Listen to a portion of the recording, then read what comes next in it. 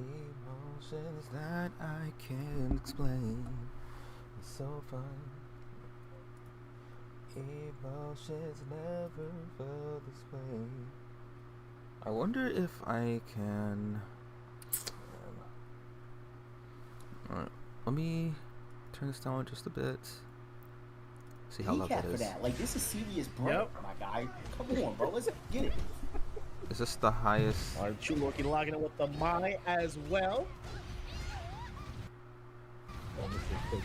Gonna take him all the way to the couch. Very close to the boxes, mind you, but Neutral throw. busting out. Huh?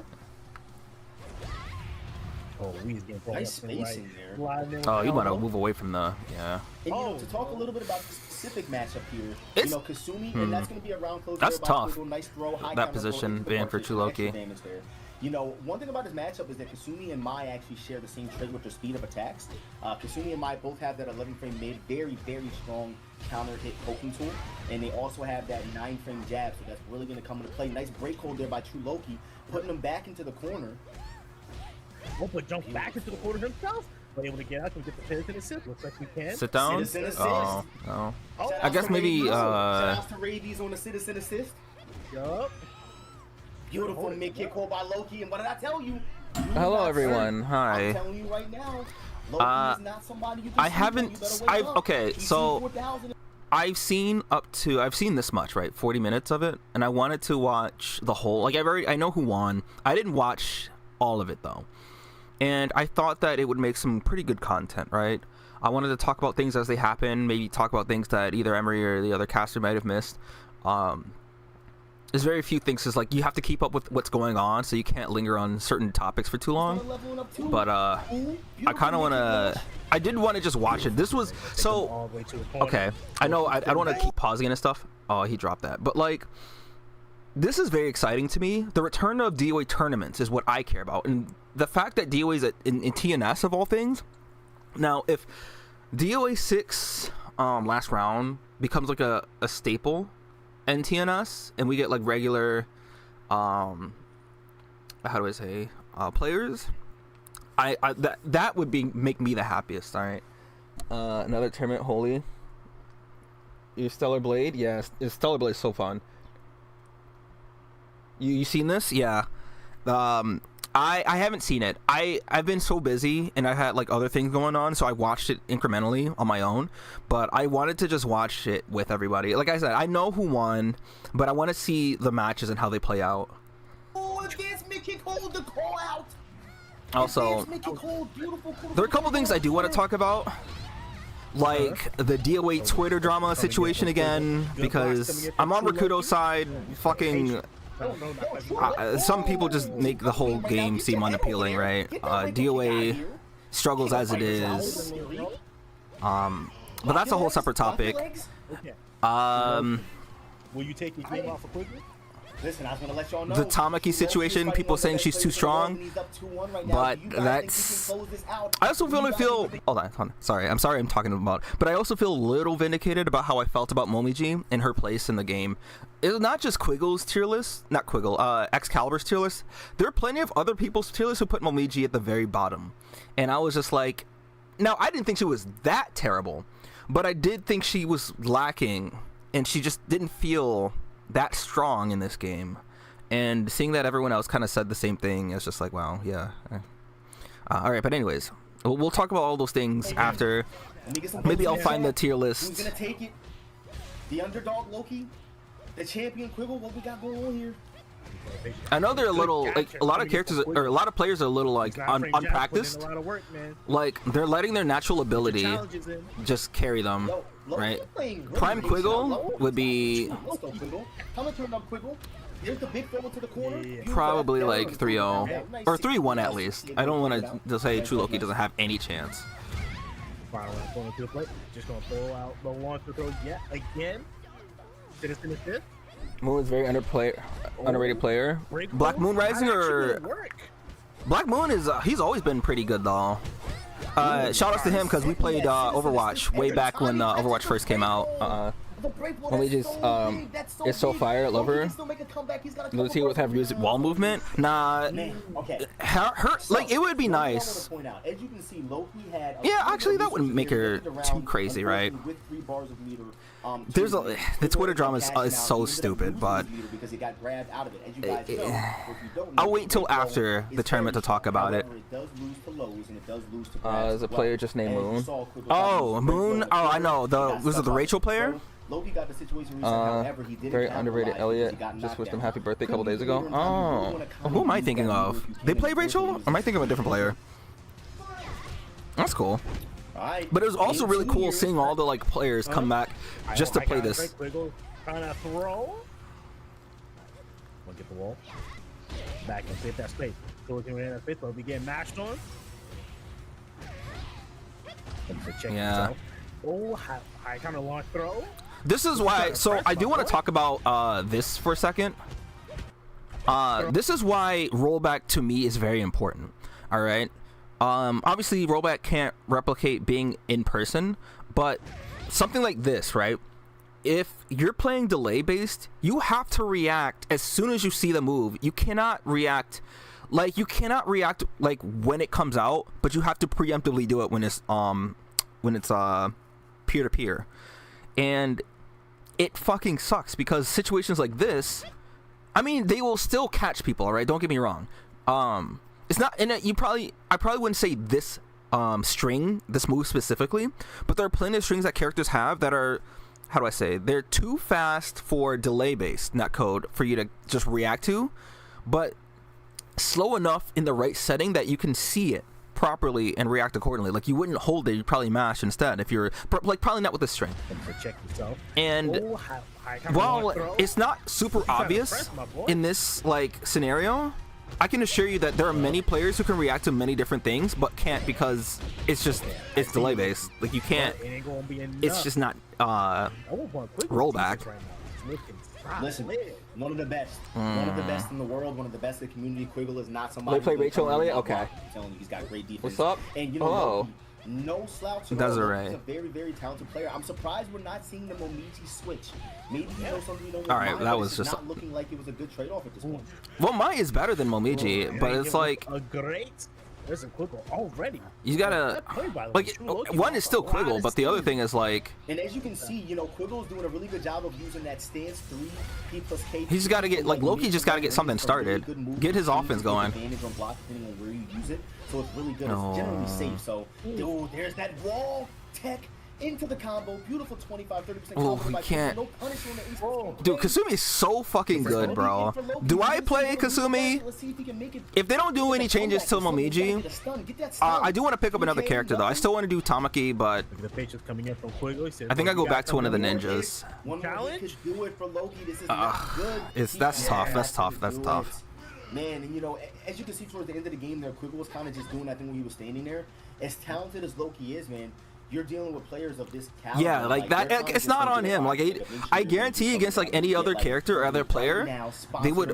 Oh, Nash Fan is using Black Moon. Yeah. She's gonna try to take out my boy. I want to say I like Black Moon though. There's some little bias there, but the day as well.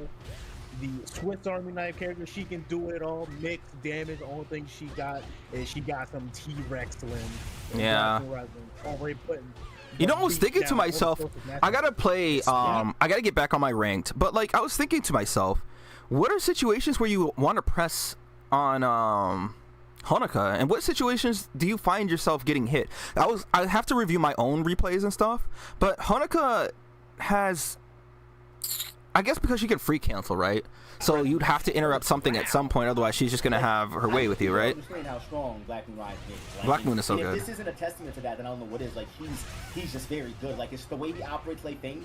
You couldn't find a more perfect character for his playstyle. Yeah. I don't even think it would look right from the using of it. Oh. Your blocks was still. I need to see how unsafe that. I thought that was punishable. Right now. Joseph Nasman coming off a pretty solid performance in Hobart on Friday, where he got 5th place.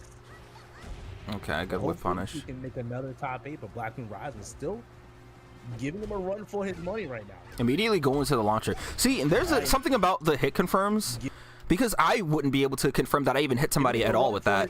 Because doing 66K is a slow enough launcher where it's like, if it were me, they would have been out of stun by the time I would have like recognized the situation. And there's that quick launch there by Sosik Nash trying to get on the Nash was board. It is cooking? now 1-1. Yeah. Zachariah. All right. Nice stun into the Yeah, 6-6K I by remember. Black Moon I Rising. have He's no gonna idea get what to that say about cross in her. there. Nice, beautiful 30% combo there. Nice throw there by Nash fan. If you can really learn Kasumi, you'll be pretty set. She's really just solid. Oh wow, that beats that. Yeah, that's wait. Hold on. What was that? I need to see. Yeah, is that -3 or 5? Yo, look at what she. Okay, look at this stance. All right, tell me this isn't crazy. -7.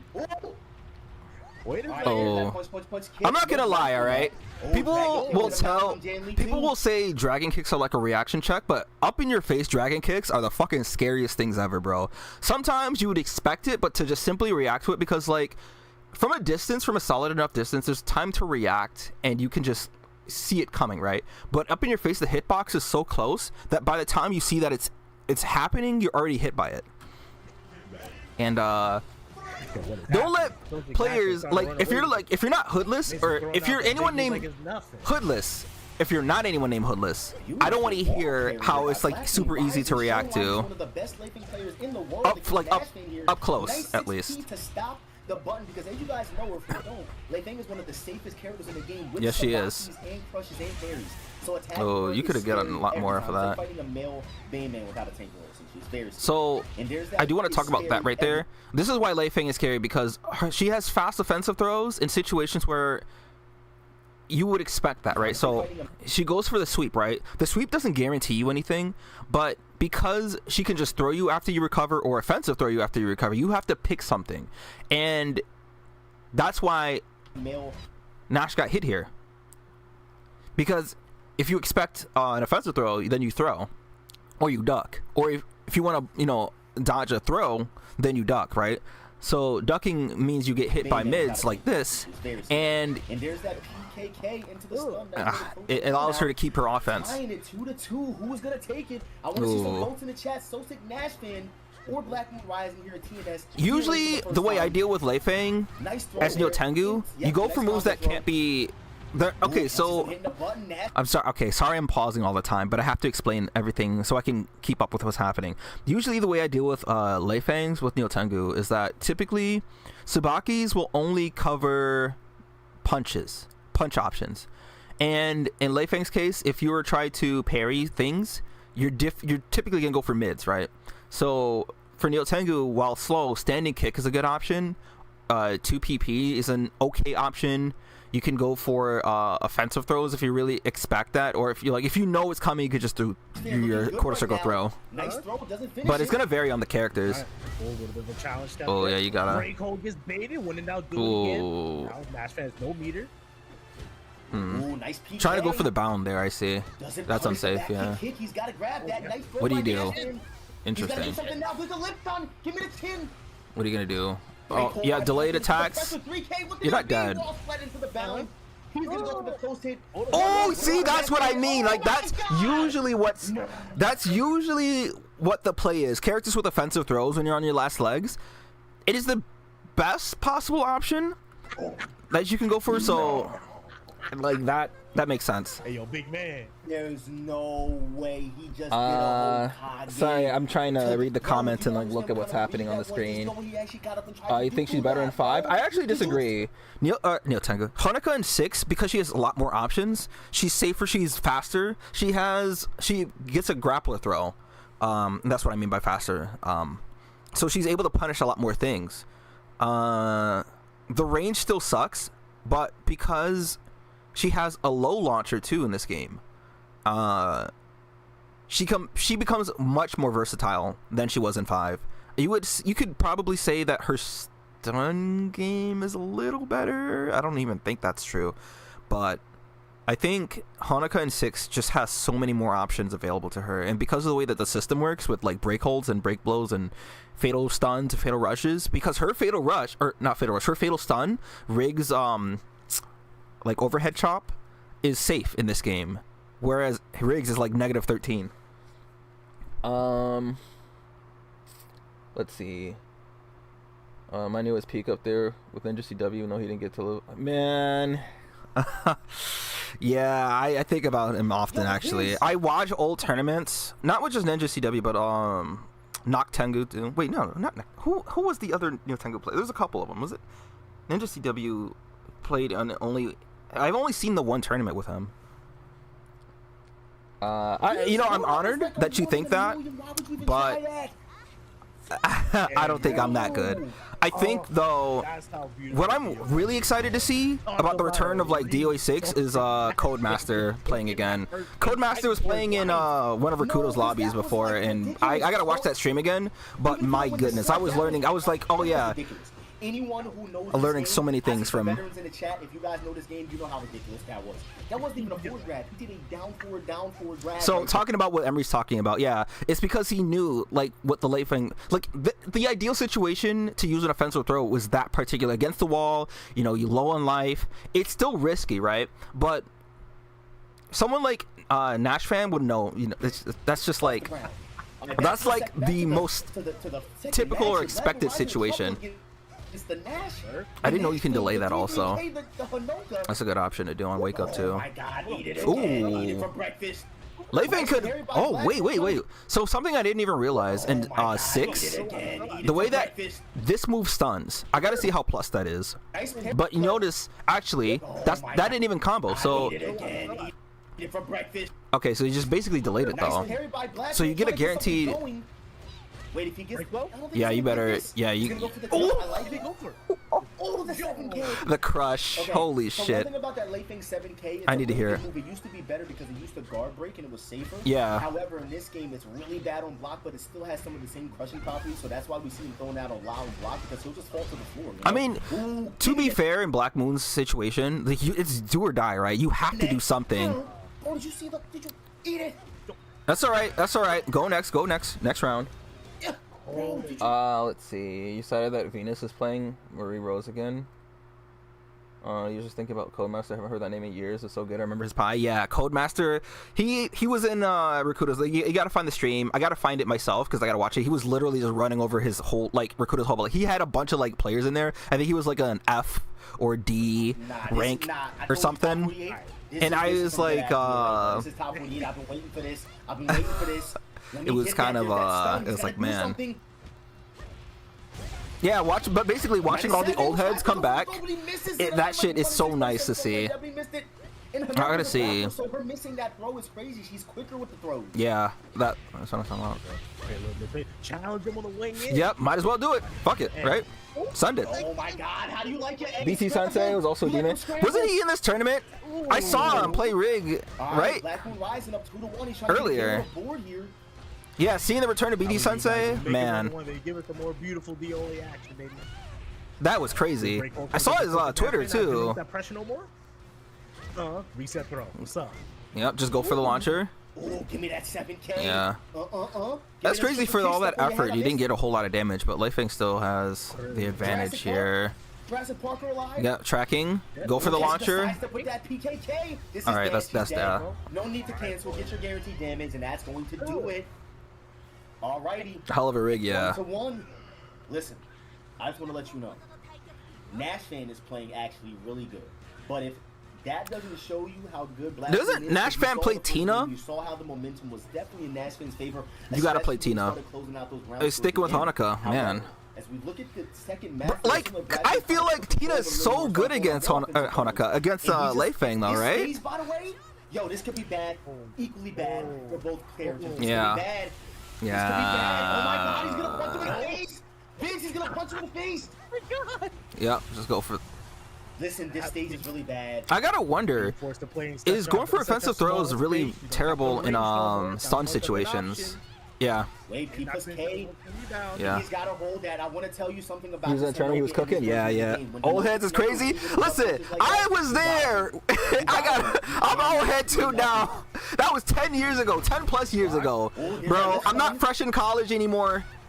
I'm not in my early 20s anymore, bro. You gonna hold? Oh, he ain't gonna hold. Nah, it's risky to hold. Like, it's just. Like you can still like make a comeback because of the stage. Look, Wow, beautiful. made a return just like that. Oh, nice 6P. you okay? You okay? You okay? Threw it out there, Oh. man. I respect that so much. Yeah, faster on the. You're done. Did you see the? Nah, Nashville came to play. Nashville came to play because we saw that. Listen, Black Moon Rising has been on a terror. Okay, we saw what he did to Black Mamba, but listen. Yeah, Black Mamba. That's the one I saw before I started streaming. Well, I saw that like yesterday. I was watching it. Oh, the fuzzy! I love it. It was so fuzzy. I gotta take my pillow. It was so fuzzy. That was a good parry so opportunity. Fuzzy, So the thing is, Nashville hasn't been punishing like. Typically, Lei Fangs are going to do safe attacks. So there are two options that Lei Fangs can do off of like safe strings. It was so So right there, I gotta say. though it did whiff, so I actually don't know the situation there. But you can you could still parry that, or if you're suspecting someone's going to throw you, you can just throw a raw shoulder out. It was so fuzzy. It was so fuzzy, bro. Oh, Okay. Listen, fuzzy Interesting. guard moves to offensive holds. Keep So in that mind. time he's going for the Tsubaki, but not the parry, which is interesting. Oh my So look. goodness. Listen, fuzzy guard. So, wait, was that or is that so three fuzzy, bro. 3P? I can't tell. Oh my goodness. Listen, fuzzy guard. I can't tell. It happened so fast. I think that was He whiffs it. trying to go for Tsubaki there. Interesting. Run up offensive hold. He doesn't get it. 3-3K. He's gonna go for the break hold. He is. He's gonna Oh, spin it. yeah, I thought they were gonna try and hold. Hokage! That's because that move is safe. He got the one thing. I loved it. Yeah. No, nah, I almost got up. What a match, bro. What a match. I really want to get to the Tamaki stuff though. We gotta wait. Oh, Mr. Low level player, alright, Mr. Kudu. Aqua Twister's in tournament too. Did you see? Actually, I saw. I guess Xcal was learning Ayane. That's interesting. I might learn Ayane, bro. Okay. I'm sorry to interrupt this right now. So, I bought Ninja Gaiden 4, y'all. The game is fucking phenomenal. I haven't met Ayane yet. All right, I haven't gotten there yet. So just if they make Ayane the way that she is in Ninja Gaiden 4, though, I think I will be on that character. I'm just throwing that in there. First time here For DOA7. I gotta see this one though. This should be a real good match. It's easier for other characters to deal with Jan Lee's stuff, but as Neo Tengu, I find myself struggling sometimes because she's just not fast. And the moves that she uses to win speed get crushed by Jan Lee. Let me show you something. Welcome to my world. Here it is. DOA 9. Yeah, go for the damage. That's fine. Aqua not playing that. Might be -1, might be -1-0 and block something like that. Those situations are really scary, man. Mr. Cool Dude is doing that because not only does it have range, right? The critical burst, that move, because if Ayane's back is turned, it gives him guaranteed back turn combo. Yeah, just gotta be careful. Yeah, listen. One thing I also gotta stop doing is force myself up against characters that don't have force situations. That's safe. So here's the thing about this, all right? That move is, I think, is what, -5 or -4 or something. It's interesting that Mr. Cool do it for Dragon Gunner here because typically Ayanes are going to fuzzy guard this, right? And slower throws will beat fuzzy guards, or if you crouch throw immediately, it'll catch fuzzies. Which I'm surprised I didn't see Aqua Sister fuzzy that, but I think it's because they're high level players, so they know what the deal is, they know what the situation is. So Mr. Guldu going for that is like the best option that you could do. Because also it catches, because it's safe, you expect people to try and throw you. The Dragon Gunner's gonna catch an attack attempt unless it's a 2P or something. Noticing the time, loading so much health. Yeah, Mr. Guldu doesn't have much health there. He's got 6. There it is. Black Mamba is crazy. Yeah, so oh my god, seeing Black Mamba again. I haven't seen Black Mamba play. It was funny. In my free time, I watched super old tournaments. I watched like the original DOA release tournaments. Like I saw like Master versus Black Mamba. I had just recently saw that, and then to see Black Mamba here, I'm like, yo, what the fuck? As you can see, he's staying close for the reason of having that 11 frame lead. He wants to stay in there. Okay. Aqua Twister can like be really fast, play really fast, or take it really slow, and that's one of Ayane's like. I think that in particular made me interested in Ayane because like you can take it real slow and make the player frustrated, or you can play very rush down if you really want. Something you're gonna see a lot at this level, guys. Now that we're officially at this level of play, You're not going to see many sidesteps. You're not going to see many unpunished moves. This is the pinnacle of Dead or Alive. There's that safe This throw. is what I miss, right? it. This Give me level a of stomach. DOA play. Wow. Good stuff from MCD. Good range. Rounds already felt like we've been here forever, but we still duking it out. Send them back full screen. Yep. What's it gonna be? But we just, That move catches people because like the second you decide to press a button, you get caught by that. That's another one of those moves that I was talking about earlier, where it's like it's slow enough that if you're offline you can react to it better, but delay based you're not gonna react to it unless you expect it to happen. Nice sidestep from Aqua there to stop the pressure. What's he gonna do? He's got to get out of there. Using that Ayane move. Mid kicks, yeah. Safe move. Ooh. So if you guys have seen my arcades, I've been trying to hold those Ayane kicks because the thing about that, What's he gonna do? He's got to get out of there. Using that Ayane move. Nice block by Mr. Cool Dude. Safe move. the second part of it is +2 on block, and it's a high. I can't duck it just like that. I need to just fuzzy it, but what I opt to do is just hold it. And ducking gives you like a full punish like that. It's so clean. It's so clean. Bro, what is going on? Bro, did you see the duck on the 6K back kick? Give me that first back throw. Get your face over there. How'd you hit the wall? What are you gonna do? Cool. Yeah. Okay. What's he doing? Yo, the defense. Oh my god. Yeah, the defense. I was just about to talk about that. They're so good, bro. They're so good at this game. Also, is it too loud or too low? I don't know. Let me know. I can turn it up or turn it down if necessary. Okay, keep it simple. Against high-level players, you don't want to just do long strings or long commitments. You got to just get your damage and then just get out. Yeah, you can't be doing that against like... Yeah. That is all guaranteed, guys. You chilling? Volume seems fine? Okay. Also, I see a lot of people here. I'm glad to see a lot of people excited about the return of the king. I just finished my homework. I have a lot of free time. I did all the things that I needed to take care of this weekend.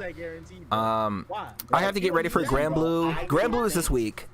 I'm gonna take a second to chill a little bit. If you guys wanted to play Grand Blue Fantasy, I play it often on my streams. Sometimes, not really. I haven't been able to stream recently, but if you guys were waiting for an opportunity to play it and you didn't want to do the Japanese like sign up and whatever, I would actually still recommend doing that. But the game is coming to Steam sometime this month. I think it's on the 10th. That's when the anniversary starts. Now, the anniversary stream is this weekend, this Friday. Was it? I forgot what GST it is, but for me it's like at 4 a.m. at 3 a.m. or something. Usually, I haven't checked the time yet. If you're interested in that. But you know, I'm hoping that. But yeah, this week is most of that. It's crazy to get slapped in your mouth. And you know what I thought? Delay-based rollback or not, I'll still get DOA6 last round because I want to see the changes and I want to keep up with like the game and stuff. I'll still probably play it too. I'm still hoping for individual character ranks though. I'm praying. This gun might be dangerous for Jan Lee because it's like this is good spacing for Ayane to play at, and then Jan Lee has to like it's awkward spacing, I think, because it's not too far but it's not too close. Ayane has it's just the amount of space that Ayane needs to like doing well this first game. They're obviously in a little bit of trouble because Mr. play right now, but I do believe that Aqua Twister yeah, I didn't do her iconic hop the foes back and attack once. You don't want to do that at high level because especially against Jan Lee has P+K and that kind of stops that. Yeah, you're not gonna get anything from that. You just gotta alright. Yeah, see. Oh my god. Yes, I love it. Okay, that's what we're doing now. Okay. That was risky. Oh. But Aqua Twister is now holding that 6PK from Mr. Cool. Yeah. So you know what that does? That opens up Mr. Cool for throws, but it stops him from the ability to be able to use that safe swing over and over again. Yep. I cannot react to doing that online with delay base. It's fucking impossible. Like there are times I know it's coming and I will try to hold the kick and it will not hold the kick and I'm just like, yep. That right there, that move is so good against most of the cast because if your fastest attacks are highs, it's just gonna get crushed. And Jelly has the buff of being strong in delay. Wow, interesting combo there. Ayane has so many cool like right there. That's what Mr. Cooldo was looking for. Oh my God, he's got all the. You get all of that. Like that. Bro, if there's a bot there, he's gonna. Yeah, that you see it lagged just a little bit when that happened. Oh! You got DOA6. Oh my God! I'm sorry if I'm too loud. I'll move the mic away because moments like that happen. So Ayane has this ability to do stuff. It generally has long delay after attack. So because Wastes a lot of chances of spinning in the same spot. You want to mix it up. It's like it's more like Ayane spinning is more to bait the opponent into doing something, right? Because when you see Ayane get close, by the time you recognize the situation, Ayane could already press a button and do something to you. So the way that Aqua Twister was spacing it, the spins and stuff, it's fast enough. Like they're spacing it enough to where if you press a button, then Ayane can come in and actually whiff punish you and like follow up on something. It's to bait you into doing something or doing nothing, right? Ayane has follow up, so you have to respect it. And if you don't respect it, it opens up more opportunity for Ayane to play. I'd say that back turn thing, it just won't work specifically against Jan Lee because he's got the people like the double like elbow thing. So you got to be careful of that. That is a thing, and that's something that I mean, I would say test it, right? Test the reaction. You can see that Mr. Cooldo would be able to hold certain things, but it doesn't mean he's going to be able to hold everything, right? Characters or people at high level, minus like a very certain few, right? They're looking for specific things, but if you do some like bare basic stuff that work on like low level like players and stuff, it could still work because they're not expecting that. And it kind of overloads the player. So like right there, you see? See the spacing? I know you're the coolest dude around, but I'm not letting you do that to me. So you're gonna have to earn it. There is $4,000 on the line after all. You always try to do the back and forth grab on it. Oh, I'm sorry. I see. I'm sorry to hear that. What do you use, the D-pad or the analog stick? Because that might be able to... I use the analog, or not analog, I use the D-pad. It gives you a little bit more precise action, but if your D-pad is fucked like mine because you do too many stagger escapes, it becomes harder to deal consistently. DOA is one of those games who actually kind of started this thing. All the extra damage that you're getting from the floor and the wall, these are due to the stage. It's not that the stage has these danger zones. So yep, saying it's just staying out of range. Yeah. Yeah, just throw it out there. Good blocks coming in from NCD. Nice tickle punch as well. Oh, yeah, that's unsafe anyway. Yep, well, with punish, good. Oh, I rarely even see that move. Nice. Joe, did you see the free step out of the way of that? The fucking dude, I hate the angles on the walls like that. MCD got hoed there. I'm not gonna lie. MCD got hoed here because this whole sequence MCD could have killed. But okay, first of all, he mistimed that, and that's if he was closer to the wall, that probably would have hit. But I don't think that's the combo you typically do. You run up and do P6P if you want to do the guaranteed, or you do 6H plus K. But of course, because of the angle, 6H plus K was probably not going to work there. Oh, nice. Joe, did you see? Yeah, you can see right here it wasn't going to work. Bro, right there, because it hit the wall. Damn. Analog stick, yeah. Use the D-pad.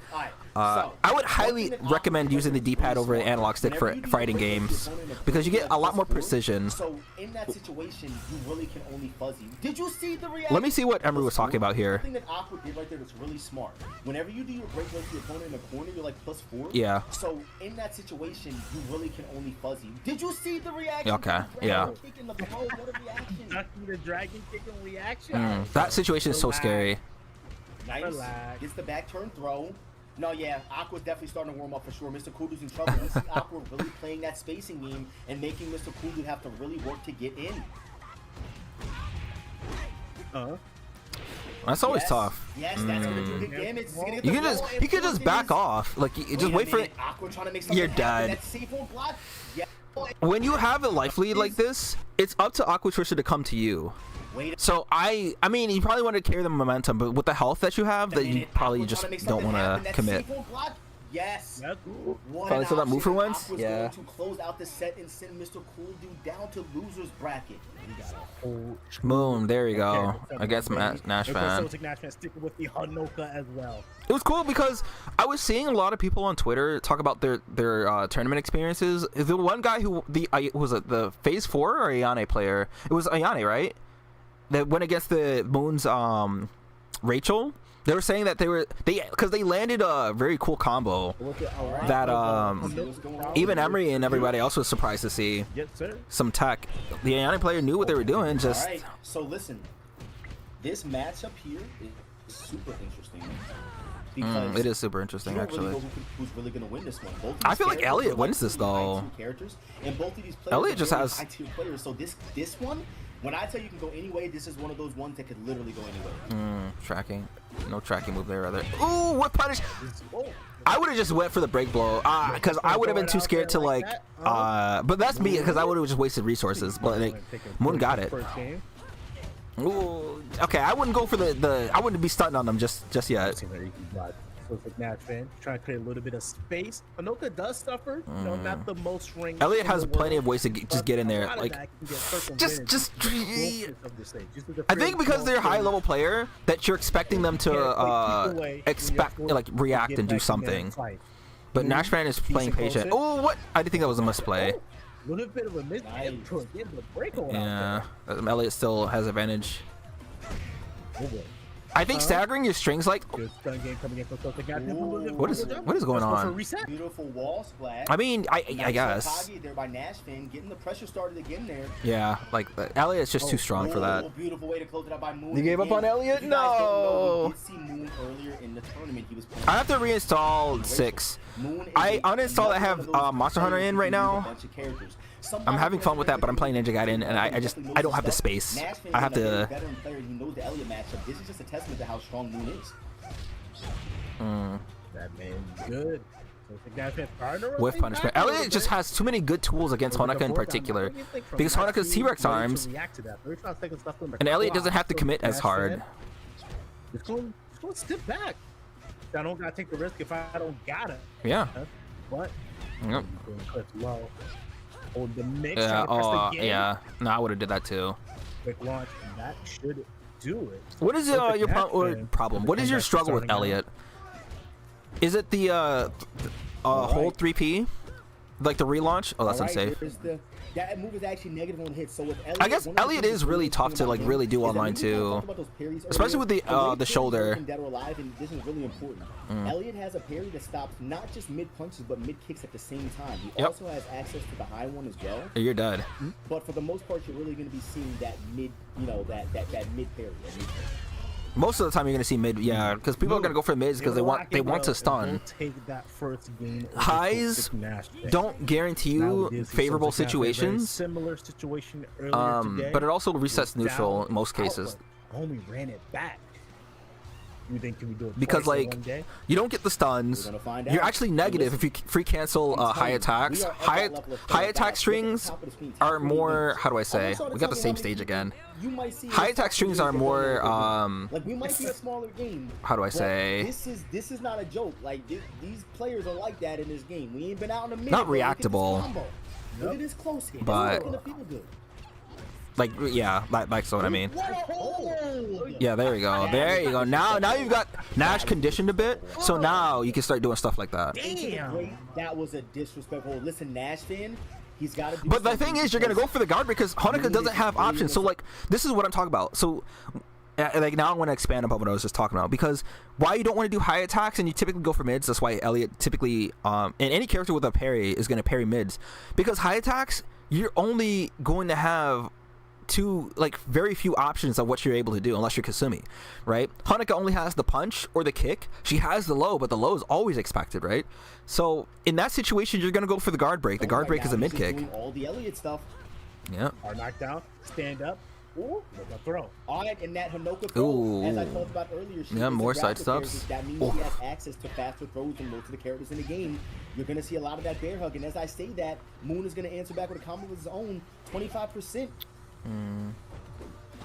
trying to create a little bit of space, so Nash ain't trying to get moved to come up. Yeah, and do see, something. you can't Try just. to duck, gonna be getting clipped. Elliot up, just, counter hit. dude, Elliot's so fucking good. Ooh, and again, we get one more time.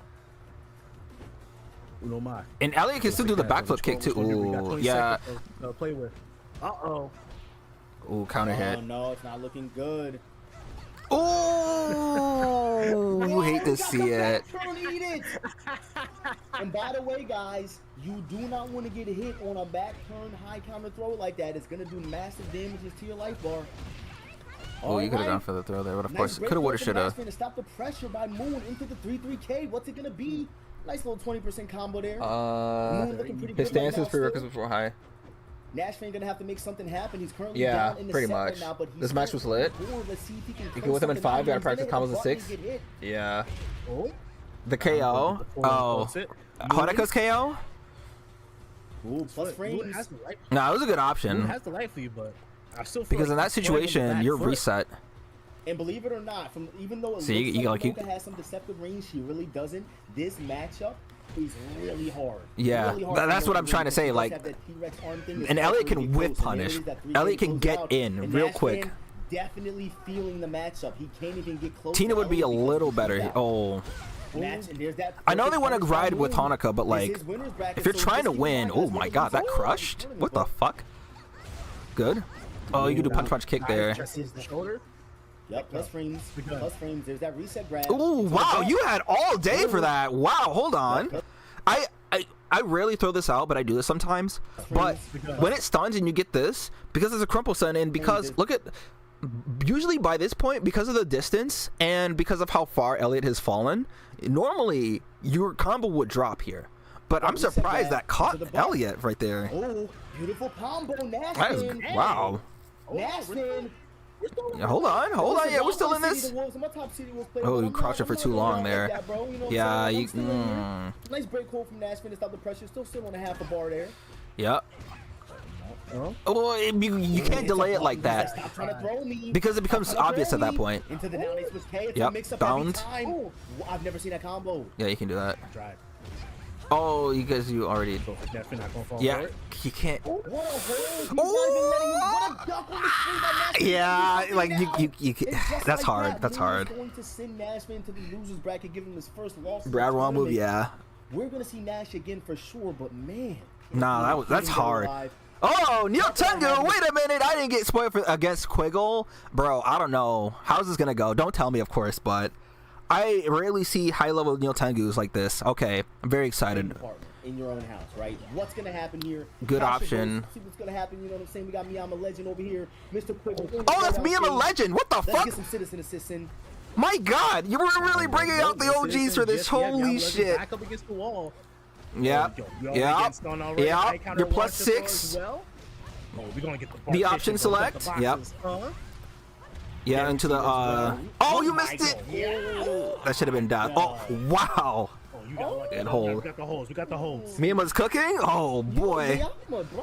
Ooh. You know what I'm saying? You're in winner's bracket, bro. Like you. Yep. Take your time. She doesn't have any like way to force you up. It's not like you're fighting against Tina or something. This is only the first game, man. You gotta relax a little bit. You feel me? Oh, I mean, I'm a legend. Oh yeah, you're. Oh, you might be. I don't know if you're dead. Oh, you could have. Ah, you could have killed actually. All right, that's fine. That's fine. Punch there. And just as we say that, Quiggle trying to close this round out.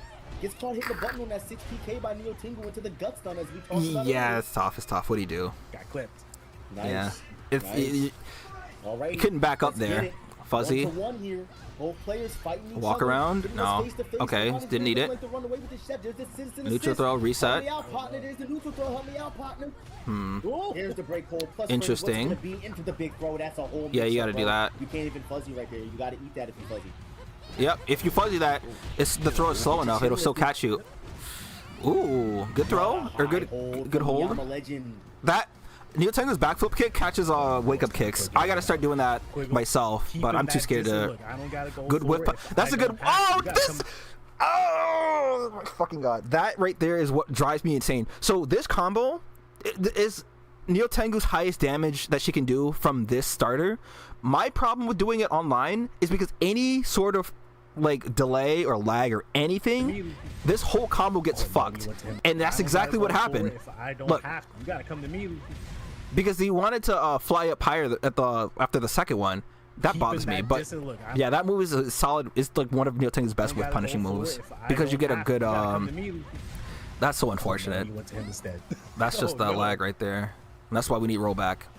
Like, unless I can tell that the connection is absolutely stable, I am not doing the high damaging version of that. I'm just doing my damage. Playing the spacing game. Let's see who's gonna take this round. Quibble with the stun, but there's gonna be a breakthrough by Miyama to stop the pressure. Yep. Okay. Punish on that string. Miyama's got to do something. He's got 3 seconds. He's got to go. And yeah. Just like, nah, bro, get up out my face. I'm running the timeout. We're gonna do this old school. I'm not even staying up there playing with you. Oh, fuzzy. Interesting. All right. No, you should throw. I guess would be the best option for that. He's gonna get the first stun here. Oh nice, wow, he was waiting for Quibble that. Tries to go for the hold. So as you can see, Quibble is doing a really good job of stopping Miyama Legend from getting started. He's not allowing him to even start the strings. He really needs to get on the screen. Yeah, because if Neil Teng right there free cancels, that her moves are way too slow. Oh my God, that's gonna get the boxes. If he gets the launcher, that's it. That's a dead character. Yup, that is it. Is he gonna style on him? He's gonna style on him. Oh, he's gonna style on him. Ooh. Does that even kill? Ooh, no. You should have did the. Yeah. All right, that's fine. GG. At that point, I don't know. I'd just be like, all right, you got it, you got it. Now, I want to ask you guys this. If you would have watched that first 20 seconds of that match, who would you tell me was going to win that? There's no way you were going to tell me that that was looking good for Quibble. Like, Miyama Legend destroyed him. But it literally happened. It's just the adjustments. Like but it's like, about DOA. Neil Tengu does not do well against fast characters like this. You will get held, get thrown into an F-150 and blow up, and the whole match will be in the Okay. Not that F-150, man. Oh my God. All right, where we going? All right, this favors Neil Tengu a little better. The first time we hit the beach, just a little bit. We out to the beach, you know what I'm saying? I like long walks. But as long as I'd say Neil Tengu has to smother Kasumi, because Kasumi has too many options like that. She can either run in and throw. I like that combo you did, but like $4,000 on the line. Miyama Legends only got hit by strikes, no combos, no nothing. That's it. Counter hits. Yep. He's not even going over there. That's the highest damaging thing that you can do right there. Excellent work. Back up. Create that space. Miyama Legend going for the throw. Right out of the flight. Nice little music, you know, nice little beach music. Make sure you pull up, you know what I'm saying, your friends, get a nice little beach chair. Nice that backflip kick from Neil Tengu is always scary to go against because you don't know. Yep, that's the right. Nice crush. So now it forces Kasumi to have to do the mid kick follow up, which is unsafe. Yeah, delay based. React to that. React to that in delay based. That's fine. That's fine. Oh my God. It's normally unsafe string, but because of how far apart Neil Tengu was after the end of it. All right. I wouldn't know if it's safe. Like if Kasumi ran after her with that. Trying to get something going against Quibble. Quibble is a champion. He's gonna have to work for it. And the thing is, so you notice Miyama Legend's not going for the PP strings that much. PP. So Neil Tengu's punch strings give her the best like situations, right? Because people will like to press buttons after the first 2 punches when Neil Tengu has like a dozen follow-ups. But the problem with that is against a fast character like this, free canceling that is a death sentence sometimes. Yeah, that's what you want to do. Oh, that's unsafe as hell. Yeah, they wanted that. They wanted that attack much sooner than that. Yeah. Oh, nice keeper's K. Remember I was telling you about that face. Nice. About that face stun. Nice mid kick hold by Taikuza and Miyama Legend to stop the pressure. I just hit him over the basic throw. Good. You can so. God, that's the PTSD. That just scares me when I see that. So the backflip kick though, it's slow enough that you can react to a hit confirming that with that as Neil Tengu. I love what that situation is exactly what you want because I'm losing my voice already. The throw does more damage if you follow up. Yep. Yeah, the best possible punish that you want to do from that. Drop him on the back. Nice 20%. Okay, take it slow. You don't got to do nothing. Ooh! Oh, he goes with the fuzzy. I love it. What are you gonna do? Yeah, you're not dead, but you are dead. Holy shit! I keep forgetting Neil Tengu does damage. Miyama Legend is not trying to go you fuck with Emery on commentary? Me too. Absolutely. Double reset from Kasumi is insane. Yeah, that's personally. Every time I see Kasumi on the screen, I might boot up my PS5. I have a match that I don't think I shared. I didn't share it on YouTube, but I don't know if I shared it on my streams. Heads up, if you ever see a player do a stun and then they do a low grab in stun and they whip it and either attack or throw after it, it's what we call a safe throw in DOA. Yeah. It really works mostly after any stun, but you only want to do it after like the best stuns in the game, like a lift stun. It pretty much allows you to go for a throw option and keep your offense at the same time. Yeah, you're still plus. Neo Tengu has a lot of that. All right, Quiggle trying to get something on the board. Miyama Legend is gonna take. What's interesting, and I didn't talk about it, Miyama Legend slowed down the offense just a bit and reacted to Quiggle running in. If Miyama Legend wins this, I can't really call it an upset because he's very talented on his own, but in the grand scheme of things, it would be an upset because, you know, even though this is winners, Quiggle is somebody that I project to be in winners, you know, top 8 with no problem here. Like, this is a champion we're talking about. You know, Miyama Legend, somebody. Does Lit one ring a bell? No. A while, you know, somebody who's trying to prove themselves here in the DOA community as far as like, listen, you know, not only am I good, but I can also compete. You know. Yep. I'm also one of the best of the best. We're back on the stage again. Why is this happening? 2 times? To the beach as well. Good damage. Look at all that damage. One interaction. Ground throw. Stand up. That's why I love Neo Tengu. Put it on the board. You put it out there, so now they have to respect. Wow. Oh no. That was a Quiggle combo. That was only a combo Quiggle would have did. Yeah. Nice. Interesting. Are you dead? No. Can reset it over and over again? Get slapped off the option select. Yeah, good option. Tengu's good, bro. What? Oh, he's a Tengu player back in the day. I have to look him up. I'm looking for. I like looking for all Neo Tengus. Oh, you got to react to that second punch there. I don't know for $4,000 we might not. But Good whiff punish. He's the worst character in the game. Okay. -6 on block. You know, no biggie. Oh my God.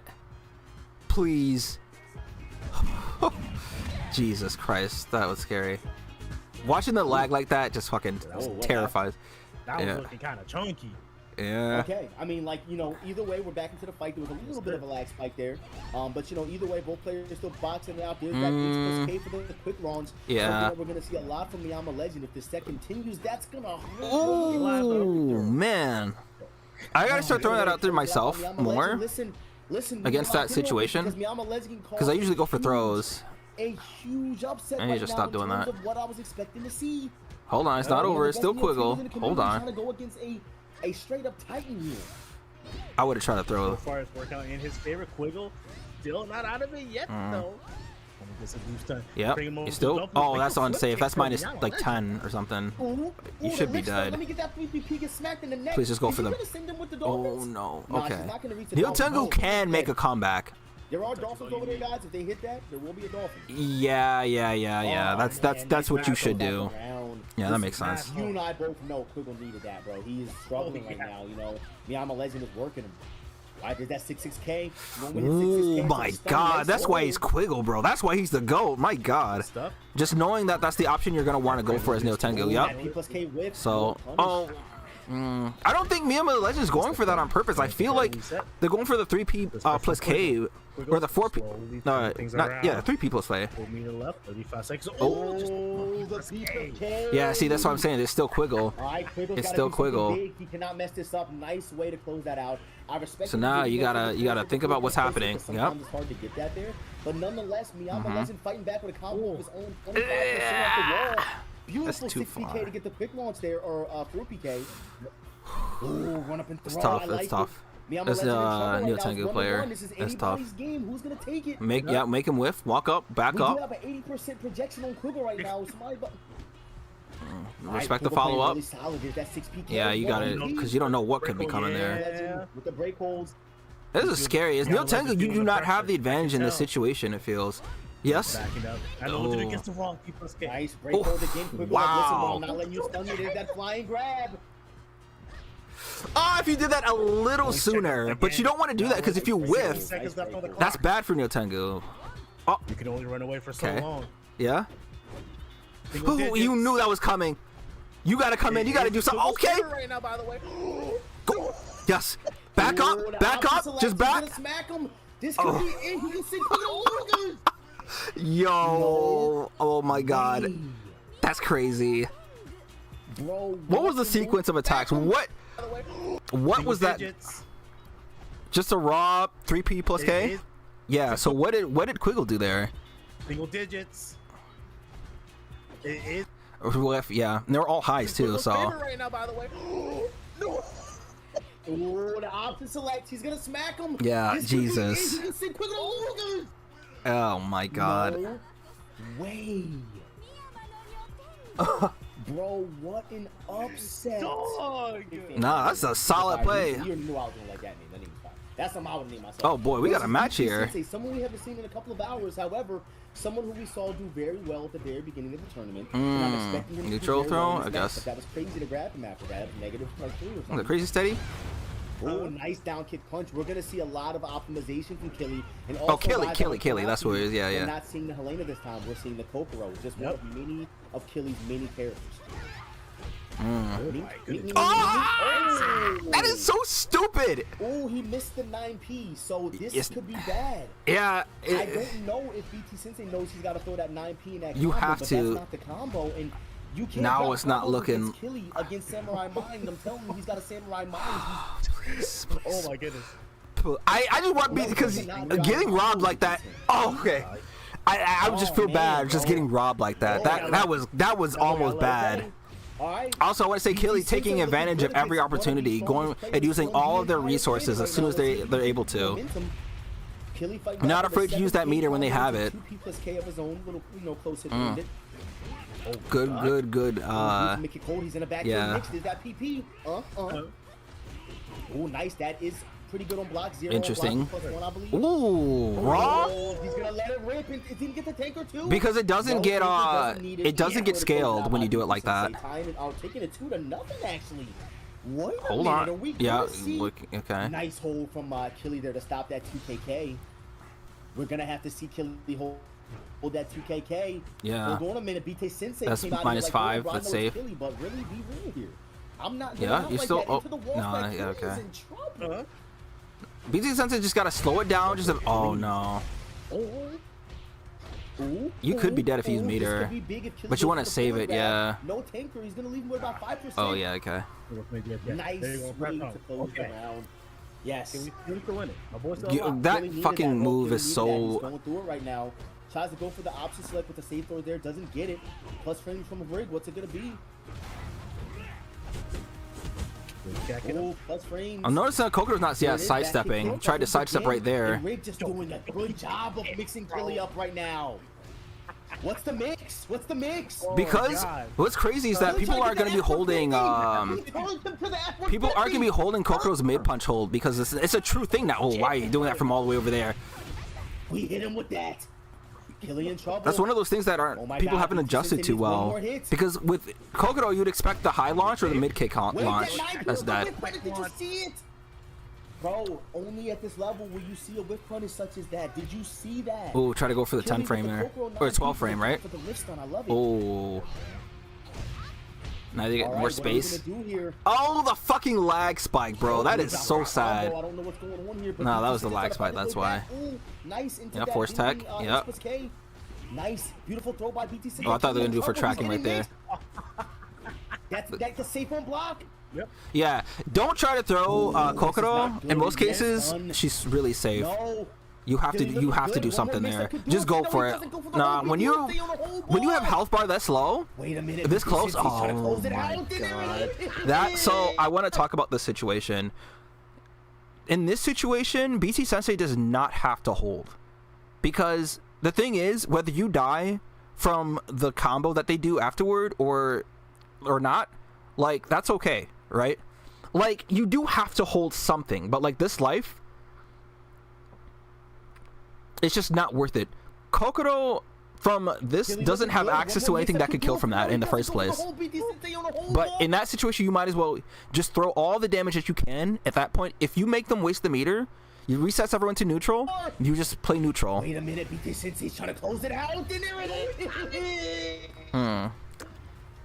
Wow. Upset after BT Sensei was upset. showing his Not ass? only did we see Goodness lose to Moon, but BT Sensei taking a game on one of the strongest players I've ever seen in my I didn't see Killy play. Oh, You can't get a game off Yeah. this guy for free, bro. You're gonna have to bleed for that. Killy also played Tina, right? Oh, he's pulling out the Christie? Oh, okay. Okay. He's done. Okay. We ain't playing games here. He's pulling out the Christie. Alright, no. Yeah, BT Sensei got to lock in. He's about to Yeah, you gotta lock in against Like Christie is still pretty strong though. I know people place Christie pretty low on tier lists. Bro, he wasn't playing around, bro. He was like, Ooh. nice. There's that special sidestep. So a little bit about this matchup here. Christie, as you guys know, that sidestep works very well in Dead or Oh my Alive. god, that does. But obviously, you know that Christie has Wow. that special sidestep, and it's very good. It actually knows a lot of the moves in this game. Wow. Sensei's trying to go for the throw, and that's a What- nice throw. what are- like, what? Sensei. I see you, my guy. You're looking strong. You're looking strong. Please follow me back on the follow. I'm a big fan. Hope he follows me back on Twitter. You think he'll follow me? Sure, all right. Every so funny. That kick from Raid trying to get that frame advantage. Ooh. Oh. My boy trying easy with the cross set. My boy Kill still trying to fight Ooh, back. wow, good response. So against Riggs, back turn Alright, Killy. from They're getting like her, 1-1, the spin and I do have to from point the out mid kicks. that back You can- turn, you know, BT Sensei, Lucy's about to explain it. adapting very well to everything Killy's been doing up until now. Oh. Is the Christie switch going to be? But anyways, that move can be throw punished, neutral throw punished. It's gonna have to be. And with that, it just went with the strike instead. Side stuff from Killy, he's using it perfectly. Like it's literally. Yep. Okay. Nice. That kick is plus on block, by the way. That Yep, side just- kick he's wow. using. Sit down, bro. Ooh. You could throw That's that. unsafe, no punish from Killy though. Ooh. Nice. Yep, that's all right. All right, all right. Slow it down, BT In those Sensei. situations, guys, if you have a little bit of life and if you don't back roll away, the ground pound is guaranteed. So just a little tip: if you don't, if you do a wake up kick and you have no life, you will get ground pounded and die. You have to back roll, or unless you want to take that risk. Because some players will dash on your wake up because they don't think you'll lay there, and then you can actually, you know, force some pressure that way.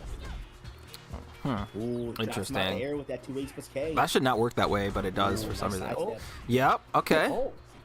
It's the best thing that you can do as Rig Plus one, in that plus situation. one. Not really big in this match. We're going to take that close hit though. BT Sensei trying to turn Oh my Killy's in trouble. Oh no. Haven't played as Christie nor Rig yet. Backturn Sensei said, listen, Need bro, to that at some Christie point. was cute, but Rig is I'm really sitting on a fun. full bar, I you like don't Christie have in nothing. 5, but And Christie by the was way, guys, if ridiculous in BT Sensei 5, so happens that's, to hit you Killy know. into the wall with the game, killing Rig is Killy, always will just actually fun. send them into the Everyone's wall. It's like a placing super Rig as the rare game highest tier zone. character. Let's see if he can pull it off.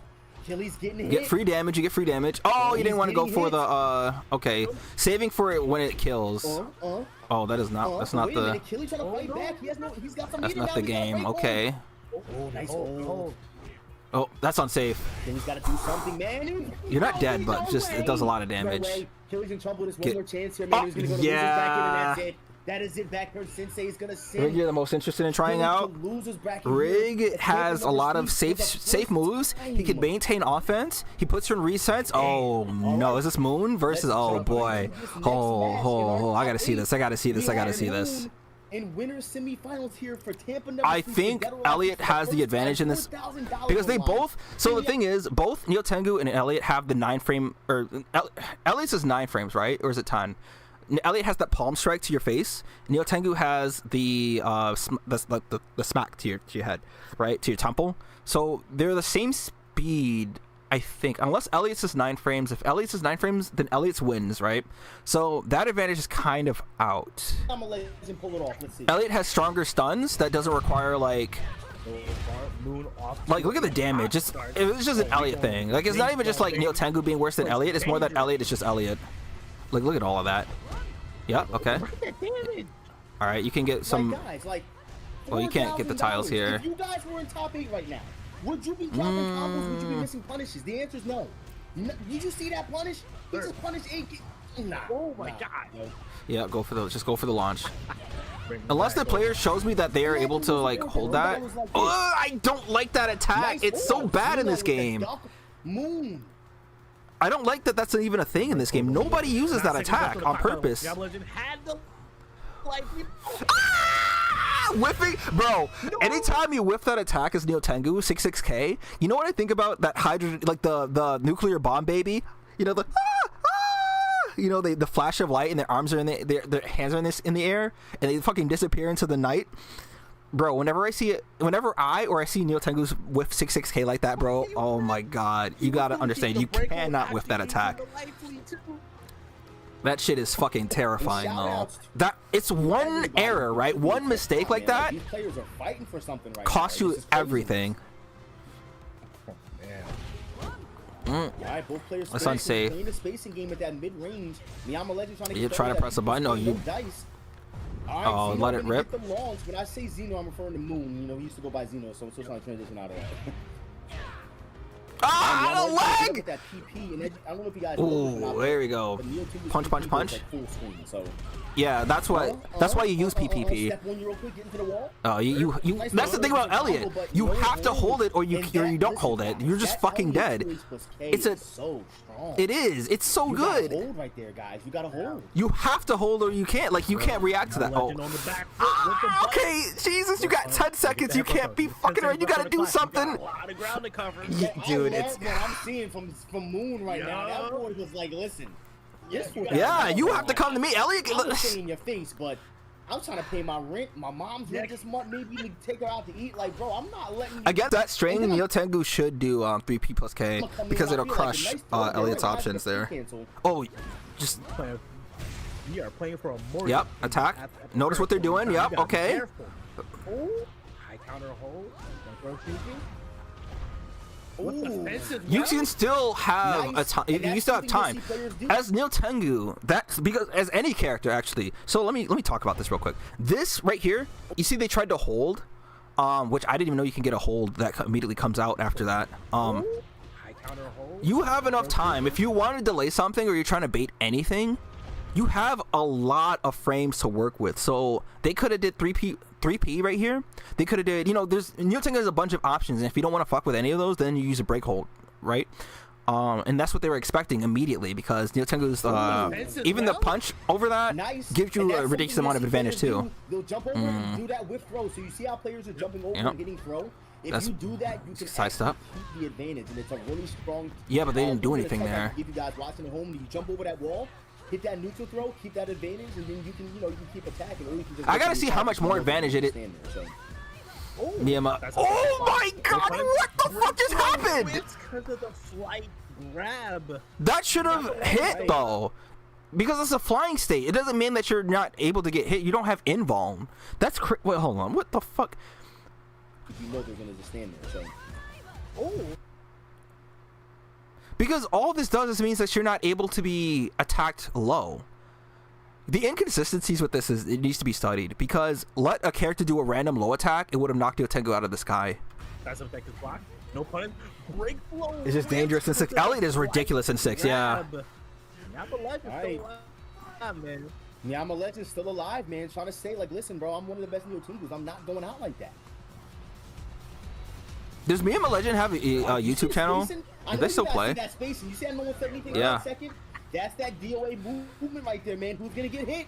PP. Oh, yep. Oh, he drops the combo with that. Yep. Okay. Are you gonna spend the meter? No. Is he gonna let the break blow rip? He is not. He said he doesn't have enough meter anyways. Let me just save it. I don't know, man. I think you would want to use it because you can get it back before, like, by the time you actually need to hold something. But I guess you don't want to take that chance, and that's something I would do too. Like, I just hold on to it. He's down round right now. But I feel like if you want to guarantee getting that round, getting that round is more important than like holding on to meter, because if you die with all those resources, that's worse. Ooh. All right, there's the boundary into that close hit B&B every time. 3 seconds. Yep, you gotta lay there. Nice, nice wake up kick. So you know Neo Tengu combos, but still want more tips? You miss Mona? Oh my God, Mona Vanderval. Jesus Christ, what a what a throwback, right? As in using Neo Tengu or playing against Neo Tengu? In this tournament, you better show us. It's easier to show it. Like I'll probably boot up my PS5 after, so I can talk about it a little bit. Just go for the bound. Oh, I forgot. The Impala does that. That's crazy. Oh, you're dead. Wow, there's the hard knockdown into the tech, and that's gonna be using her. He's gonna take the guaranteed damage and close it out. Remember, P plus K is your best friend.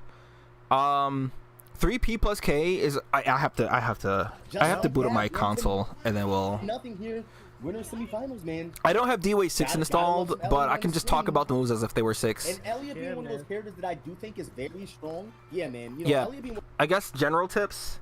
Remember Neo Tengu is slow. Okay. Know her tracking options. know what you can do after her resets to mix things up. So you're plus 10 or something after her forward throw, but they push the range out in 6. So in 5 you're relatively close, but in 6 you're a little farther apart. Neo Tengu has 4-6 P plus K. The wind move, the close hit attack, is a tracking move. It only guarantees 2 follow-ups, but that situation is pretty scary as a person like fighting against her. 6-6K, one of the best safe moves in the game, probably.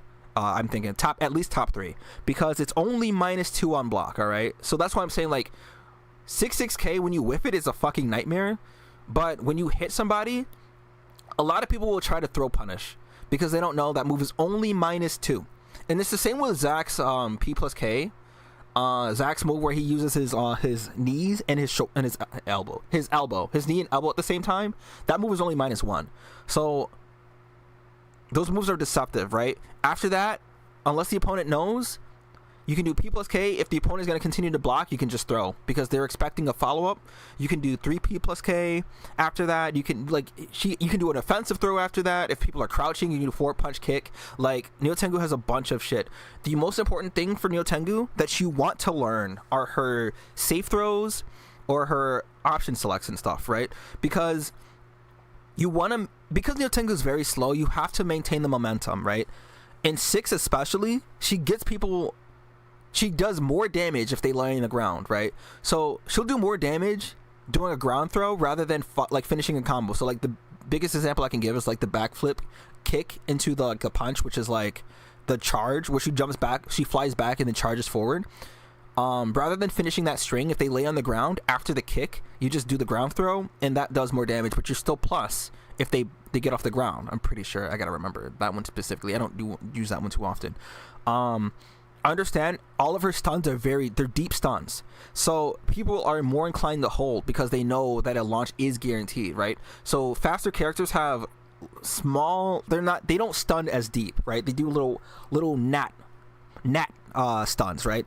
And you recover in those fast in time. Neo Tengu, while slow, puts you in a gut hold, like you're gonna fall over. So it guarantees that she gets any kind of like launcher, so people are gonna throw.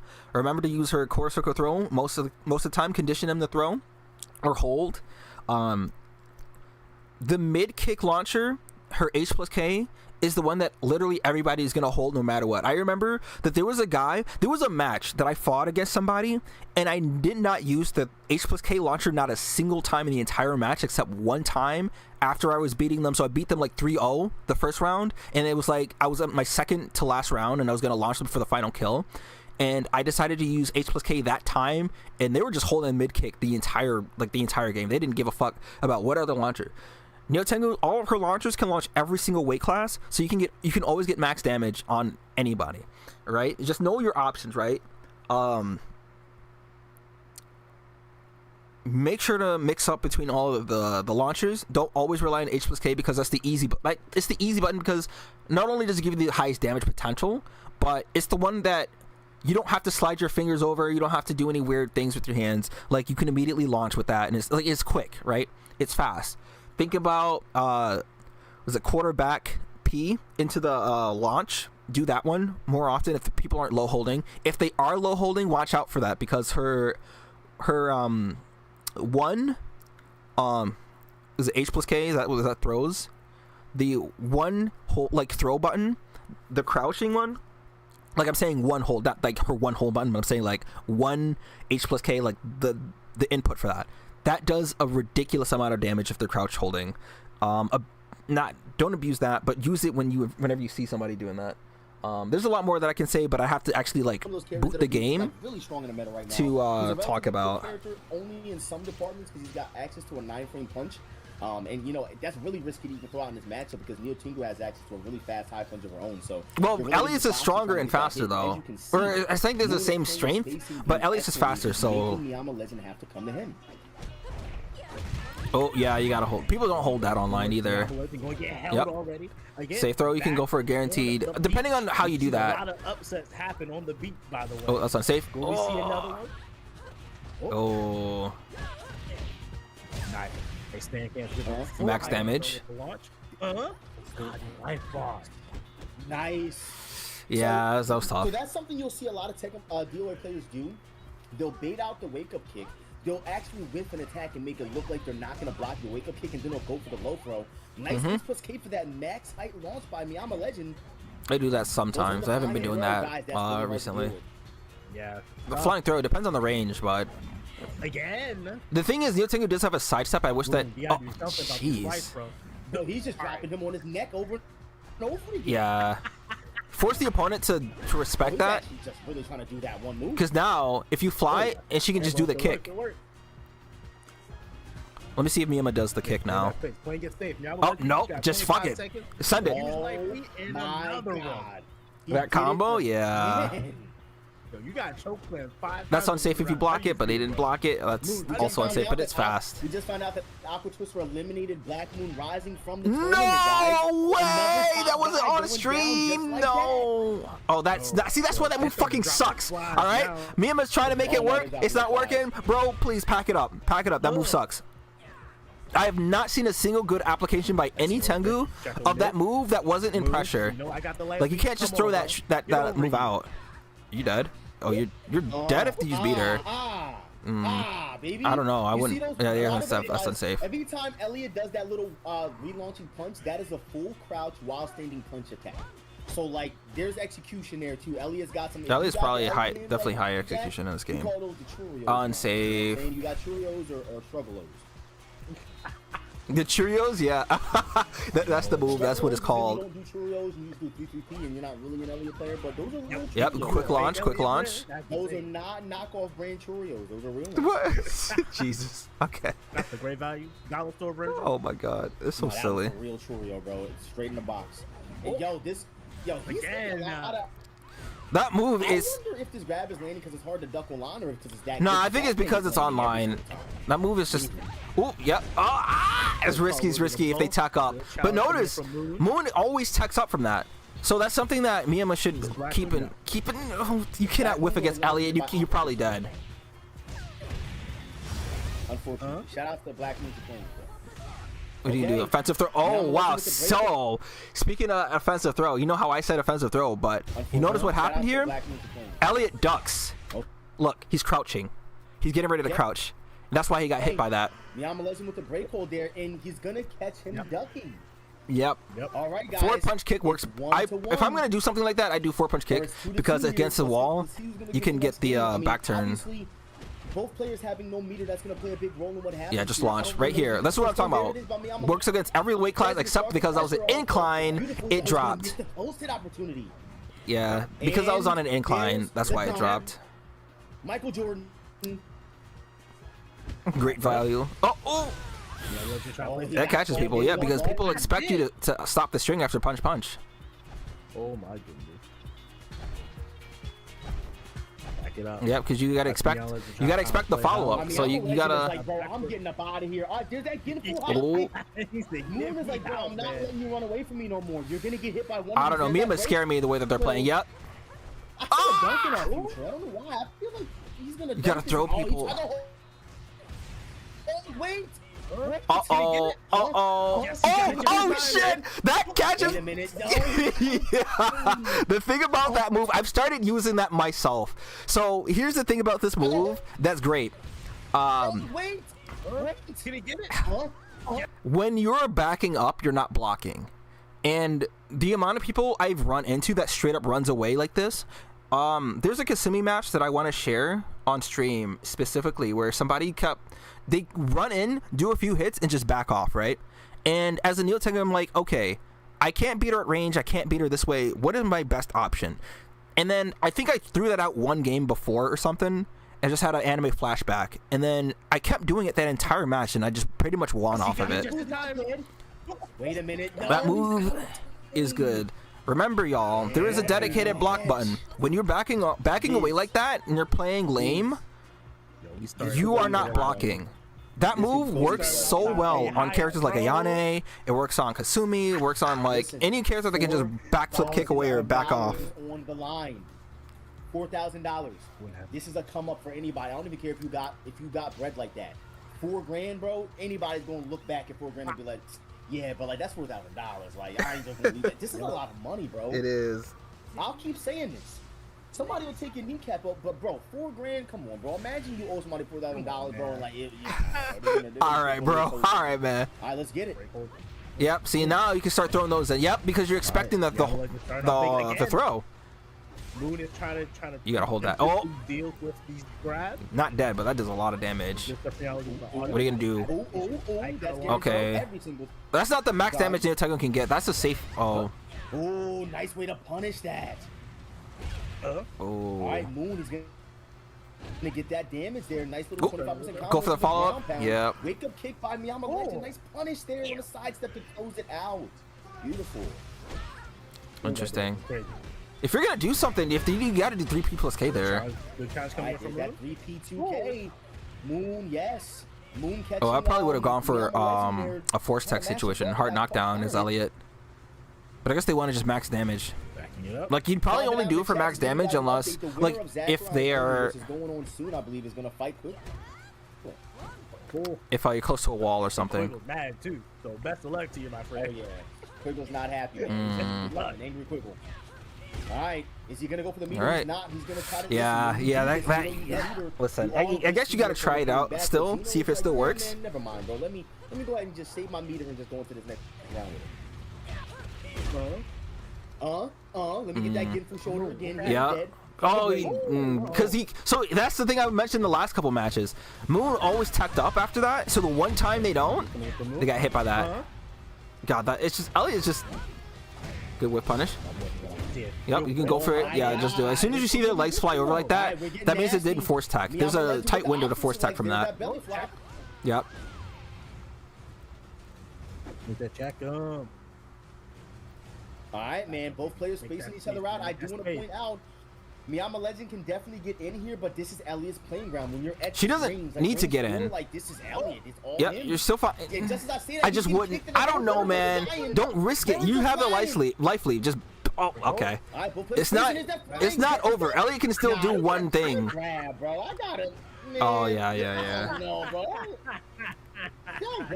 Nah, that's the delay. That's not even just like. No, bro. Is that grab like good? No, it's not that good. But I think it's because when your hands are on the controller, your hands are over like certain buttons, right? Taking that damn break blow right there. There's the launch there by. Not going for the force tack, or not going for the option select rather. OS, man. Miyama Legend has the options, bro. You want to tech up in that situation. Neo Tengu is unsafe, or you're dead. Yes, sir. Move, fighting. Neo Tengu is unsafe if you tech off from that one. Final round here. TNS, Dead or Alive 6. Let's get it. All right, dude. Miyama, whiff punish. Just whiff punish. Like that's as Elliot can travel. Yeah, like that. Yeah. You still got the life lead. Just be careful. Like Elliot can blow you up real fast. That's why I find it difficult to walk to like commit. You gotta hold. Get a little closer. You get a little closer. Oh, not able to get it. You might want to back away from the wall, friend. First hit, we'll go to Moon. Moon, try playing it super safe. What Neo Tengu can also do, you can't. In the same way that Neo Tengu can catch, you're dead. In the same way that Neo Tengu catches walking back with the body press, Elliot catches anybody doing anything. You breathe, Elliot is gonna blow you up, bro. That's why you can't just like. That's the thing, right? Bro. Elliot can take all those flying throws as they want. Like, just get hit by all those flying throws as much as you want. Do it, partner. Elliot hits you with one 6-6P plus K or 6-6P. Like, you're just fucking. You just blow up. That flight grab. You can't. I would not do that at that point. It's too. Oh, exhale with the phase. Indeed. Oh, how does this go? Okay. When does Exhale bring out Tamaki? Hop on the rope. BT sent it. Oh. Or does he use Tamaki? I'm pretty sure he does, right? I know Game Cup uses Tamaki. Oh, that happens sometimes. Nah, that happens sometimes. It's just it's an issue with like the spacing. That's so stupid, but you know, just too bad. It would have been a little bit more, but all right, there's that back turn kick. Calibrate's having no meter, and Oh, that no. turns You could have Sensei. killed. Oh, he overstepped That's it not on the one that you do. Much. Nice way to stop the sidestep from Caliber Blades there. Back turn Sensei, all he's okay. got to do is get one hit on the board, and there's the forward kick. Back turn Sensei, man. Yo, he's out here. There's that 7K. Yep, into force the tack. teleport. By the way, Didn't- guys, I want to tell you about a little bit what you're looking at. Phase 4, every time she teleports, she's doing a just frame. Every time she teleports on hit, she's doing a just frame. She's one of the sickest characters in the game. So all you guys that are high execution players in Tekken or whatever games you play, this is your character for sure. Execution for days. X-Cow going for the double Yeah. low. Ooh, nice whip punch just low. Getting the break. Man. Break low hold out too. Oh, it took one round for X-Cow starting to wake up again. Yeah, whiffing. Dude, that's why I don't usually like that. That's your.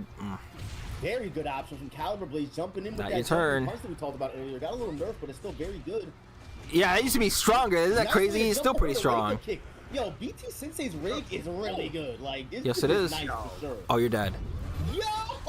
Get- is Wait, he what? standing on Excalibur Blades right now? Why did that hit the wall? Did he use the wall already? Caliber Blades is not going out. Yeah, okay. Phase 4 on DOA6 definitely sucks. Her input is depressing. The input delay, yeah. On console is pretty annoying, but on PC, it's like it's just normal, just fine. All he's got to do is Yep, get a hit, strike he gets punish hit against this that. round. You can interrupt. Yes, you can. 6KK with that jab or grab. Really good recognition there by Caliber Blades. Nice throw. Force tech. Yeah, trade. That's 0 on block. Yeah, I okay. think it's +1. It could be +1 0 on block. I don't know what it is on block. I just know Rig still has. Well, oh, you're dead. Nice way. Is it worth holding in that situation? And listen, guys, we've seen this time and time again. We've seen Oh. players go up 2 rounds and then it just goes back, like just like Yeah, that. yeah, you gotta We're hold seeing that. An entire different match from Caliber Blades. Xcal is slowing it down. The thing about BT Sensei that is not, he shouldn't be doing, just don't whiff attacks. Like, I know people tend to like not respond well, like you're trying to catch them doing something, but against like Xcal, you don't want to just throw shit out. So fast. All the adaptations happen so quick. Yeah, frame. Not holding my backflip kick because that's not the. No. You're not expecting that off. Listen, That launcher. If Caliber Blades converts this right, he could kill. If he converts this right, If you hit the he could boxes, kill. you die. Oh, you're He dead. could kill. He got the box. And he's got it. Just Got like the that. box. Hope they fix it and do a 6 last round. They need to. If they don't give us rollback, at the very least, they can make the input delay the same as on PC or close. For the first time, $4,000 on the line, and everybody knows it. Like small tweaks like that would make it come a long way. From back turn Sensei, what do you think? This BT has to. It's tough because like with Rig, you want to stay in, right? Oh my They god. didn't play poorly in that first. But phase is faster. So, Yeah. and it's not just anybody's phase, it's Xcal phase. Already, we hit into the partition, taking a ton of damage. I look at all that damage, holy Back his shit. way out. Just gonna. Oh, low hold. Xcal made a note of that. And I just don't You think, see. you know, like quick decisions here. BT Sensei's not out of this. He could literally come back. See, low hold. Yep, see, Cal's looking for it. This game is. And he's Now shown it's that he starting to can go for mids right there. That Nice way to get that wall adaptation spike. is actually kind of crazy. Caliber Blades, and it's looking like Caliber Blades is actually getting his bearings in the matchup and getting very comfortable. All right, he's gonna get that guaranteed box. Guaranteed. Yo, the execution. They're all. Oh, that was a lightweight. Like that would have worked. When you're used to phase 4, I know they're hyping it up, right? But when you're used to phase 4, drop like you just don't drop those. My God. Read the size. Bro. The timing is pretty much the same. I mean, I'm not saying it's not a feat, all right? But I think once you get used to like the phase 4 timings, it's not. But that's why phase is like high tier, because once you get the once phase 4 gets a stun, it's like you might as well put the controller down. Yeah, that one's hard though. Can't do anything. Oh wow! What a throw! Wait a minute. This is where Xcal is showing his knowledge of this game, He's gonna bro. go for the meter. He's not even gonna cancel it. He is. Oh. Nice breakboard. He's got one more chance at life here. What is BT gonna do? Yeah, you could. What a Yeah, fuzzy card. my fucking Nah, god, bro. Wow. Wow. Xcal is too powerful, man. Fuzzy. X-Power Blaze is bad, bro. He's like this. The last of the I Titans. can't even. The thing about XCal and the way he plays, there's so much shit that he's doing that I don't even have time to breathe to even stop and talk about it all. It's just like the decisions that he's making. It's just like I'm like in my head. I'm like, oh my god. I'm not explaining it. I'm sorry, but like I'm just watching it in awe. And already just gonna start with. I'll try to explain it next match. It's just the adaptation that he made, how quickly he did it, but more importantly, how effective it was. Don't forget, this is a stage that has damaged walls. Oh wow! Knew the cancel was coming. My god. A little bit more damage than it ordinarily would. Yep. Is it plus 10 more damage? Both players are setting back to neutral here. We're going into the second round here. Samurai Mines versus Aqua Twister. I wonder if that does more. No, you should have just gone for the other one, I guess. That little iconic backwards roll from Ayane. She's been doing that since the beginning of time. Does she do it in Ninja Gaiden? You see how Ayane is really controlling that space? That Yeah. is something really unique to Ayane and characters like Hayate. We're gonna see how Dead or Alive is truly how it's supposed to be played. Like this Jeez. is Okay, let me see if I can talk about that real quick. To Ayane and characters like Hayate. You have to press a button, right? You can expect a throw. That's probably why they went in. And the one thing about as simple as it sounds, right? And this is gonna sound super simplistic, and it might not seem like it means anything. But understand, when you are walking forward, you are not blocking. Every frame, every second, every time you're doing something that is a forward motion, you are not blocking. The thing that Christy has to do, Christy has no long range options. Christy has to get in.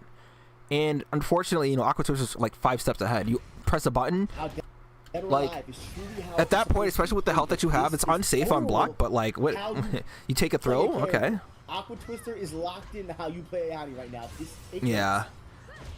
Yeah, this level of Ayane play is just it's something I wish I could do. Even if I practice Ayane, I don't think I'd ever be this good. Like my brain wouldn't even be able to wrap around the amount of options that she has at every given moment. But players like Aqua Twister, Ihajin, and man, and whoever else plays Ayane, they understand that. So listen, Team Ninja, that little sidestep kick from Christy is really good. Like, it might be really good. Yeah, it is. Now let her keep that. Let her keep that. They neutered her pretty bad in this game. Nice 3P down kick there from Aqua Twister. Start the pressure, gets the hold. Yeah, okay. Extra damage from the floor. Once again, that is gonna close it out. And just like you said, Viz, this stage really does matter. The stages in Dead or Alive matter because the danger zones play a big role. I know you see just how much Aqua Twister taking advantage of that. Good response there with a side stop, special side stop. It's looking like a struggle out here right now. No duck on that. My friend is so funny. Just like that, Kelly not trying to deal with any shenanigans. He's literally 1 touch away from taking the first game. So one thing that I've learned against playing a bunch of Ayanes online recently, when an Ayane is doing the spin, they do this and they go for the punch, you have to delay that hold. It's something I don't really think about, but when even if I knew that punch was coming, if I held it a little too early, I would miss the window and get launched still. I also want to talk about the comeback. Think about how Killy has remained calm and made the comeback. Still can't wrap her head around Ayane. She's too much. Yeah, that's kind of my problem with it. Like that's why I know I will never be like a. I think I can be a good Ayane, but never a great Ayane, because you have to switch the way that you play depending on how the player is approaching you. Takes advantage of that very well. However, at this level of play, you gotta know there's ways around that. And as you can see, this matchup is kind of bad for Christy on paper, but it doesn't mean anything because we got Killy. He's one of the best players in the world playing himself. Oh my God, another mix. Oh my God, there's that mix. Well, that high kick is a pretty fast attack. Right now, and it's all beautiful. The range coming in at work. Look at the foot. He's coming in from Aqua Twister. Or it's a little bit harder for him to. Damn, they were just trying to hold out of anything. This stage, it's a very small stage. Yeah, this should be Ayane's disadvantage. Back punch. And the thing about that Ayane 3P, if you don't make a decision when it hits you, you're going to get cooked because you have to make a choice. You either have the mid punch launcher or the low. So you're either going to get hit by the low or mid, especially when it. Oh my goodness. All right, I see you, Aqua Twister starting out big, trying to create a little bit of space. And Oh nice yeah, kill, just because I was gonna hit the throwing wall. See, it works on lightweights. It didn't work on rig. Instant. Nice. Wow. You gotta hold that second move, yeah. And that's something that we're gonna see at this level of play a lot as well. You're gonna see a lot of low profiling under strings. Now listen, guys. I know that you haven't seen DOA like this before, but please allow us to introduce ourselves. We double things in this game. We punish shit in this game. Yeah. Just like any other game. Alright, we get right in this game, as you see on the screen. Nice wall combo there by Aqua Twister. Beautiful little 25% combo. It's interesting that like I know it's not as easy as I make it sound, but I'm surprised that Killy is letting Ayane have the space needed to play the way that she wants. Alright, Aqua's in trouble right now. But yeah, there was no reason for Aqua Twister to break hold because, yeah. Good challenge coming up with Twister. He's just gonna take it. You're dead. I like it. That's not gonna kill. Wow. Oh, what a hold, brother. You know what's funny? I recognize that too. I gotta start holding out. You're gonna see so many. We call them crackhead holds. Like it's insane. Like they come out at the very last second and yeah. You just felt it. What a Yeah, see, look at the recognition. They knew they were gonna try and they got held the last time, right? Aqua Twister got held the last time, and the thing is, Killy knew that they were gonna just try and do something else, be silly, so immediately went for the string. Beautiful quarter circle back throw there by Aqua Twister to get him out of there. Nice jab to extend the stop. He spins. Let me get up out of there real quick. Ayane style. Okay. In the face, though. Down H plus K. There's that up. The walk around. What's it gonna be into the wall? Don't give her the space though. I don't know. Like I know it's Aqua Twister, right? But if you give Ayane the ability to play at her range, it's gonna be hard. Oh my god! Whoa! I have to wait too quick. Gonna be Twister though. I believe Twister got it. Yeah. People aren't gonna finish that string, man. Out of habit, I would have held that too, but like, people aren't gonna finish that string. Here it is. Typically. Killy can close this out. All he's gotta do is just get this last round on the board, but Aqua Twister fighting back. Nice way to get the sweep. Oh my god! When people hold like that, plus. Oh wow, 2P, yeah. Good challenge coming in from That's then fuzzy. Empty sidestep by Aqua Twister. Nice throw there by Killy. Oh, he jumps over. Yep. Oh, no, big old damage. Killy's trying to end this. You're dead. Oh my god. You know, there's no better feeling actually than holding break holds. Alright, man. Quiggle versus MCD. All right. Here we go. Top 8. I like MCD, but I feel like Quiggle's gonna win this. I don't know if it's easily, but like I feel like Quiggle's gonna win this. Absolutely, but let's get it. Like this is how I'll play. This is how I'll word it. Mr. Cooldo is like one of the best Jan Lees out there, but Quiggle is one of the best players out there. Not just Chrissy, not just Kasumi, not just whatever other character, Lisa. Best players. So it makes it that MCD is going to do the best possible option that Jan Lee can do. Quiggle's going to do the best possible option that a player would do or should do, if that makes sense.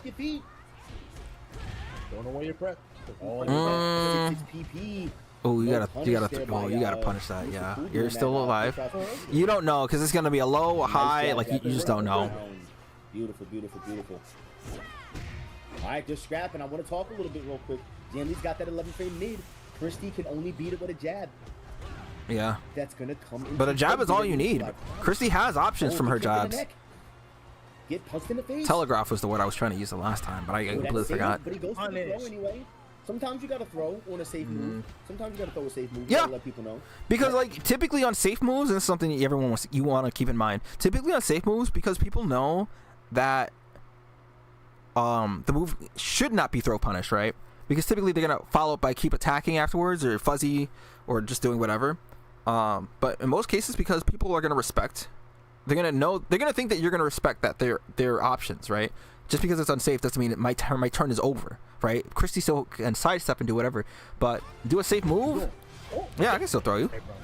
But it's not something that you do immediately. Maybe you do throw it out immediately, make them. Oh, Mr. Cool Dude. okay. I'm a cool dude. Taking the round.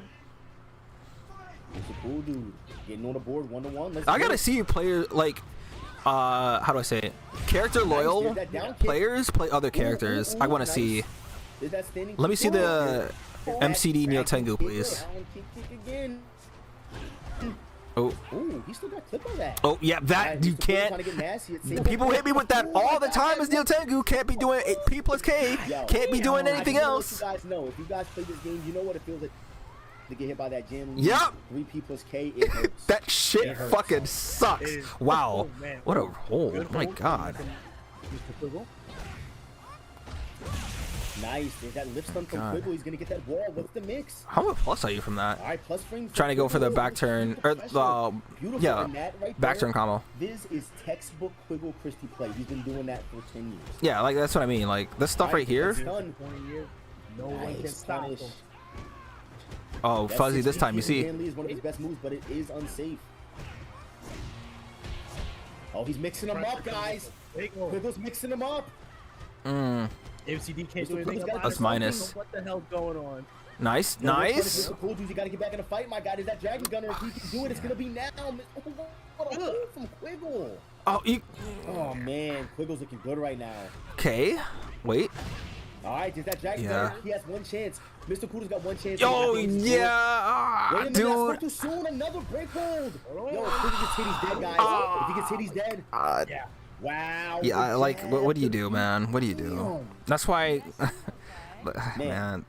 So, I really think that with this matchup specifically, right? I don't think that Mr. Cool Dude is really outclassed, as we just saw. Mr. Cool Dude. No, he can hang with the big dogs, bro. I think that if we just see a little bit of a different, because people think the timing is not a thing in DOA. Just as well as Tekken and other games, you throwing your opponent's timing off and when you're going to throw counter hits out and stuff, you got to believe that's a thing here. I think that if Mr. Cool Dude changes the timing, obviously just from the outside looking in, if he changes the timing a little bit, I think he might be getting those counter hits he's looking for because he has that 11 frame mid and that goes a long way in this matchup. Quiggle has been, the way he changes the tempo of his offense on the fly. I mean, that's what I mean. That's what I was talking about by being a better player than just being a better character specialist. Trying to start out big. But I mean, obviously that's something that MCD can do too.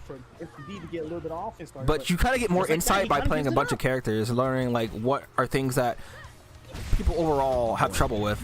Right. Ooh, hitting the button. We getting pressed you gonna use meter? Yeah. He's dead. Confirm that kill. Getting that round is more important than keeping resources. About this Jan Lee. This Jan Lee, guys, he has, every time he gets a mid punch hold, he can launch you into a freaking break blow every single time. I need you guys to understand how strong that is. Yeah, he can go and straight a raw break blow too. Throw punish as well. Alright, beautiful block. Nice. Okay, DOA5 combo. There's that 4 ace plus K. 4 ace plus K being one of Jan Lee's best tracking mid kicks. That's safe on block. There's that mid. Wow. Where's the mix?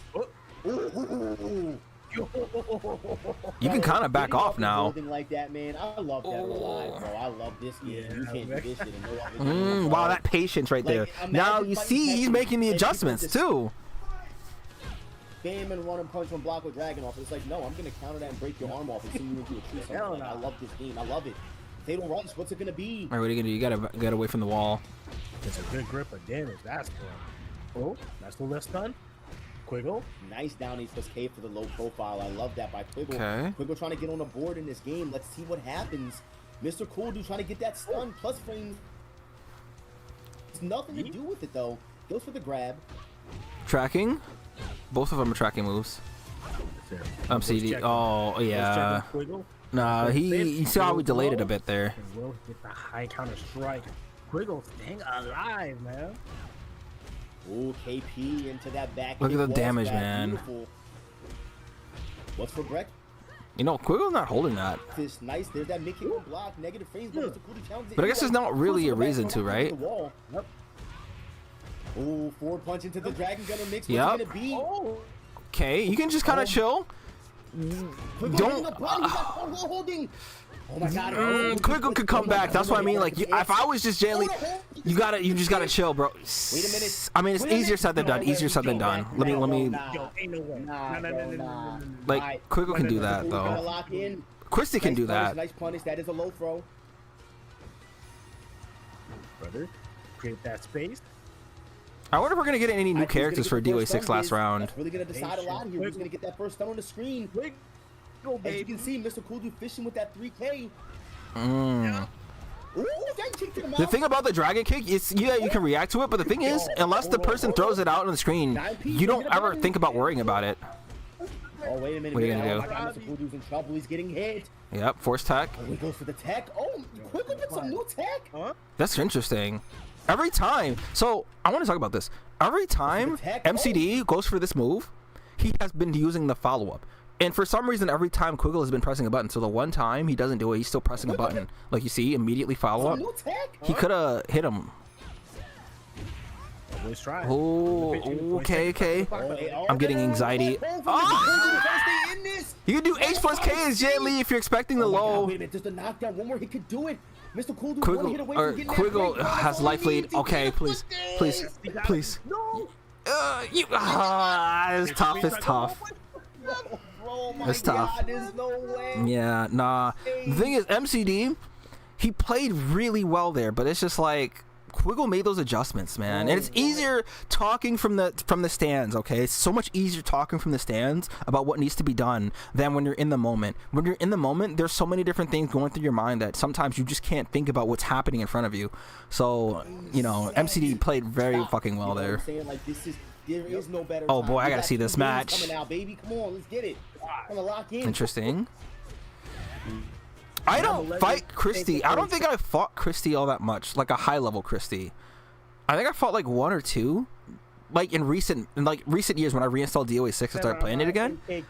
But they weren't like high level Christy, so it's like I gotta see. I genuinely don't know how this matchup is. Like I'd imagine it's in Christy's favor because Christy can get around. Like yeah, right there. Oh my God, the back turn. Using the movement will get the partition. Yep, you gotta. You know. Yes, he will. Wow, what the fuck? By far, easy damage. The block me as well, but it's gonna get stunned. Easy lock. In that situation, I don't know if I go for this combo. The ground, like, no matter what, when you do this, the one where she's like doing the dance, that one does more because she can do the ground kick into the guaranteed throw. The block me as well, but like even if that didn't hit the wall there. Samurai Mind, not able to. My boy trying his best. You would never expect that. Yeah, I'm a legend. Oh my God. Yep. Hold up the slide. What are you gonna do?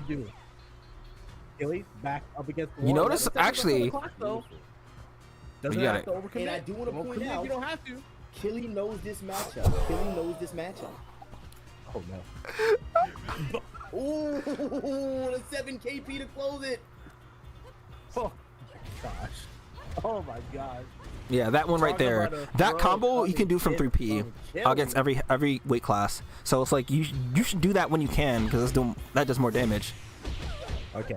Can't do. Yep. Back up this wall up first. Killy. This one was a good one. I believe it. Like I'm already based off of what I'm already seeing and just how they're playing and what the choices that he made. Trying to get that initial hit, you guys know. Yep, whip punish. That stun is gonna be the one. There it is. 20%. But I'm not a rapper. Killy's gotta do something. He's getting hit. Oh man, this is rough right now. But I think Killy is just trying to download, right? He's getting sick of this, man. He's just going ham right now. Punch, kick. I love the way that Miyama Legend plays. Like, I'm more of a hyper offensive Tengu. I can slow it down when necessary, but not consistently. Guess that's for Killy. Oh, nah, I'm chilling. All right, Killy's trying to back up and get out of there real quick. I really love the movement and the spacing. These players are showing how important movement is in DOA. Killy closing out his first round of the game here.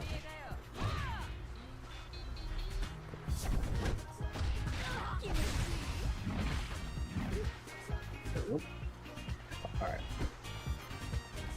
Yeah, I'm a legend. Look at this. Yeah, I'm truly appreciate the amount of space each player gives each other, but Killy, that happens to me so many times on this stage. Like, that wasn't even a timing issue. Each other, but Killy, it just fucking whiffed. But maintain your offense still. Yep.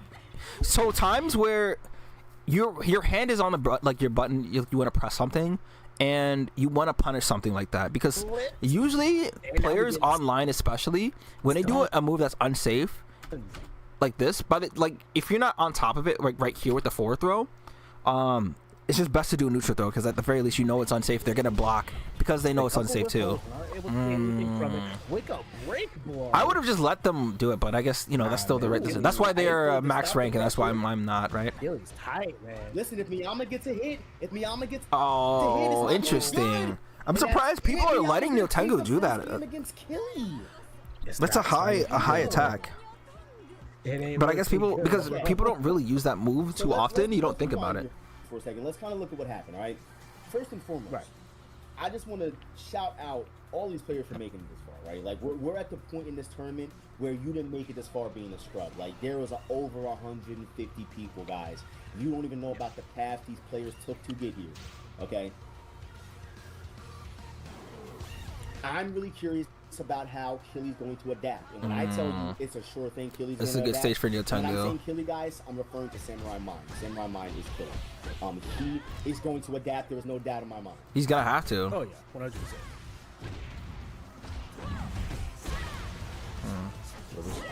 Nice. Yep.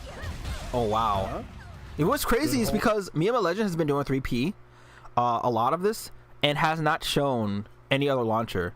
So that's the time to break out the H plus K. They have not been low holding to get out of stun. So you can do quarter circle back P. You can do 8K.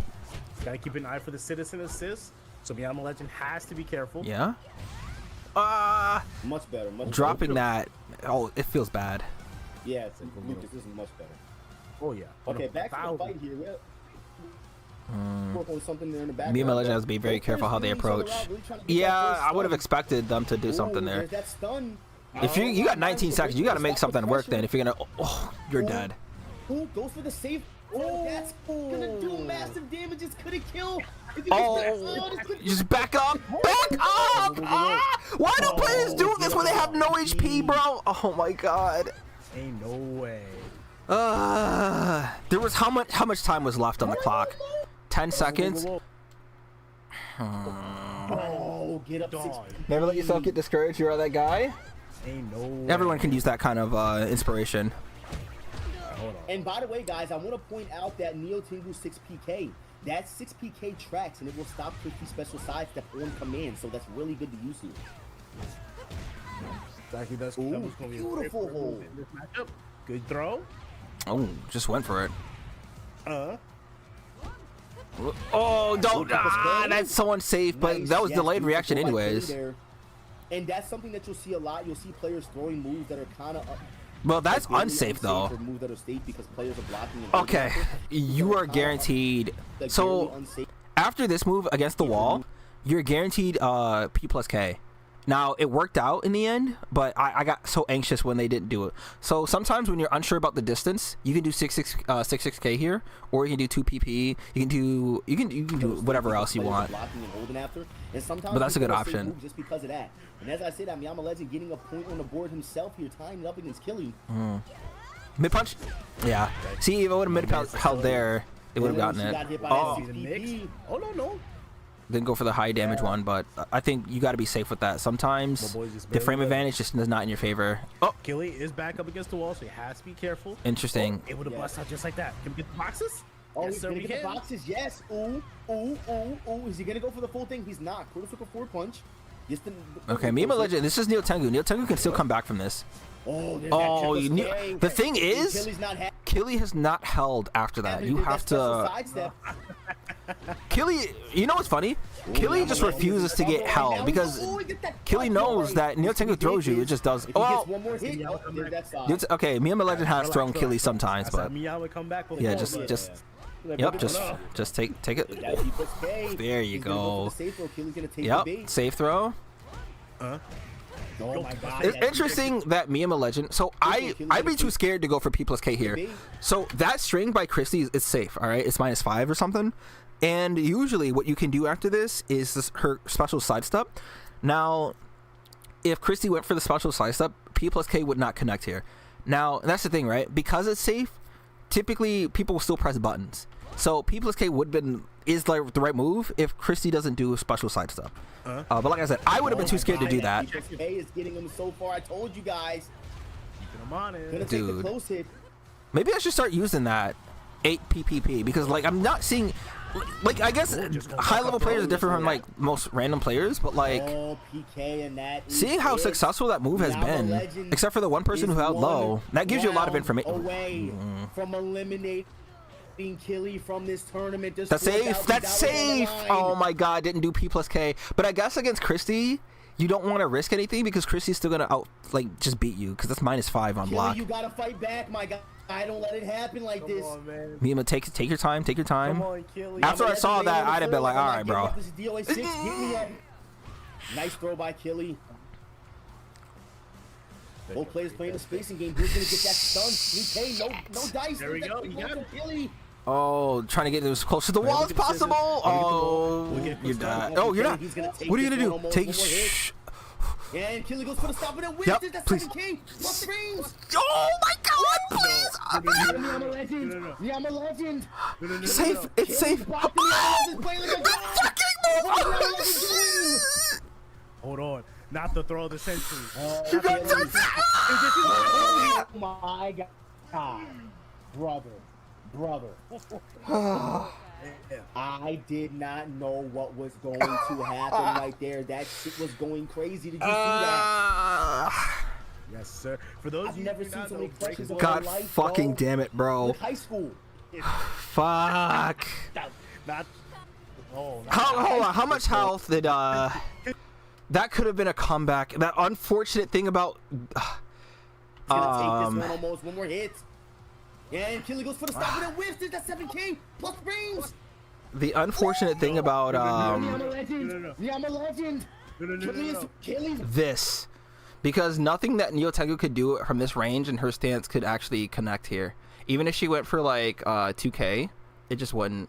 Maybe she could do no, not even the backflip kick from this.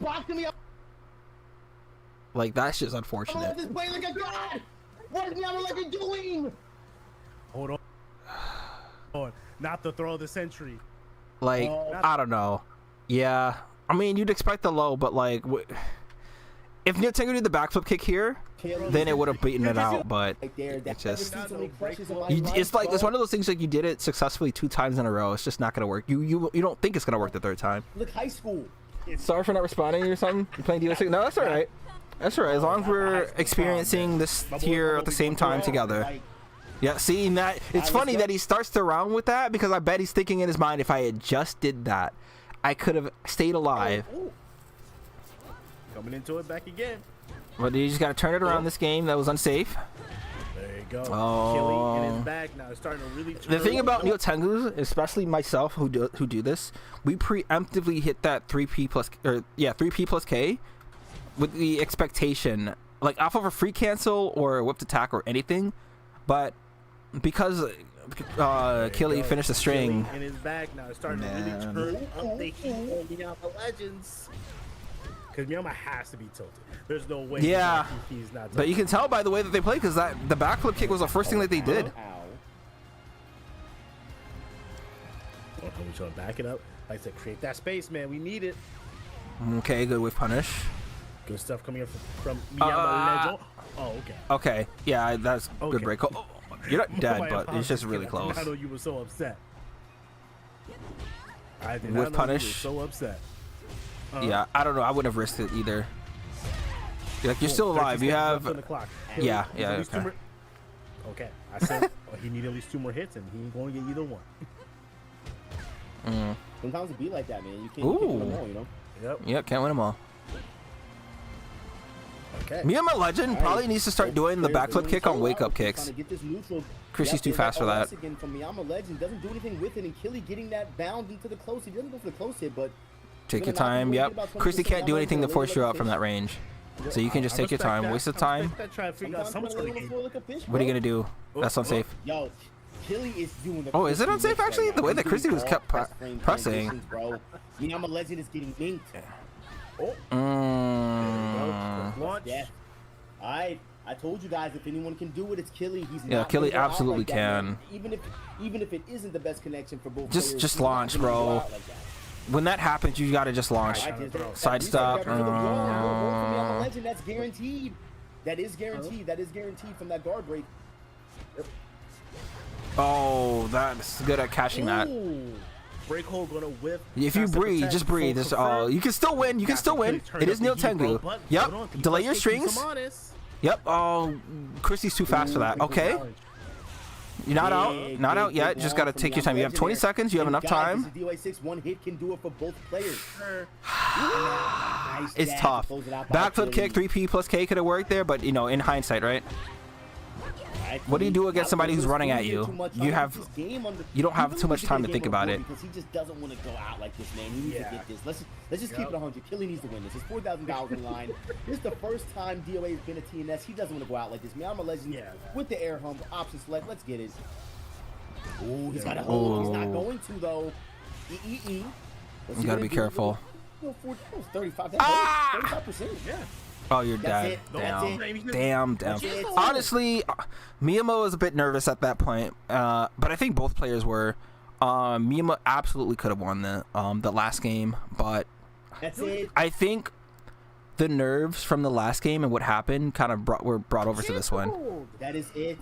And then just uploaded the Tango Arcade vid around 11 days ago. What a match. This is very special, bro. This is very special. Man, for sure. But yeah, Neo Tengu is just, she's a great character. Going up against Rig. Backturn Sensei has been running stuff with Rig. He only suffered a loss to Caliber Blaze, but he's been running through everyone else. It's phase 4, right? Yeah. If Backturn Sensei has enough to take one of the strongest players, because she is the so completely irrelevant. The game that this outfit is from, Knights of Azure, is really fun. It should be really cheap right now. I think it's on PS4. PS4. I don't know if it's on PC. Sir, we do have I like the first one more than the second one though, but they're both fun. Oh, and we get medium break hold into throw. BTS approved. Yeah, I know. He playing like he has to remind the world I'm still here. No throw punish there. That is a hard one to punish. And guys, Dead or Alive, just so you know, there are unsafe moves in this game. Obviously, with throw punish, but some of the moves are barely unsafe, like -8 and stuff like that. It's really hard. Like, the recovery is very small. You have to be on top of it. Oh wow, that beat the low. Are you dead? How does combos? Does he got these? He don't got no Honda. He ain't got no car insurance. Nice, Dad. You have to if you want to kill. Oh, we didn't want to kill. No. Oh, you seen this one before. We'll take it. We'll take it. Make it gold. We'll take it. I don't like it, but we'll take it. Phase 4 is just really good when she gets started. Get the F-150. Is that the highest damage combo she can do? Oh. Oh man. Wait, did Phase 4 get that in 6? Jesus. Double F-150, brother. Yep. So much damage. Yo, Backdoor City can come back. Rig is one of the only characters that can come back from you. Yeah, but it's still Phase 4 though. It is still Phase. Not trying to allow anything to happen. Gonna close it out with a little 2K there. Nice sidestep and kick to start it. You love DOA last round on console than on PC. If I could play it on PC over console, I would. I could, but I have my reasons. Phase 1, another one you gotta try. Phase is hard, but once you get used to her teleports, I'm gonna say she gets easier. Then it becomes like execution and executing everything correctly. Alright, we're out of cars, guys. Execution and executing. BT Sensei couldn't come back. You need one good stun. Dude, Quiggle's ready for that whip punish, bro. Yeah, spacing, bro. And this is what I had mentioned earlier with the last match with XCal. BT Sensei is throwing way too many moves just out trying to catch like your opponent trying to do something, but every single time that they've lost is because they've been trying to throw something out there. The board here against Backturn Sensei, someone who has been really showing that he's very talented in this game to get this far. He's in losers quarters in a 150+ man tournament for Dead or Alive 6. So obviously, you know, people that came out to play, man. You know, you got to give this man respect for coming this far and facing off against Quibble in the first place. You know, everybody who came out in the first place, thank you guys so much for signing up, but this is the top dogs right now. I mean, these people came to play. $4,000 on the line, guys. Make sure you vote in the chat if you didn't already do so. Mr. Quibble had an 80% chance to win here against Backturn Sensei. Let's see if you guys are right. 80% chance, yeah. I don't know if 80. I think BT Sensei just needs to stop whiffing moves out in the open like that. Still got his wits about him. Good counter hit, going for the throw as well. Ew, interesting. Good reset. Low. He's expecting this low sweep. Hold. That would have retracted in DOA5. You wouldn't have been able to do that in DOA5. What a, oh, he almost hit that whole combo. And by the way, for those of you guys just tuning in, every time up and throw. Oh, the attack on stage. Oh, it's not. Every time she's one of the hardest. That's unfortunate because you play DOA5 on PC. You have all the DLC clean buying console. You can't get the listed items. Yeah. Okay. Every time she teleports, it's a just. That's interesting. Just frame, just frame, just frame. Every time, it's so sick. And to be able to use her online. Yeah, online. Being able to use Phase 4 online like this is actually insane to me. It's just one of those things that I couldn't wrap my head around. I would not be playing Phase 4 online. Oh, it ain't looking good for the homie. It's not looking good for back turn Sensei right now. Oh. Nah, because Quiggle is just too solid, man. Oh, he drops the combo, but still doing a pretty decent amount of damage. Oh, wow. Tries to go for the back kick, and Quiggle calling it out with the side step there. No tracking on that string. Ooh, he's trying to get Quiggle caught up, a Quiggle mashing out of the stun, like, get off me. Ooh, ooh, E. Turn around when you with that. Wow. You should be dead. It's a dead rig. Oh my God, the call out. Listen, guys. The thing that I love about this game more than any other fighting game I've ever played. And the thing is, watching that match, you wouldn't have known that BT Sensei is just really fucking good. It's just that it just shows that Quiggle is that much higher. You not want somebody to do it and just grab it up like tortellini and just throw it in the air. Like, it's so loud, bro. XCal versus Moon. Oh boy, here we go. 9-frame attack in this game, in this matchup. Phase 4 is being a generic jab. Yeah, but Elliot has the palm. Yeah. 7P. So it'll beat Phase 4. Oh. If they did like 9-frame attacks at the same time. Put maybe a preemptive read, but XCal burning that sidestep attack. A little bit of just frame action. The thing is, XCal would know how to deal with Elliot. XCal has to be careful. His back was. Is that guaranteed? But now Moon risk of wow, that didn't fall off. Nope, barely lives.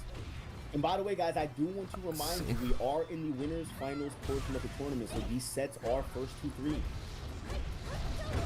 And honestly, oh, that doesn't work. Can't do that with Phase 4. That's the one weakness she has. I know that in order to test somebody's chin in DOA, how do we do that, guys? We play sets.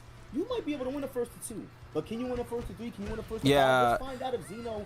Honestly, no. What Emery is saying is absolutely true, right? Because if you win in short bursts, right, that doesn't necessarily make you the better player in long sets, because it's about attrition, right? How fast can you adapt to changes and subtle differences, right? Because imagine you were a player who showed all your cards in the first couple rounds to get you those 2 wins in a tournament, right? But in a long set, you can't do that because you expose your game plan, and if you can't adjust, then you're not going to be able to win long sets at all. It's all about adaptations and how quickly you can make them. That's what I believe makes you the better player. Obviously, a tournament result is going to mean more than winning a long set, right? But I guess it depends. It's going to be player by player what they value. It's much more impressive to me to win a long set over like winning, first to 2, for example. But that's why it's first to 5 or first to 3 rather. Listen, not first to so 5. There's something interesting that I want to point out here. I don't know if you know this or not, but Caliber Blaze is one of the best Elliot players in the world. Yep. So even though Moon is very talented with Elliot, he's still fighting a person who literally wrote the book on Elliot. I know, so right? If he gets around here, I'll be impressed. Nice punish by Moon there. There's a 50-50. You can't do the He's got the Cheerios. He's got the real Cheerios. Oh my God. Oh, yep. Yo, they almost griefed him just now. That was crazy. There's that guaranteed. 7P I was telling you guys about. Low holding. Ooh, good hold. I think XCal is gonna make note of that. Beautiful. Does that reset grab? Oh, see, look, all those low holds, bro. If he didn't catch it by this point, he's sidestepping and option selecting that string. Bro, he's playing crazy. I can't. But now he's using moves that force mids. Bro, I can't believe he's doing that, man. Dude, the thing is, Moon is putting up a fight here. It's just that Phase 4 is a little bit overwhelming now. And then holding the string to OS, like, bro, that is some high level shit. Yeah, I mean, I'm even talking about. Let's look back at that. I'm sorry for rewinding. I want to talk about that a little bit too. Yeah, side step, empty side step, but that's something that works on a lot of players, and myself included. Just empty side steps and not doing stuff. Now it doesn't always work on me, by the way. I'm just throwing it out there. But empty side step, guys, I'm telling you, use it. Beautiful. Yep, empty side steps, just because there's always an expectation of a follow up. Beautiful. Does that reset grab? What's the mix? Interesting. You notice? That's what he was talking about right there. The side step. So the move can be side step. It's one of those, if you follow up with it, like Elliot's main form of attack aren't highs, but mids. So in this situation, it makes sense. Reset grab. What's the mix? Right? You side step, and then you can hold. If Elliot does, like, free cancels that, that should be, and I could be wrong, it should still be active enough to where if he did a forward punch or something, he'd still be caught by that. No, Calvin is playing out of his mind. He's sidestepping and option selecting that screen. Bro, he's playing crazy. Okay. We can go back to the next one. Right. Matchup. I don't think. No, Rachel? Is this stage? Is this stage? Oh, Rachel, okay. Stage, right? We play on the stage, yeah. I was just double checking and making sure. Yeah. I think I saw this on Twitter. Like, I saw a Twitter clip of what happens in this. Right off the rip. Oh, what do you do? Because you're, yeah, you're not guaranteed unless it's a offensive throw, like the high counter. Moon has to be careful because the speed difference in this matchup is brutal. There you go, good throw punish. Rachel only needs few interactions, but Dead or Alive does have their own training stages as well, so all you Street Fighter guys, come on over, man. You feel right at home. Yep, exactly. It's hard. Like, what is Rachel gonna do? I guess opening up is tough. Guys, we got Bridge over here. Good stuff from XCal, Moon. Because I feel like XCal is in Moon's head. Oh, nice. Good duck. Don't deal with shenanigans if you ain't got it. Works on lightweights. Landing the close hit for Rachel is hard. Rachel execution. Oh my god, the fuzzy. Damn, man. Yo, he's got that. Okay. Bro, this level of play is so sick right now. I love this, and he's gonna take this. Delaying the strings, more effective on a heavyweight, but you gotta be tight with the strings, or how much you delay it rather. Force tech. Yeah. You're gonna let him know. Pole's gonna whip. What are you gonna do? Throw. No counter though. One thing to keep in mind: Rachel is a heavyweight, so she's a bit harder to juggle. Yep. And also, yes, by the way, guys, something to note, weight classes are a thing in Dead or Alive. Rachel is considered super big. She's big as heck. So if you want to do combos to her, you're going to have to shorten them up, definitely, big time. Yep. With Stomp, trying to press, bad idea. Trying to go for broke for all y'all muscle. This is hard. Mommy fans out there, you know what I'm saying? Like, Rachel was there for you, you know what I'm saying? She got all right, bro. You know what I'm saying? She stepped on you if you like to get stepped on, you know what I'm saying? All right, bro. Rachel's right there, bro. Jesus. For you. Oh, good challenge on that. Okay. There you go. Don't complete the string. Mix coming in clutch. And this is the problem, right? Rachel's strings are slow enough that they can be easily reacted to. Pretty much. Back it up. Loving the patience coming in from Moon. Offline, at least. I don't know about online. Still goes to XCal. Nah, Rachel's thick, bro. She's like 500 pounds. 500 pounds. All right, but what are we talking about here? Oh, good break.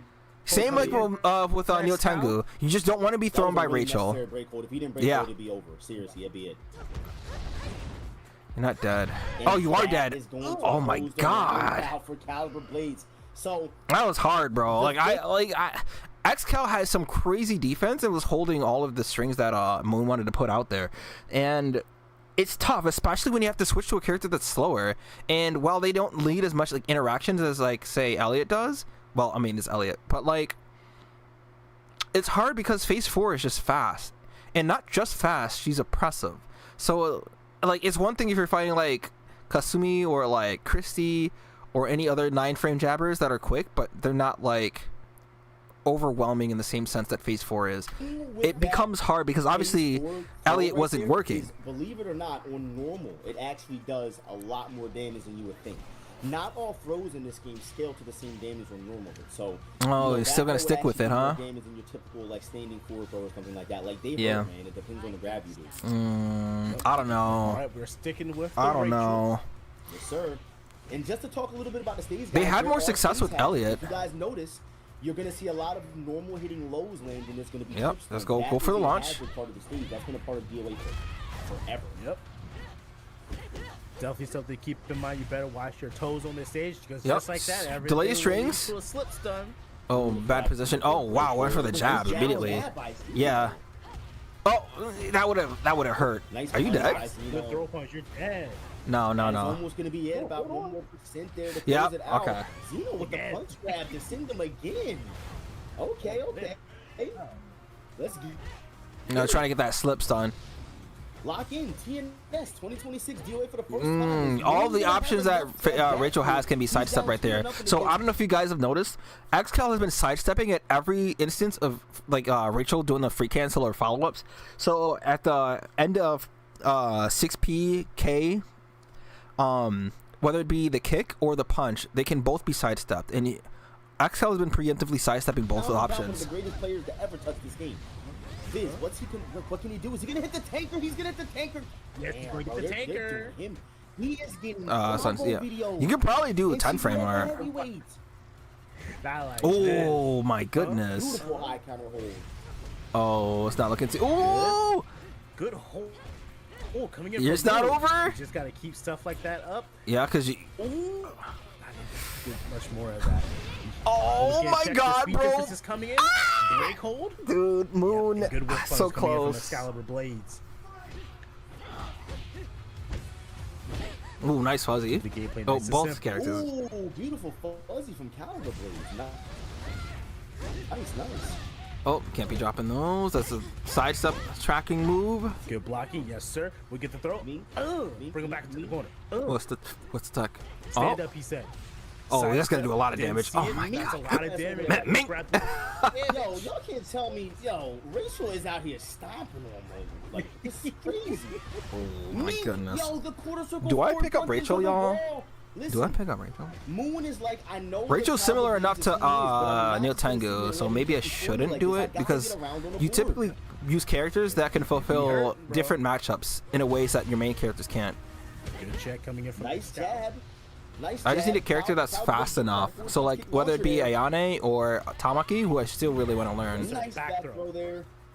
Getting out of he's range. trying You to could get do behind the center, bro. you He could wants have it. gone for He 4K wants right it. there, the whip punish Both though, wake players up kick. trying to play the spacing game really Or strong even, right now.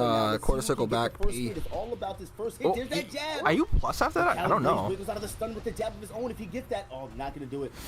Oh, the drops. Nice, ace plus K. Oh, Caliber Blades got caught hitting the button. He's Oh, dead. Viz, you're he's dead. Viz, he No. is dead. He is dead, Viz. He Whoa. completed the string.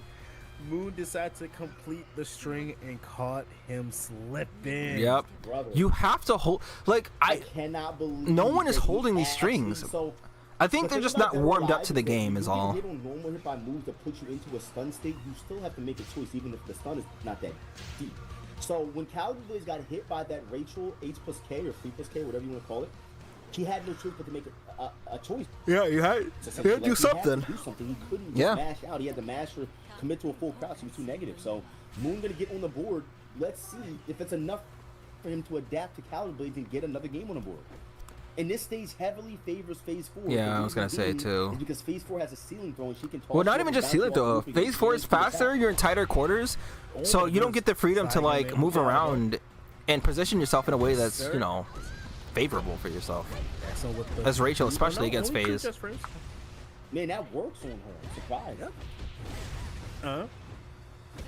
Yep, the tech. Okay, Just still a couple more plus. hits, check them low. Man, they should not have Throw, taken will away be her forward throw. successful. I'm trying to go for a whiff punish on that. Ooh, again. Oh. Ooh. Okay, you're making sure that they're trying to get the round. Yeah, you're dead. Dead, my boy. Ooh. Yo, Moon, hold on now. What are you gonna do? Yep, press Moon's something. third eye might have officially been open. Get the full high counter throw as well. Landing those consistently also. That is hard. We are closer to Right up in quarter circle, and hers is like you got to be at a range. Stage transition. If we do get a launcher throw, they will bounce off the ceiling as well. Okay, Moon, like I feel you kind of feeling yourself a little bit. Ceiling. Yep, for a sec. Side, yep, tracking move. Excellent Oh work. my Hold on. god, that was a beautiful wall splat. Oh. This guy's running back. There it is. That's that roof Oh. run. Yep. Oh, he didn't get the jet frame confirmed. Just take it, take it. 1K working overtime. Nice low hold from yo, Moon with the low count. Listen, hold on now. You're not dead. Wow. Oh, you are dead. Wow. Yo, Moon, I didn't expect let's that. go, Hold Moon. on. Yo, Moon said, bro, there's $4,000 on the line, bro. I need to get this. XL need to. Well, Get some XL does wins on the whip, play bro. phase, Like, right? come on, bro. Let's get it. I gotta lock in, man. Mink, he's gonna get that Mink. Mink has no way. Oh my god. Oh, good blocks. Oh man, Moon's in trouble. He's getting hit. He's getting hit. You gotta do something, bro. He's not able to get any sort of momentum start. He at least got the first hit. That's fine. That's fine. That's fine. The last Go round. next. Go next. Able to Just get anything done. take a deep Just breath. look Great. All right, I need 6 you to lock PP. in, brother. Mm-hmm. Caliber Blaze locking in with the phase 4, but there's that 6 PPK by Moon. Force tech. Into Yep, the hard force- knockdown. Get your ass up. Oh, Unsafe, nice punish. I love because people are gonna do those along like unsafe moves, you should probably Solid do the fundamental. 10 frame. Hold it well. Oh my god. Oh my god, dude, that move Calvins cannot mess this up. Yeah, you have to do that Okay, because you we're don't getting sure something, what they were getting like. something, getting What kind of throw? Moon has no. Oh, you can't every time. Ah! Hold this thing out so long. Active. That's Could do offensive throw. You could have done. That's all right. That's all right. All right, last hit is gonna do it. Don't let Rachel hit you. She's gonna kill you. 20 seconds. I'm so scared, Phase bro. 4. I'm so fucking Rachel, who's scared. gonna get it? Don't forget, 14 Rachel seconds on the has clock. What are you gonna do? Has an offensive hold. Don't forget. 10 Ah. seconds. Oh, damn! The back scout. Yeah, if it were Listen, just we are one a round little away bit from farther Christian out, Caliber that would have Blaze. connected and it would have been fine. Moon to the loser bracket for the first time in the tournament. Can he Oh, adapt? yeah, Ooh, big throw. Oh, he can't. Yo, he held into a big throw. Yo, this dude is crazy. He's gonna punch. Nice. Sir. No force tag, no stomp. Oh, Keep in mind. oh Give my me a God! chin. Please, I hope that doesn't. I hope that doesn't cost them. Oh no. I hope that wasn't the difference maker. You gotta. Only has to land one more hit. Yeah, depends. Oh! Oh Yes, my sir. God, he got the throw. I said, Moon. Just Nice calm throw. down, calm down. Slow it. Oh, Yep, Caliber yep, Blaze just fine. kick, That's trying fine. to cross, but it's gonna go for the break hold. One hit could do it. There's that danger zone. Moon moving out of the way from that wall. He doesn't want to get hit. Oh, my man. God. That guy, that's gonna do it. Oh man, what did you do? Sidestep? Moon moving out of the way from that wall. He doesn't want No, he just to held. get hit. Damn, because like people, One hit you could do it. like There's that XL has not shown this. danger zone. This people, you have to either hold that high or duck, and it's not easy on delay based. And the thing is, if he just moving out of the way from blocked, that wall, if he had doesn't- just blocked, One hit could do it. There's that danger zone. Moon moving out of the way from that wall. He doesn't want to get hit. oh my God, that is so unfortunate. That was so fucking close. He got hit by that grab, bro. Loser sent me $4,000. Oh, Achilles said I ain't playing around, bro. Quiggle on my way. Is this real? It's all over. It's funny because Killian's like, I ain't playing any games. I'm going on fucking Helena. And then Quiggle's like, hey man, I'm here to play some games. I'm going on my. What is this? It's like the two people in the car passing by in that movie. Quiggle already trying to throw off the fans. Already with the early drops too. Good mix coming in from Killian. Damn, you get all of that as well, Helena. I need to like learn her in 6 again. Back up, create some space. I wish I could be good with Helena. I don't think I could ever be good with her. Nice throw there by Quiggle. I'm telling you, with this level of play, guys, you will see high-level punishment 24/7. There's another grab. Both players feeling each other out. I do want to talk about the matchup really quickly. This matchup, I do feel, can kind of benefit Helena if you're playing it in her face. It could go either way. Oh range. my Oh God. my God, that break blow just disintegrated. Where did his break blow go? It's gone. Yep, break blows can lose to lows if it hits early enough in the frames. Just quick on Oh, Quiggle could have won the round. One, two, that's it. Yeah, Quiggle could have won that round if he didn't. If he went for the bound, Guys, that you're playing Halloween or at DOA least when you get to this go point, for not the bound and because Mize doesn't get a time bound running, the through game normal is means. fast-paced. Like, this is insane. If they did the break blow after that launch, Quiggle already taking a good because they could have gotten the guarantee into the throw, which is unscaled. Remember, throws are unscaled. If you can, if your character has a throw in a combo, do that. That's why Neo Tengu does so much damage. That's why Mai does damage, quite a bit of damage with her one throw. I guess that's is that a true mid? That one right there, that one right there is unscaled. So I'm wondering that the 8P, or yeah 8P, I wonder if that's a true mid. The only way to get Elena out of Bokuho stance is to do a true mid. True mids are attacks that hit vertically up and down the entire hitbox. Nice close hit. Oh, the wake up kick from Quiggle. Yo, Killy is playing so good right now. Guard break plus frames. Quiggle not gonna hit a button. Nice mid punch hold there. Ooh, EE. Is he gonna get that combo? Nice. He's gonna get the wall too. Beautiful. 25%. What do you do as Mai to get in? Killy's gotta get something going right now. Quiggle's gotta get something going right now. He has no life, man. He does have access to that break blow though. If he lands that, he can win. Oh, he got clipped. Killy's gonna get you're done. That move is so good for Mai because look, he sniped him from downtown, right? In my mind, I was thinking about this move. If he lands that, because I was like, how does Mai get in against Elena, right? And that move would stop Bokuho, and it would stop like any of the sly shit that Elena likes to do. And something going right now. He has no life, man. She did it right when he pressed the button, and you see he held jabs. You gotta hold something too, man. This game, bro, this game is so crazy. It happens just like that. Yep. Oh my goodness. Overextended just a little bit, ended up in his death. Quiggle going up 2 rounds. Killy already lost a third of his health as well. Jack him low. Boko. Oh, not gonna go for any mix-up out of the Boko stand. Just let him reset neutral. That's interesting. Elena playing neutral because Elena doesn't have many good ways to get in. Projectiles in DOA, they're not the greatest things in the world because they weren't designed that way, but there are projectiles here. Yeah, they work when they want. Nice. Recognize the back turn string, gets the jab. Yeah, you notice how Quiggle's playing outside of Elena's strengths. Oh, again, try to go for the shenanigans. Quickly do it twice. And because it seems that Quiggle's Mai is such foreign territory, like you're not sure what to expect. And again, as Elena, you do not want to play at a range like this because Mai has the advantage where Elena just has what 2 moves to get in. What is it, 6-6K, and then 6-6 H plus K, which you wouldn't even want to use. Very big life lead for Mr. Quiggle. Oh, the bound. Okay, what are you gonna do? He's gonna go for it. He's not gonna get anything. Wait. It's still out. I was gonna say it's still Elena, but never mind. Oh, bro, can you believe that, dude? If he didn't hold that mid kick, yeah, nah. I don't know if he'd be dead. Actually, let me see. No, yeah, he would have been dead. He would. Well, no. Hold on, let me see. I don't think he would have been dead, but it would have been. No, he wouldn't have been dead because Elena still slaps like a gnat. Oh no! Wait! The time. No, he would have probably won the time. So maybe. Dude, if he didn't hold that mid kick, he was dead.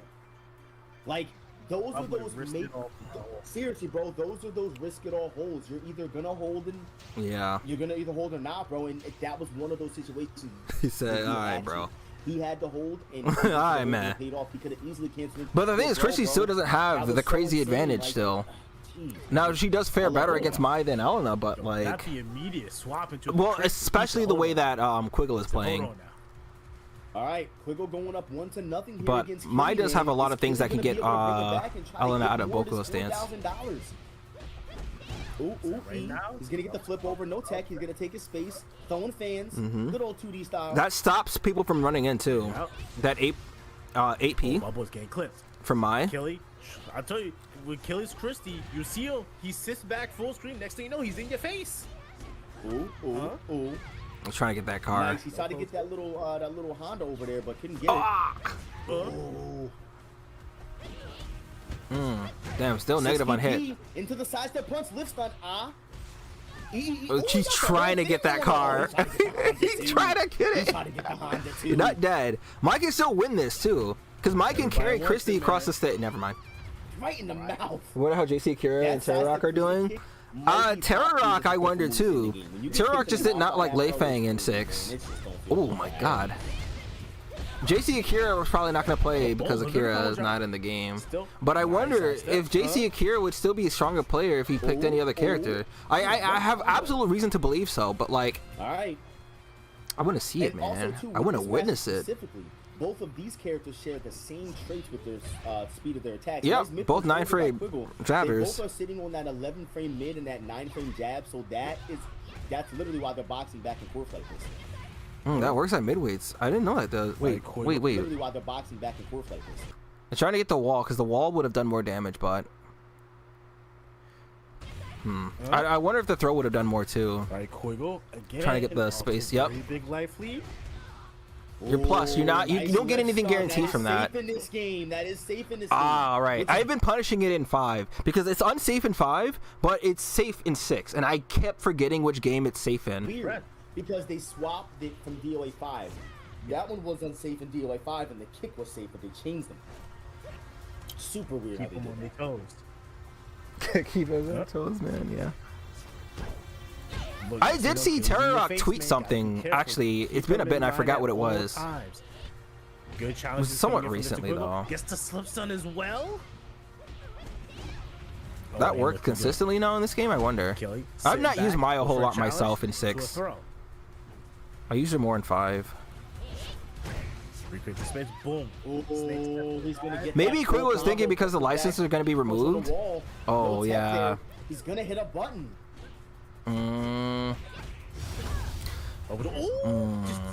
Yeah.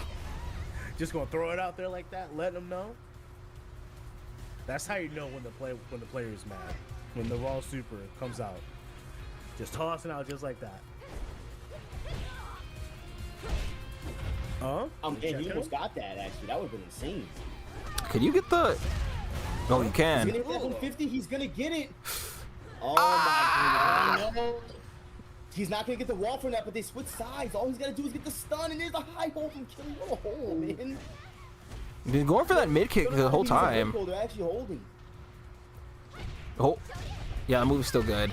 What are you gonna do? Oh, nice. If that hits... He is. Guys, if he hits the trunk, Killy's dead, and he knew it. He couldn't let it happen. Nice throw. One more can do it, guys. One more can do it. Who's gonna get the next hit? If you go for the ankle attack, Quigley still has the life lead. That could be it. Yeah. Oh, not that. Didn't kill. Christie has the worst throw damage in the game. Oh, nice play from Killy. Okay, so Christie has one of the worst throw damages in the entire game. Like, she does virtually no damage. Like, when it comes to her grab, she's got to actually have you in a specific spot. If she has you near the wall and she does one of her forward grabs or something, yeah, no, she'll hurt. But out in the open, that is one of the things that she does suffer from. Her throws just don't do any damage. Oh yeah. She is more of a strike-based character. She makes up. Oh yeah, let me see the temperature for tomorrow. Speed ability, but not able to quite close out this time. But hey, we are now in a game 3. Killy and Mr. Man, Maya's sick in this game. I never really looked at her animations that much. Yeah, Maya's done really well on 6. In this game, they gave her some great animations. They changed some of her safe stuff. Oh, he actually went for the grab. Nice throw there. I believe that's her neutral throw. So I believe he went for a neutral throw in that option. It's weird. I don't know how they did it. They did something weird with Maya in this game. Her enders, like her little 2D fighting game enders, one of them is safe and one of them is not. I always try to grab the wrong one, but one of them is definitely unsafe. Me too. That's not gonna hit the bench. No boxes. Just able to get away from the bench. My boy got lucky. Oh my God, no bench again. And as you know, if you get that bench, you do get a guaranteed launcher afterwards. 10 seconds left on the clock. by the way. Oh, just chill. Just chill. Just chill. Yep. Just chill. You don't gotta do anything, even if you get a throw. Mr. Quiggle. Because the animation wouldn't do anything. So weird to look at. It's such a weird thing to look at in DOA. It has so much weird blocks on it. It does. It really does. Nice checking him. He's trying to go for the.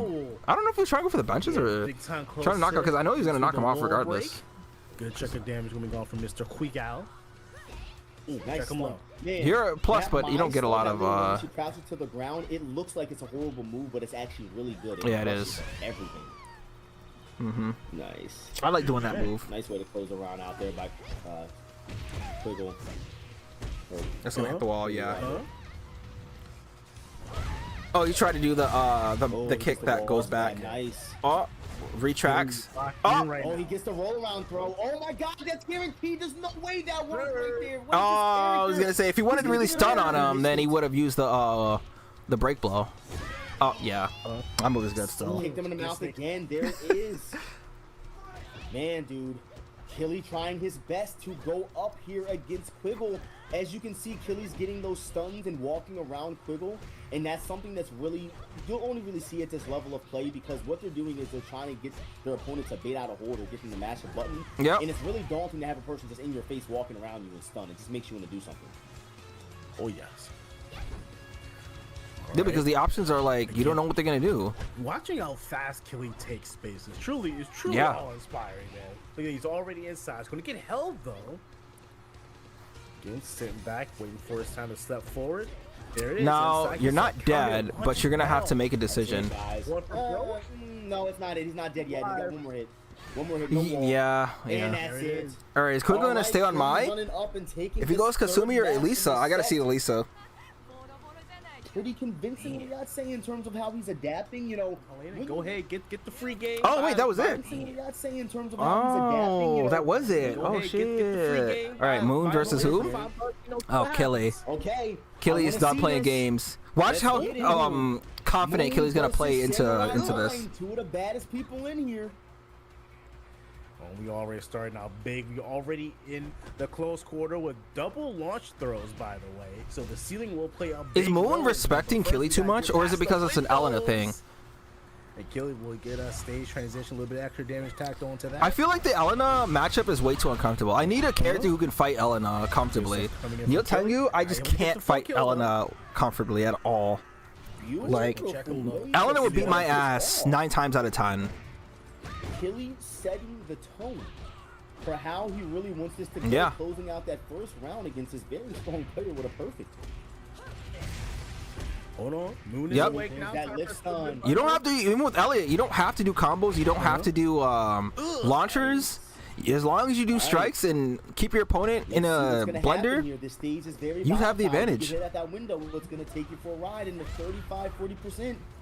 Nice close hit there by Killy. Take you for a ride. That's fun. He's so. Oh yeah, I'd have been ready for that too. I would have been tried. Yep. He needs to start throwing that out. I don't know if that's that. No, it's not. Oh, you might be death. Yeah, it is death. That is crazy. That's guaranteed. Yeah, okay, because it's directly against the wall. You can't do anything about that. Zeno is dead. Nice way to close that out. That's all guaranteed, guys. All that damage is guaranteed in that situation. It's really important to know where you are on the stage at all times in this game so you can capitalize. Man, definitely kind of looked out right there. Killy. Oh, I'm sorry that caught. A raw back launch throw. Caught Elliot from right there. Yo, Killy's in his bag right now. Yeah. No, Killy is not coming to play, bro. He's seen that 4,000 after he went to loser bracket and said, I can't. What am I gonna Maybe he's just confident more against bro. Like Elliot in general. And maybe that's why, you know, Killy was ready to fight Moon. Elliot, not FaZe, right? Checking him low. Wow, dude, that was so. What he just did just now, Killy went to stop Moon from parrying and sidestepping because throws beat both, and instead Moon decided to mash a button from complete disadvantage, and that was super smart. Yeah, sometimes you just gotta do it. Nice hard time combo there. That was not easy to do. Yo, Killy's styling with corner, bro. Oh yeah, because people aren't gonna do the punch typically. Because the punch without the Next thing you know, close the the gap in his 4P face. or 4-6P means you're weak. Oh, is he gonna cancel to the meter? He is. He's probably just gonna. Yeah. No, he's not gonna let it rip. Wow. You have to make a guess because it's like, what do you do? Yep. At that, that's one of those things.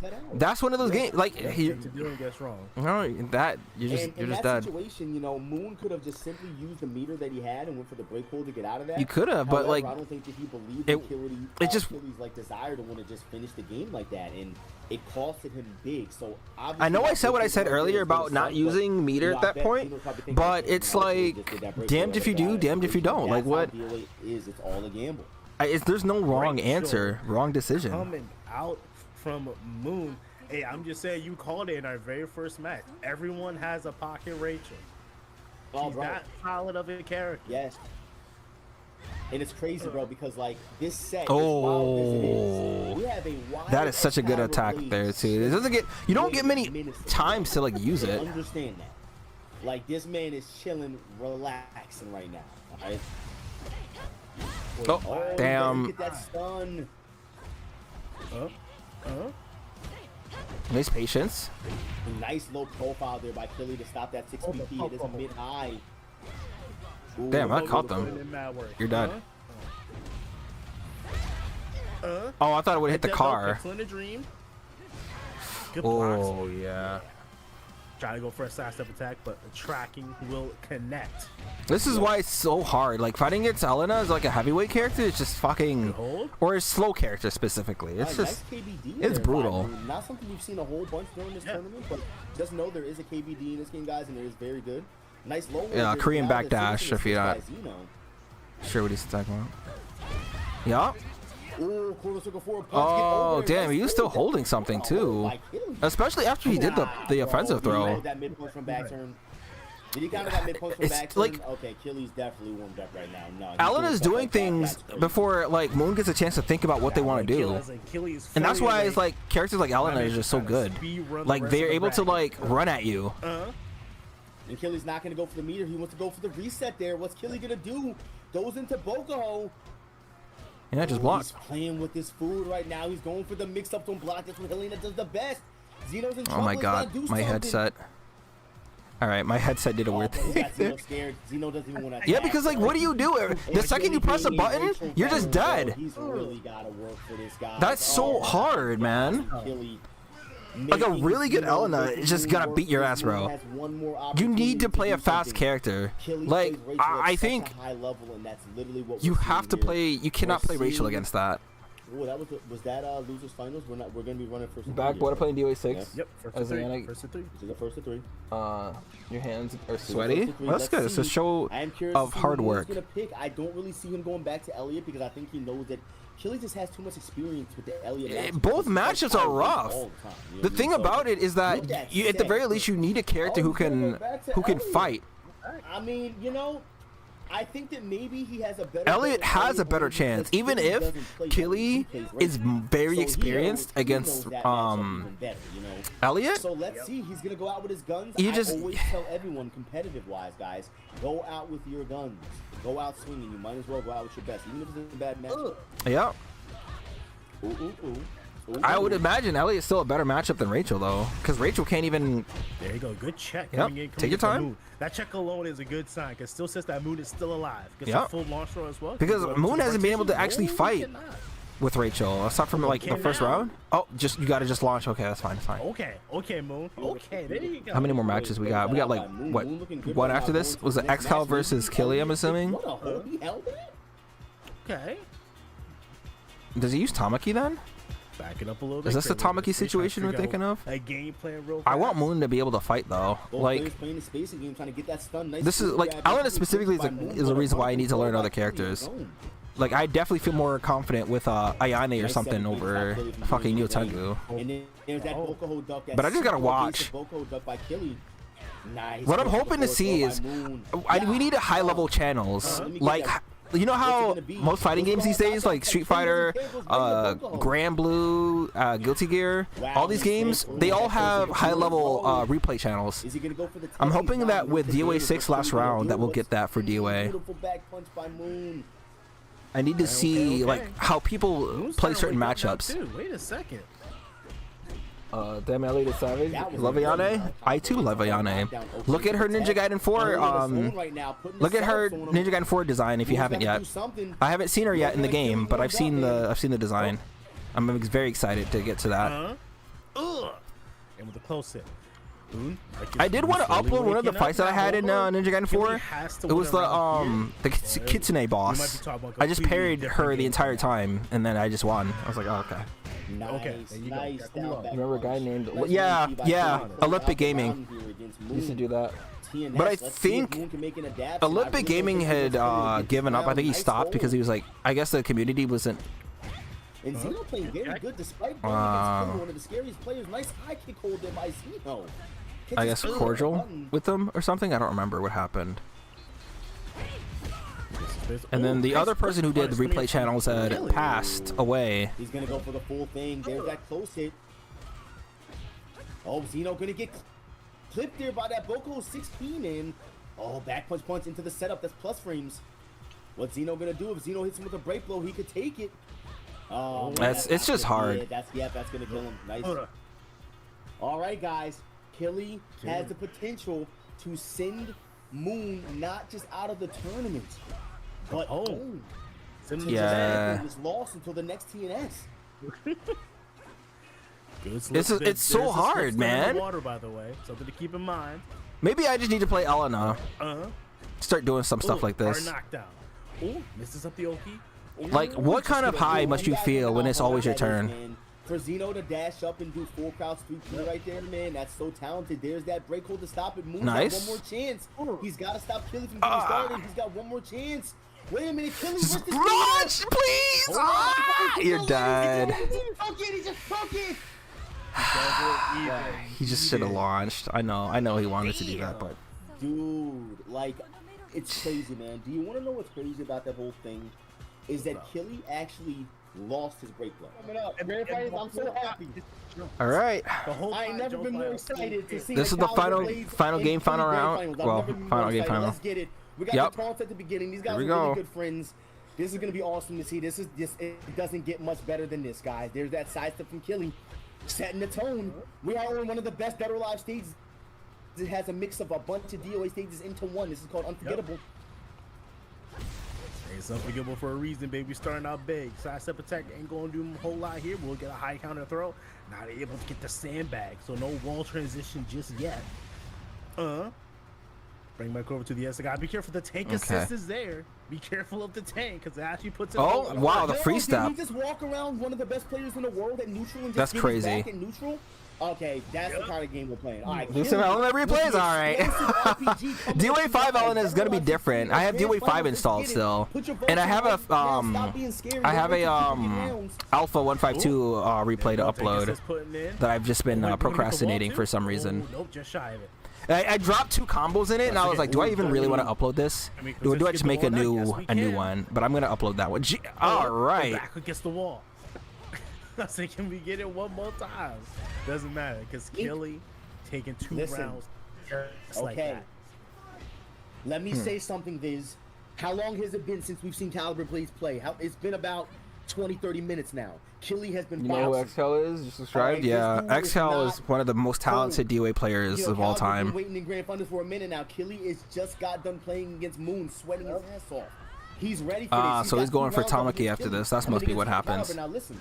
You see that it's currently, Killy's in loser bracket. He has to reset this against Caliber Blaze, so he does have a lot of room to move around here. That could be a curling sting. Oh my goodness. I do appreciate XCal just trying to close in right there. Nice throw punish as well.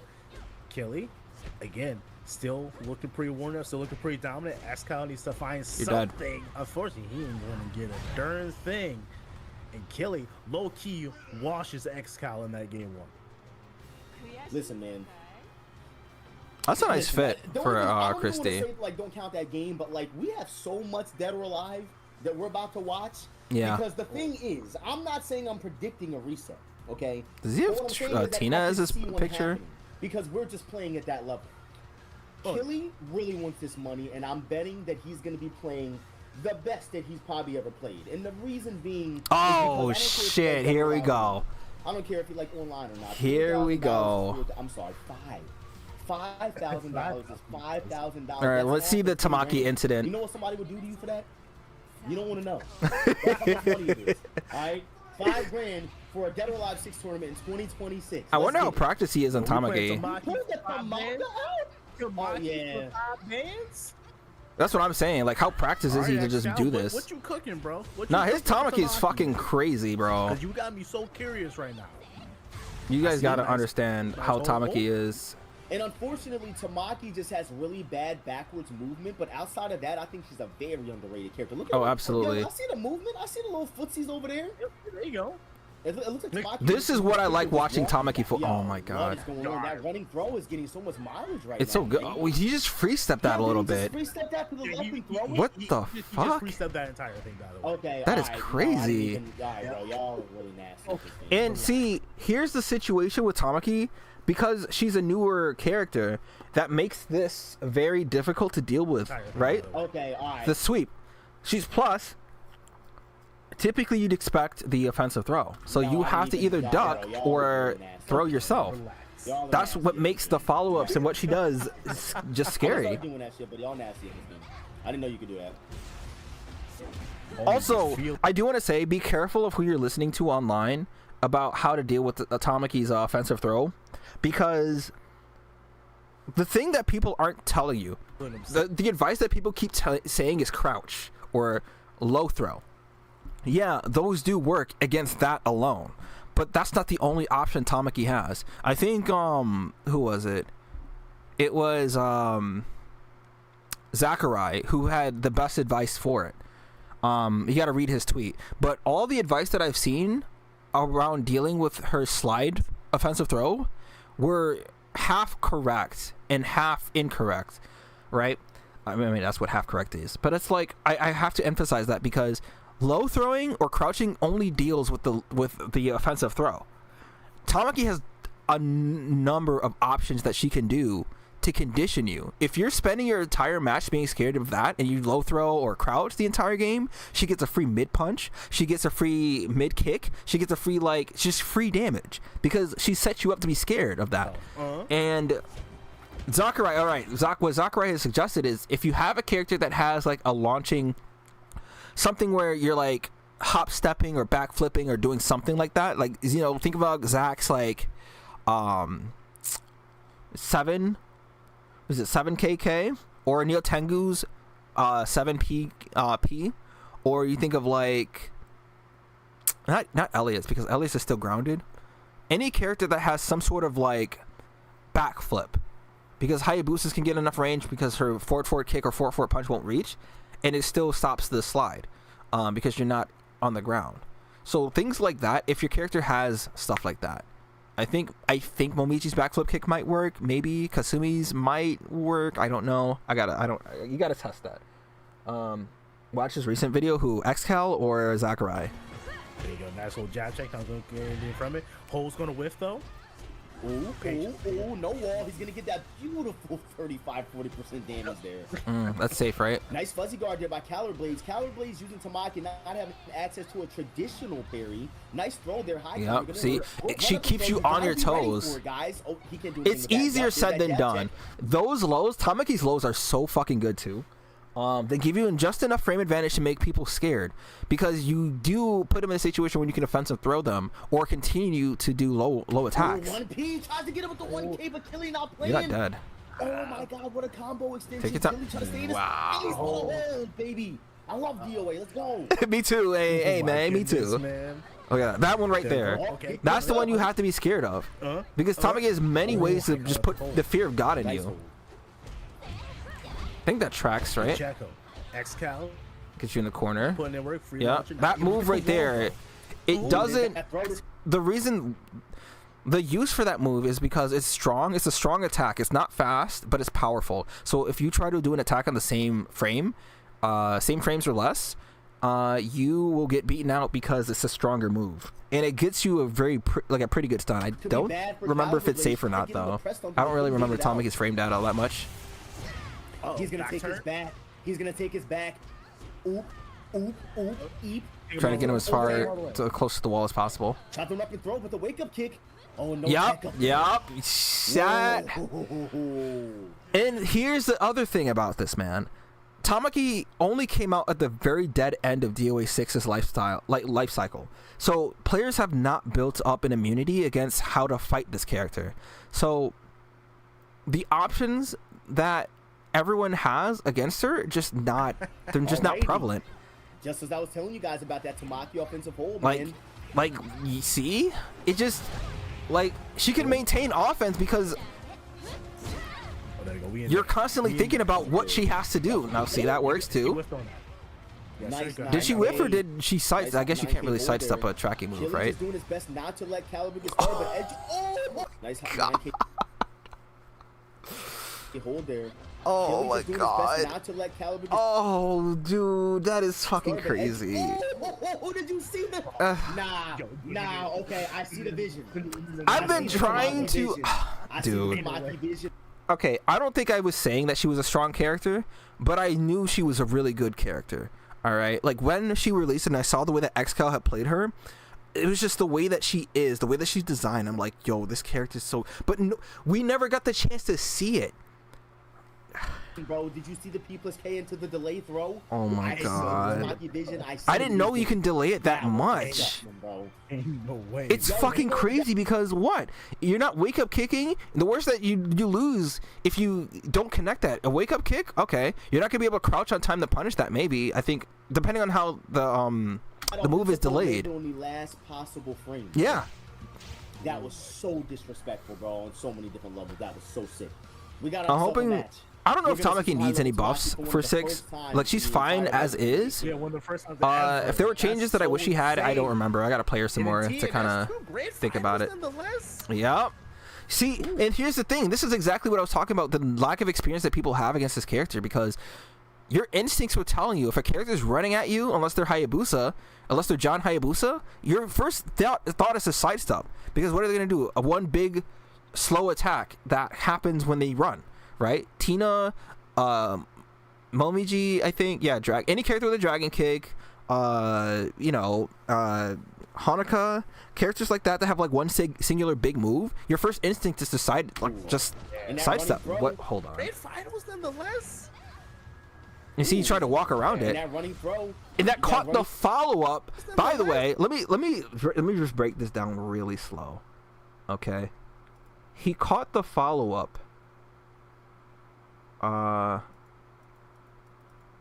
Let's do it right here. So he caught the follow. So the first move, it sidesteps the non-tracking move, okay? But because the throw, it tracks. The follow-up got caught right there. This isn't just like Tamaki good, all right? This is a thing that's specifically good against Christie that XCal understands, not realizes, but understands. So whether he knew this before in the match, maybe he thought about it in between rounds, he fucking knew this option because Christie has to hold that, and especially because Killy has not exhibited any sort of respecting this move or remembering that this move is fucking him up right here, right? And that running throw, you got running throw. Right there. So look. Okay. You got running throw. Tina. Christie can actually deal with that. Oh, wait, hold on. I missed it. Great finals, nonetheless. Okay, let's look at it again. Not that. Oh, that was that. Yeah. Okay. So, that's what I wanted to show. Not this. Right here. So, Caliber, XCal could have gone for that again right here because Killy kept pressing buttons. Punch, look, punch, and he could have did it. And he could have did it right there too if he wanted to. Oh, and especially against this. Okay, trying to break this down. It's a lot, but understand that there are layers to what's happening here, and you would miss it if you don't think about it, right? When you break a neutral throw or combo throw, the person who initiated the throw is negative. So the last thing you're going to do is press a button. So recognizing this, you can just but you have to low throw her. So I don't know how that would work. I think you might have to actually do a low grab there. You have to, and you see, all right, forward punch kick. It's a tracking move. You can't duck it because if you expect the throw to come out, because they don't, the strings aren't similar at all, but they happen so quick that you don't get the chance to really think about it, right? Forward punch kick or a 3P into the throw, like you have to either duck, you have to throw yourself, or you have to block, and all those options cover something. Yo, dude, Tamaki's offensive hold is freaking busted, man. It's just good given like where it is in her string. Is that safe? Is that safe? I have to check the frame data. Maybe I have to reinstall 6 real quick. Yeah, it must be because he did it immediately. Oh my. Force tech. All knockdown tech, no tech though.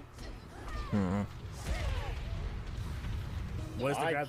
That's the secret cab. There is no grab animation.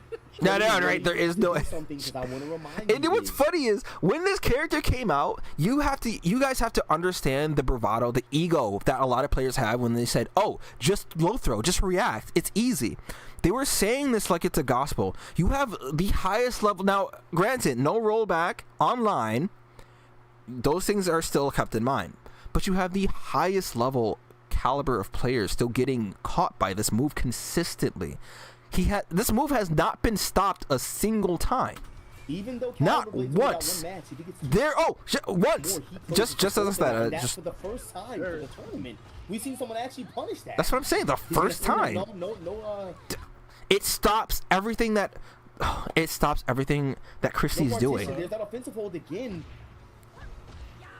Right, nice and it makes you play unorthodox against her, because things that just don't work against most of the cast does not work against this particular character, and you have to fight this character in a way that you would not fight 99.9% of the cast. Trying to get something going here, yeah, man. see, in this right here, that right there is exactly what I'm talking about. Yeah, everyone's gonna tell you, oh, just duck, just low throw. Okay, now what?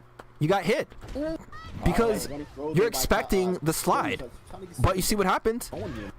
Man. No, he went for the punch. The running attack, because it is a mix-up, guys. See, and that's what's being left out by the Twitter mob. All right, the people telling you on Twitter, "Hey, just do this, just do that," and even some top players who will just casually say like it's just an easy thing, just dodge or just duck, just low throw. They're telling you the wrong advice because it's more to it than just countering that move specifically. Tamaki's kit is not consisting of just that move. She can run up and kick, run up and do that, and suddenly you're dead. Yeah, see, now you have to be careful. Look. Yeah, see, look, he's ducking. Beautiful. And now, look, it happens so quick. You do not have time to respond. You have to have an answer that works mid-string. And because I feel like Tamaki is just so unpracticed and people are just so inexperienced against this character, they just don't know what to do. And I'm not going to lie and pretend like I know what to do. No, I have to lab it out and figure it out. Because I ran into a single Tamaki, and I've uploaded that on YouTube. You've seen that ranked match. I had to figure out how to deal with it on the fly. You're showing us what Tamaki's made of for the first time. I like this. She gets that run from such an early frame, bro. Rude. This character's freaking rude, bro. Yeah, rude. You have to.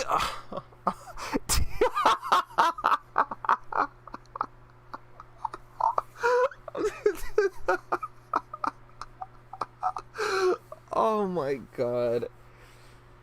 Oh fucking Christ, dude. All right, let me explain why I'm laughing, because it seems like such a hopeless situation. You have to guess between the standing OH or the crouching OH, the mid punch or the mid kick, all in the span of a single second. You do not have time to think about what is happening, because by the time you think about it, you're already hit by the move. And that's why, like, the mix up here. Oh, running throw, this character's rude. So look, let's start from here.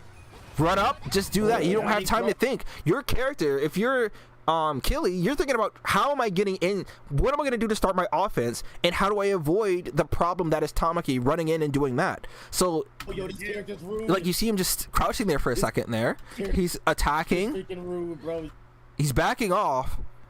Now obviously crouching would have ducked that. It would have ducked both options, but say he runs up and does forward punch kick. Now what? Fucking rude. Oh Right? my God. She's And he got caught by Oh that. my That's God. a mid-string attack. You're not thinking about that. You're thinking about the standard offensive throw. You're thinking about this raw offensive throw right here. So you're not thinking about the punch into the offensive throw because of how. Also, you have to think about how limited Exhale has been doing just the punch into it. He's been doing the raw versions. He's been doing the run up and sweep offensive throw, and he's been doing the run up and just standard offensive throw. He has been doing the string into the offensive throw, but not that often. Dog. Nah, bro. You can literally see how shook Killy is. Just W, yeah. Oh. Notice this is exactly what the problem is. He's standing there because he's trying to figure out, what do I do? And the answer isn't coming to him, and it's like, I don't blame him. Not only are you fighting against a character you just have no information on, but you're fighting probably the best Tamaki on this side of the world. Like, what are you gonna do? He is frozen because of one grab. Guys, is this what happens when a new character comes out and like people kind of stop playing for a little bit? Because Tamaki that's hasn't part gotten of the patch. problem. Killy going to Tina is really this is how you know it's real. Yep, no balance patches, no experience. Is that really what happened? Is she good? Is she secretly? She's good, yes, but I don't know how good, right? When people familiarize themselves with this matchup and learn how to deal with it, how good is she going to be? She's still going to cause you to think about what she's doing, right? And even then, she still has different options that she can do. Now, like Exhale is just getting away with this because people just don't know what to do here, right? Now, say they do get used to it and they figure out options that they can use against her. That's like, you still have to guess correctly. So, how good she can be remains to be seen. No one had the vision, man. All right. Oh, Killy pulled out the Tina. Yeah. The team. Let's go. Let's go. Tina would be a better way to deal with this. The advanced high control was disgusting. I can't believe he did that. Oh, that. Tamaki. Again. Oh, Tamaki. He said, I got a running throw of my own. Wizard. He's just not ready. It happened so quick. This is almost like phase 4 is like when she used to jump and do like the homing attack and how crazy that was on launch. Like, y'all remember how quick that was? It was nerfed, but it's still fast. $5,000 for doing 2 moves right now. I See? didn't think about this. 6K. Tamaki's a $5,000 character. Right there. Right there. That's the. Oh my god. Interesting. That is -0, I'm pretty sure. Or plus and -0. Character? Makes sense. He's making Killy look like you don't know what's happening. I don't know what's going on. That reached! Oh my God. Killy look like you don't know what's happening. Come on. Look at how far away. And he's still backing up. Her fingers are just reaching her hand. Alright, bro. Oh my God. Pack it up. Oh my God. Oh no. Not like this, Killy. Tamaki's lows are so fucking good too. No, Killy's got to adapt right now. The game has been out 7 years, and saying that you don't know the matchup is crazy. Well, think about it. Nobody's been playing this game. The top DOA players have not touched this game since the first year.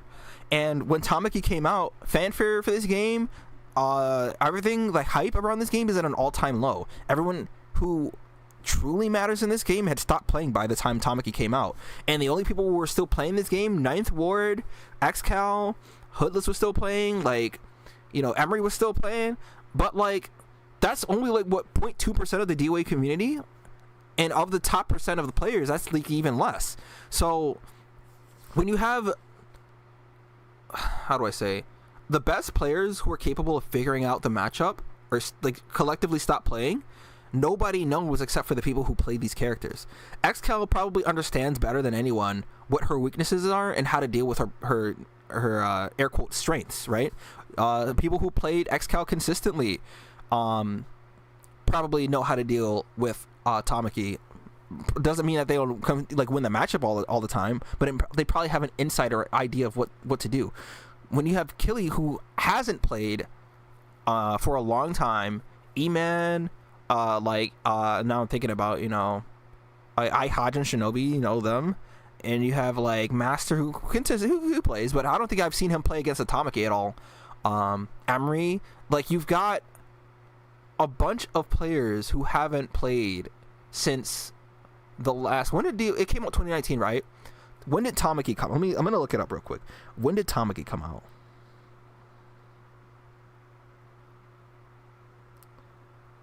Release.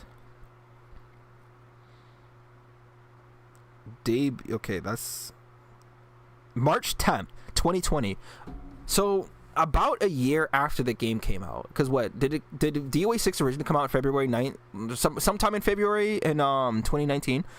So she came out at the tail end of the DLC. She was the last DLC character. DOA6 had the controversy with the hair. They had the controversy with the DLC costumes. They stopped. They had come out with a letter saying we're stopping support for the game, and nobody learned just how to deal with her. So it's like you have all of these things happening all at once, and everybody comes back to this tournament, and XCal is the only person who's been playing not only just this character, but he's been playing this character at a high level.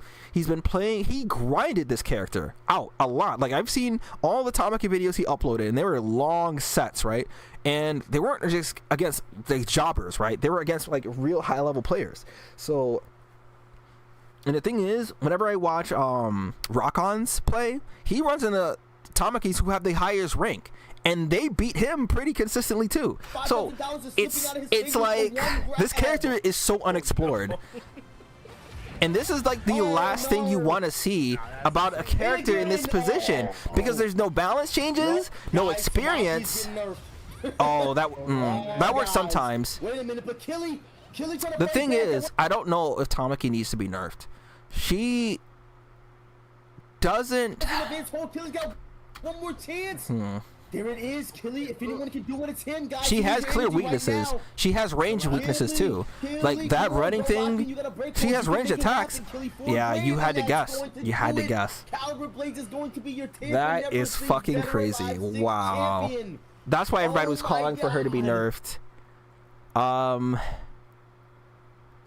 Just.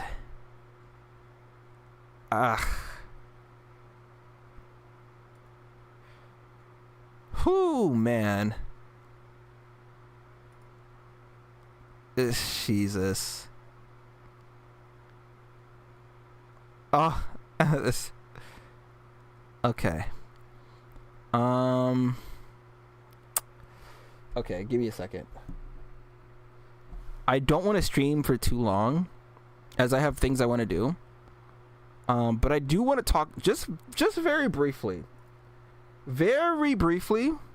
about the DOA6 air quotes controversy. It's still up to you guys. I'm not going to try and paint everyone's opinion. I will give my thoughts. But I want everyone to kind of think about what kind of game they want DOA to be. All right. So I don't know if anyone's familiar with Punisher and obviously Rakuto, right? I'm on the side of Rakuto on this. So the big problem that DOA has had in terms of popularity is because of how over the top sexual the game has gotten, right? The fan service, okay? So you have people who only care about the fan service, and then players like myself, high-level players, and people who actually play the game, who care about the fighting, the part of the fighting game, right? We don't give a fuck about the costumes and all that other shit. So Punisher has been leading this crusade against top-level players because he thinks that they are killing the game, and he wants no more male characters, no more male costumes, no focus on the male characters. I might be horribly paraphrasing. You got to check the tweets. And he wants more goon, basically. The problem with more goon is what makes DOA such an unpopular fighting game in the first place. Okay. It is not the quality of the fighting game that it is, but people are put off by the way that the game presents itself. Okay. Now, you can say that the fan service has been an identity of Dead or Alive series, and it's ingrained in its core, and I could agree with that. Okay? But times change, okay? Times change, and you have to keep up with it, or you get left behind. right? Think about all the games that have come out in the past 10 years that try to make a resurgence or try to stay relevant, but fell off because they try to stick to the same formula that clearly has not been working. Let me hold on. I'm gonna switch to my PS5. I gotta change some audio settings real quick. So I don't know if it'll sound strange or whatever. I'm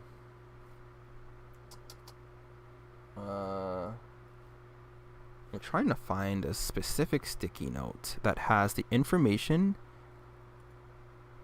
I'm looking for. Okay, what if I close all windows for sticky notes and then I open sticky notes up again?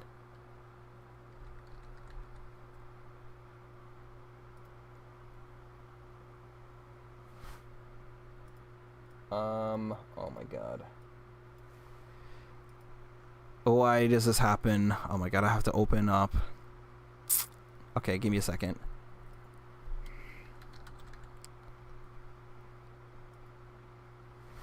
Oh god, that's not what I want.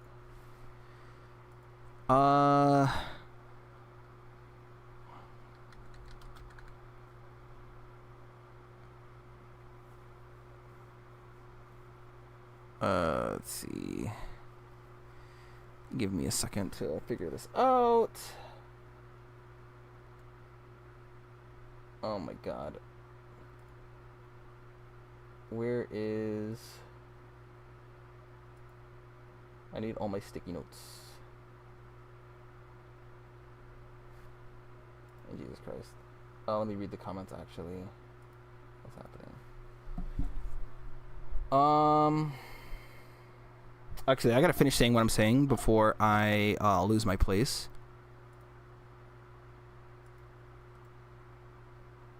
Oh, this is what I'm looking for. Here we go. Give me a second. Now, I think times have changed to the point where fan service like that does not survive in the industry. People are not. How do I say? People are not falling for just straight up fan service the way that people think they are. And the thing about it is, outside of Japan, people are just not going to buy a game where the main focus is fan service. There has to be something deeper and something more to the game than just that. All right. Okay, so that's the change, and then this needs to be this. Okay. So we're going to switch to console real quick. I'm going to boot up DOA. Or not, because my PlayStation actually got unplugged. Oh my god. So we got to sit through the whole... Jesus Christ. Give me a second.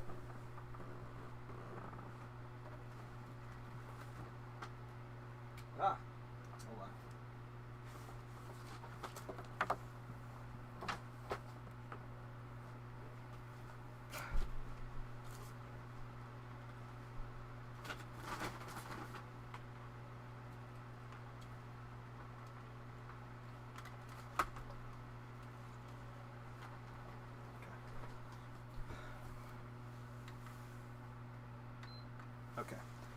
Anyways, Punish here has been leading this whole crusade against people who, as he calls tourists, who are fighting against DOA's core values.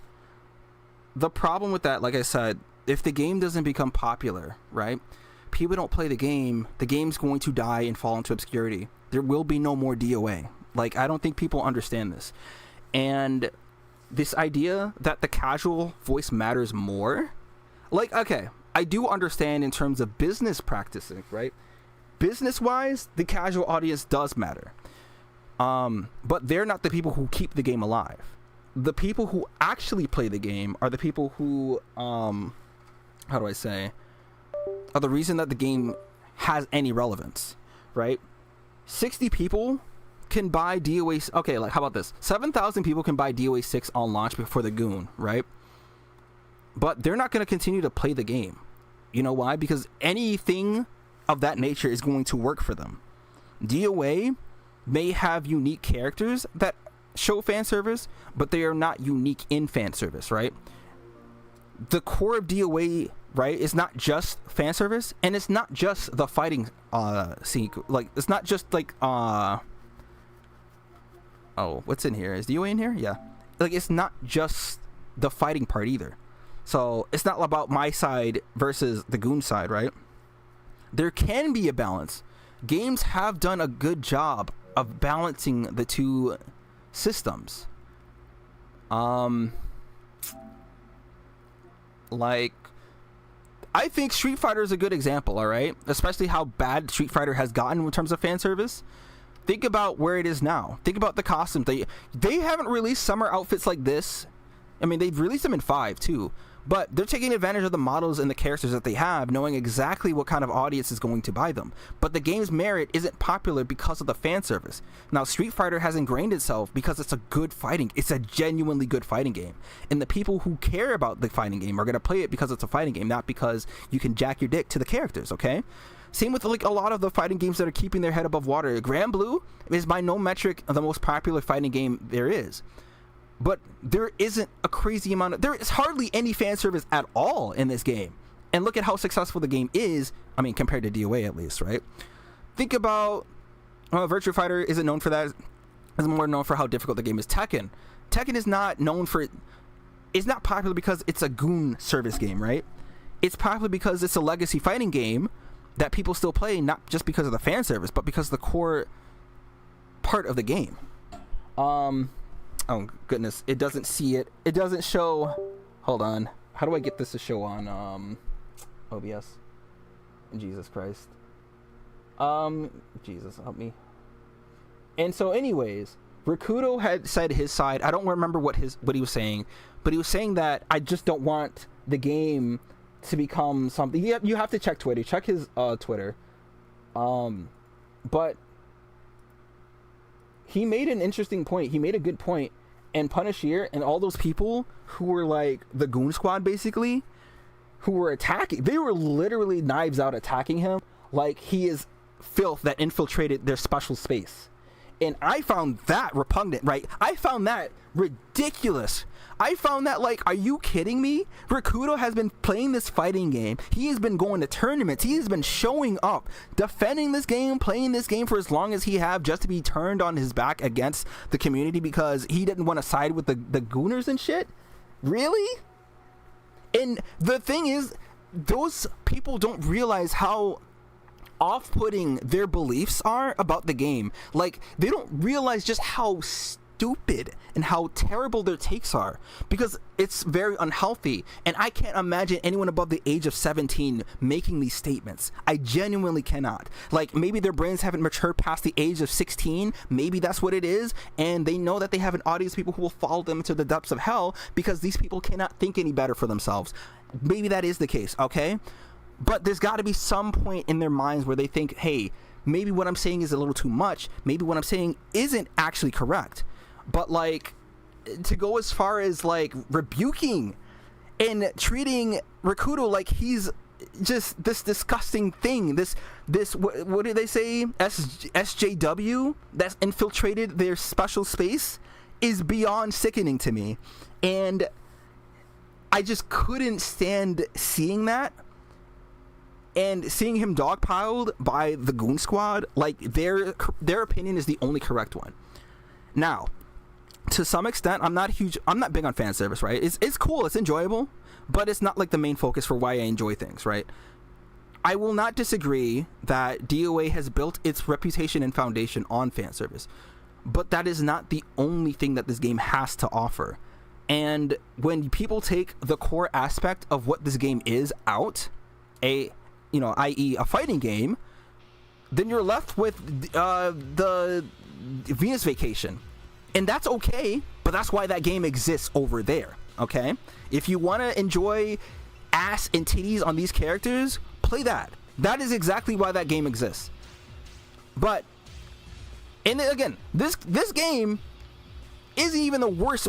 To me, it's not even the worst offender when it comes to, like, the fan service outfits and stuff. Like, they've got it. I think the characters are cool. The characters can be sexy, but they don't hit a ridiculous hard limit. These people want more. And they scream censorship, they scream all these things that aren't actually real. There's this invisible enemy that they're fighting. They're shadowboxing the sky, y'all. They're shadowboxing these invisible ghosts. And they truly believe that they have such a movement that they have to stick to and adhere to and not listen to anyone else. So when it was the small drama that happened, I'd say for you guys, get the whole picture on Twitter and open it there. I've said my piece based off of what I remember. And there are parts that I'm not remembering clearly, so I'm not sharing that, right? But in the end, it feels like anyone no, I can't say that. I'm not going to say that because that makes a box, okay? Go and look for yourself and make a decision on how you feel about the situation, right? You don't have to be all in on one side, and you don't have to be directly in the middle either. You can clearly agree with Punisher to some extent, but also understand Rakuto's side.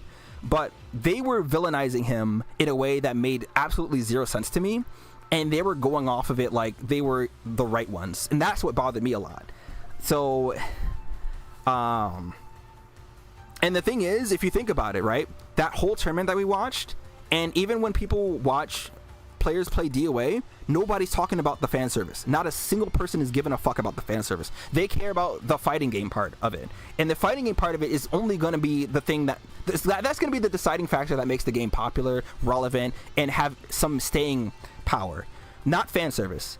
Fan service is only going to kill the game once more because times have changed, and people need to understand this. The game cannot survive on fan service alone. Some games can, but those games, you know what they do? They're like the gacha games that exist to steal the player's money day one and then disappear with it and then do nothing, right? You know how many gacha games have done that? Plenty. And if DOA decides to do like 80-20 in favor of fan service versus like actual content, they're not going to find a successful series. The game will die at 6 last round. It won't even get a chance to be 7. 7's going to come out with zero fanfare, and it's going to be just as popular as 6 was. And we do not want that. We want to build a great impression. We want the community to feel welcome. We want people to actually want to play this game. And again, I cannot express enough how turned off people are going to be when they see that the only thing that the community, is pushing is fan service. Because, like, where's the game? All right, let me look at the comments. I'm sorry. I'm going to address everything one by one, and I'll try to get to all the comments. Anyways, there were a lot of comments. I'm sorry. You just want to play the game, but I also want everybody to be happy. I also want to be good, and I also want the costume. That's what I mean. Like, it doesn't have to be crazy. No one's asking. Like, I don't personally, I don't give a fuck about censorship. I just do not care. There's not. I play the game because it's fun. The characters are cool. Neo Tengu's design is one of the best and coolest to me in any game. Right? Look at her. Oh my god, she's gorgeous. She's pretty. Most beautiful character I've ever seen. Right? This character could be in a full nun outfit, and it would not change how I feel about this character. She can be showing absolutely zero skin. I do not give a fuck. The way that this character plays, she still looks pretty, and I'd still play her because I actually like the character. And I'm not here to just jack my dick over a fictional character that I can do with anything that exists on the internet and not just with DOA characters. Anyways, he says that they're killing the game, but he sure likes to post his leaderboard stats like they mean anything. And that's what's funny, right? And you know, I'm actually surprised because I never even heard of this dude until this year, right? And when I saw that he's like a Ruby rank, I'm like, hey, there's no way a Ruby rank is talking about the game in this state the way that he is, so confidently. And I'm just like, bro, first of all, now the DOA community might know him. I'm not familiar with this game. I'm in my mind like, who are you, bro? And in the same vein, I'm a nobody to most of the DOA players too, and I'm cool with that. But it's like making this crusade out to be this thing that's bigger than life itself, and then like treating OGs, DOA OGs who've probably been playing since when he was a kid. I don't know how old he is. I don't know. That's absurd to me. Let's see. Let DOA be DOA. The gaming industry has always proven the hypocrite Stellar Blade had everyone openly admitted to being Guna, Street Fighter, Bikini. Said that. The thing about it, Stellar Blade, though, and I want everyone to understand this. Stellar Blade did in the same vein. I'm gonna throw Nikke on that list because I love Nikke with all my being. It is my favorite game of all time, and I'm not taking that back. As someone who does not care about fan service, I love that game 2 bits. I am fighting every day of my life to survive so I can see the end of the story. But why, might you ask? So in the same vein as Stellar Blade. Well, Stellar Blade is a little different because the story kind of sucks. Stellar Blade is a significantly fun game to play. It is an incredibly fun game to play. That game has me remembering the times I used to play on PlayStation 2, those action games, that no-name action games that nobody remembers, and they're lost in the obscure, like in the folds of time. It just has me excited, giggling, and kicking my feet at the way that the combat plays. The characters are sexy, and those people who want to goon off can do it, right? But the game actually has substance to it. And is a genuinely fun experience, and I will always recommend playing that game. No matter what everyone's stance on is on like a fan service, people who really want to do that thing can do that thing uninterrupted. But the people who want an experience, right? They want to have fun playing a game for like $40. Yes, I'm going to recommend Stellar Blade, and I can safely do that because the game has so much more to it. I do not want DOA to turn into a game where it only has fan service. The balancing sucks. The characters suck. Like the fighting game aspect of it is terrible, and the community is only talking about ass and titties. That is not what makes a community. And even with Nikkei's community, we're still split. Those people who are angry at people who don't like fan service or scream censorship to the top of their lungs, those people exist, of course. And honestly, Nikkei, I don't know if it would be successful if it only relied on fan service. That's because what Shift Up's old game. What is it called? I don't remember. It's fuck. Whatever. I don't remember the name of the game. Somebody might know here. That game failed because it strictly relied on fan service, and they were pretty generous in that game, but that game shut down. All right. So it's like, fan service is not always enough to keep people playing and buying and spending. There has to be a balance. Nikkei has a balance to me, and it's not so egregious that it turns me off completely. I still love the game, and I still, reel when they show fan service. That's a little too much for me, but I just don't interact with it.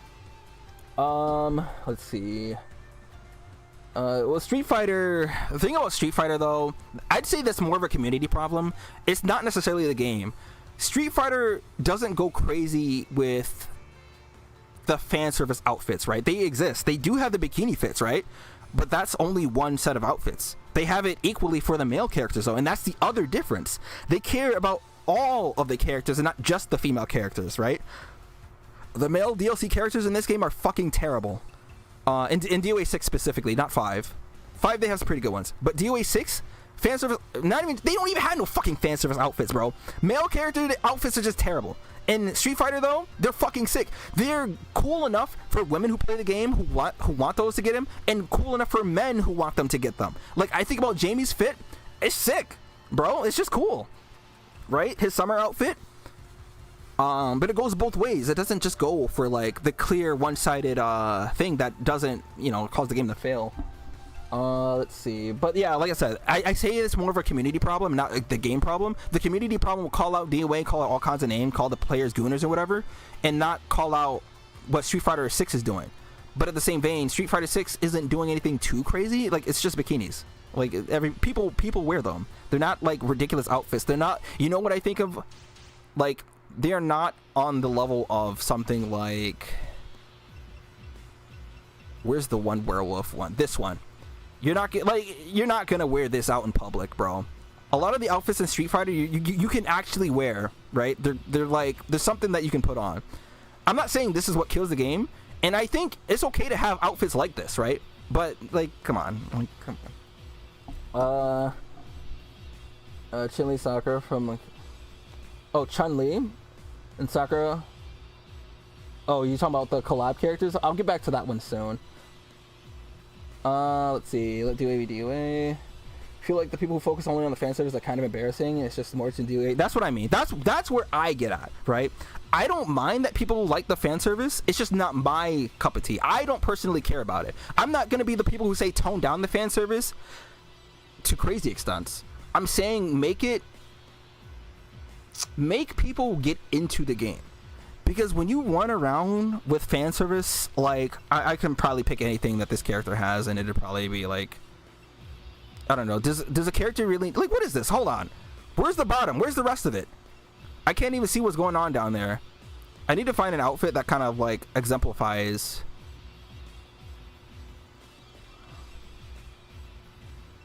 What is this? I mean, like, I guess that? I don't know. Okay, like something like this. I'm like, not even just her that has this fit, but it's like, when you have characters, like if you're playing a game and then your first DLC is something like this, and it's like, I'm not saying get rid of fan service completely, right? I think, and I'm not even saying tone it. I won't even say tone it down, all right? I'm going to say think carefully of the approach that you want to take that makes, you've already got the people, the veterans who play the game. You need to get people outside of that sphere to want to play this game and then stick with this game. People who see costumes like this being released back to back to back to back on launch are not going to want to stick around because they don't want to be associated with the same community who looks at the shit and stick their tongue out, shake their head, you know, squint their eyes, and tell people who didn't ask that they jacked their dick to this. Like, man, I don't care. I remember everyone screaming woke for years saying that they want micro bikinis. And here we are right back when DOA started. Man, it's an odd time. You remember when woke didn't mean what it means now? I can get into the politics of that, but I'm not going to do that for this stream. I don't want to make people uncomfortable. I liked what woke exemplified before because it's very nuanced. You don't use it for just anybody, and it had significant meaning. It gave a very specific description to a person who's very aware. And now it means DIE, black people, minorities. It means, you know, whatever the fuck it means now. It's just like, bro, come on. Yeah, I don't know. Times have changed. I don't give a fuck about micro bikinis, but, you know, the people who really want it in there, those people don't actually play the game, though, so. I like DOA. It's one of your favorite 3D fighting games. Just don't like how we won't have cosplay. You know what? You know, it's funny you say that. You know what I think about? I don't know if you guys have seen the DOA6, when they streamed it on Twitch, and we got core values. So, okay, there's several layers to this, right?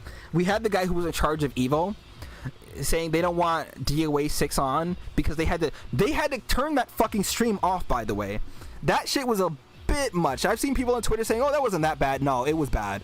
You had half-naked women dancing on stage while they were doing Riona with Bass and Neo Tengu, bro, in front of an audience of people you're trying to sell the fucking game to.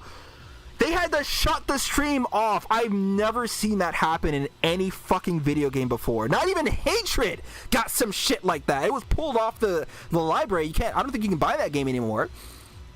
But, bro. Anyways, that's what I think about. And, you know, the other part about that, the guy who said they have core values and they didn't want DOA on stage was outed as a pedophile because he had child porn on his computer. Go figure. And I fucking laughed for like 6 days straight. I did the Tyrese Gibson laugh. My mouth was wide open. My head was cocked back. I was laughing so hard to the point of I couldn't breathe. I was like, there was no way Mr. Core Values got caught with child porn on his fucking computer. Because at the time, you know, I just don't give a fuck about fan service, but I don't hate it to that point that I would go on stage and publicly lie about it, right? And Mr. Man himself got caught. Anyways, I'm sorry about that. Let's see. Funny, he talks big game. You don't see him pulling up to any tournaments. Me either. That's why I've never heard of him, because I don't interact with the Gooner side of Jesus Christ, DOA. All right, I've never interacted with that crowd. I just didn't care. I've only cared about people who showed up to tournaments. I've only cared about people who made tech. I've only cared about people who made content for the fighting aspect of the game. I don't give a fuck about this rotating camera shit. I don't give a fuck about photo mode. I don't give a fuck about this free camera shit that people do on their free time and just leave the camera on some character's ass or tees, bro. I don't. All right? I care about genuine content of the game being played. And that's why I never heard of this dude until now. And like you said, he's never pulled up to a tournament. You know what's funny? Rakuda was in a lobby during the revival after DOA6 got announced. DOA6 last round got announced, and when everybody, like all the like top level players, got on and started playing again, he got into Rakuda's lobby with all the top level players and dipped immediately. Bro left. We have it on stream, and we all saw it. He is not going to be showing up there, and maybe he'll beat my ass in the fighting game. He is Ruby rank, right? But I might beat his ass too. I don't know. Maybe that is the case, but you're not seeing him in those top level lobbies where he should be, right? I've only ever seen clips of him beating like U rank players or some shit. And I'm just like, man, okay, man. Let's see. You love DOA6 a lot, but the population of the game is totally of the game is crazy. Yeah. It is what it is, right? I've accepted that. I don't associate with the Gooner Squad. I mean, as a fighting game, it truly is fun, and absolutely. And unfortunately, this is what I mean. Because when you have the loudest voices being the people who don't care about the fighting game, it doesn't showcase how good it is.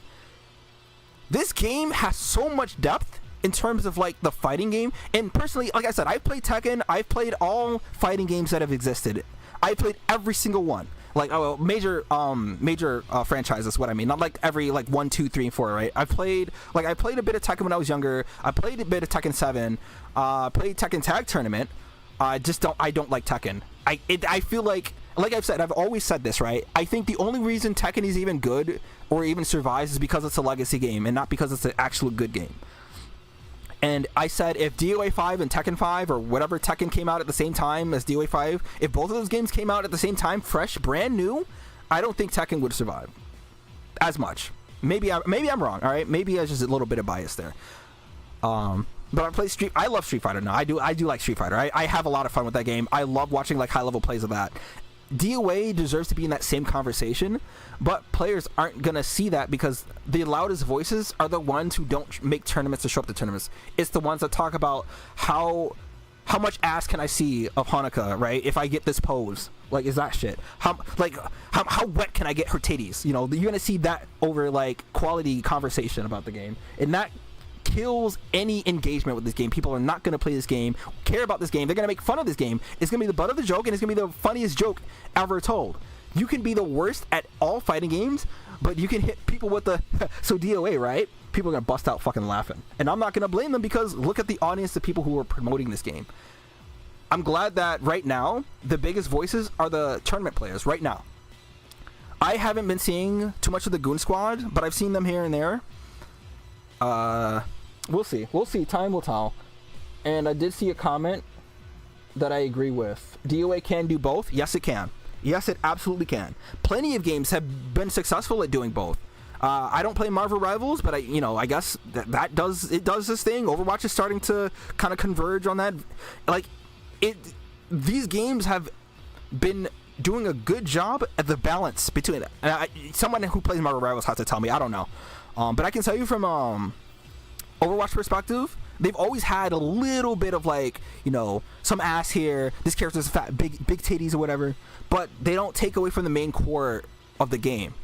And what stands out more is the core of the game rather than like the other stuff. DOA can find a balance. It absolutely can. And I think a lot of the costumes, some of the costumes that they made in this game. Now I know I was ragging on that one costume, but let's see. You know what I think is a good one actually? That hits both to me. This one. To me, this hits an absolute dead zone middle for best in terms of fan service and cool factor. Like, to me, it just has the perfect mix. And the same goes for the Ayane Ninja skin, right? I think it just has the best version of both. If every costume can be, and even this one, right? This one isn't even doing shit, bro. But you see the chest? It's out, but they're not like, the whole rest of the costume is still cool. Steampunk. I like steampunk. Do more shit like this, where it's not overly one thing over the other. This ninja outfit for Ayane, again, it does both perfectly. But then you have costumes like this, and then it's like, well... Now, 10 years ago, of course, I bought the set, so I can't speak, right? But that was me 10 years ago. 10 years ago, I didn't really give a fuck, right? I was like, yeah, that's cool. That's all right. I also got it for... Did I buy the set? Or did I buy individual costumes? Maybe I bought individual costumes. But yeah, back then, 20-year-old me, oh, absolutely, I was going in on this. But now you get older, you're kind of like, yeah, it's fine. It's whatever. Oh, man, I wish I bought this shit, though. I wish I did. I didn't get into Guilty Gear at the time. Anyways. Honestly, it's embarrassing. It just shows how lonely they are. Yeah, I could get into a whole thing about that. I don't want to right now. I really can get into a whole thing about that. I've discussed that in length with plenty of people, but I feel like people, like you said, it is embarrassing, and people who talk like that deserve to be single their whole lives, and has probably never seen or touched a real woman before either. And if they continue to go on the way that they have, they probably will continue to be that way too.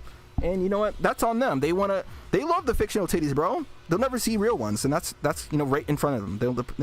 That's the choice that they made, right? Rakuta's been doing this for 20 plus years. Yeah, that's what I'm saying.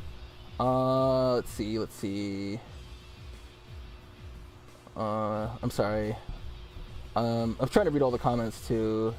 Definitely seen some 30-year-olds crying over fan service. Yes, I have too. And that shit is embarrassing. Like you said, it's embarrassing. My cat wants food. He's in here. I'm sorry, bro. Hold on. Treating him like he's a jobber, but he's a multiple. Yeah, that's what I'm saying. Multi-time champion. Evo. Unified multiple world champion. Like, that's what I'm saying. He has prestige. He is not just some nobody fucking talking. And even a nobody would still have a case. Rakuto knows what the fuck he is saying.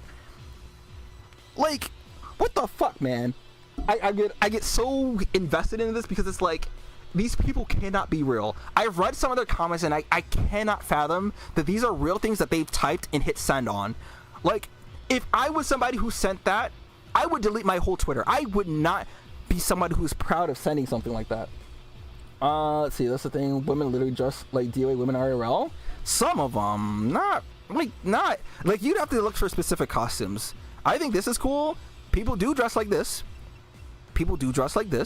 But what I'm saying is that they don't dress like they do. They do wear this. They don't wear stuff like. I mean, they don't wear stuff like this.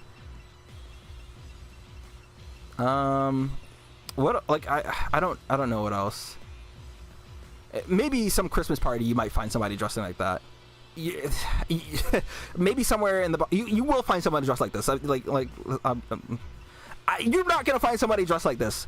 I do like these skins though. I really like these skins though. I feel like this is another one of those that hits the dead zone for me. Maybe Kokoro wasn't a good example. I don't know. Yeah, you're not gonna like. I mean, obviously, it's not about people being able to dress like that. Like, that's not the point. Like, obviously, there has to be some fantasy element to it. Like, how creative can these developers get to make a sexy outfit that's going to sell to the right kind of people, right? Sure, you can make stuff like the one Kasumi one that I pointed out, but like, I don't know. There's more interesting outfits than just another bikini, right?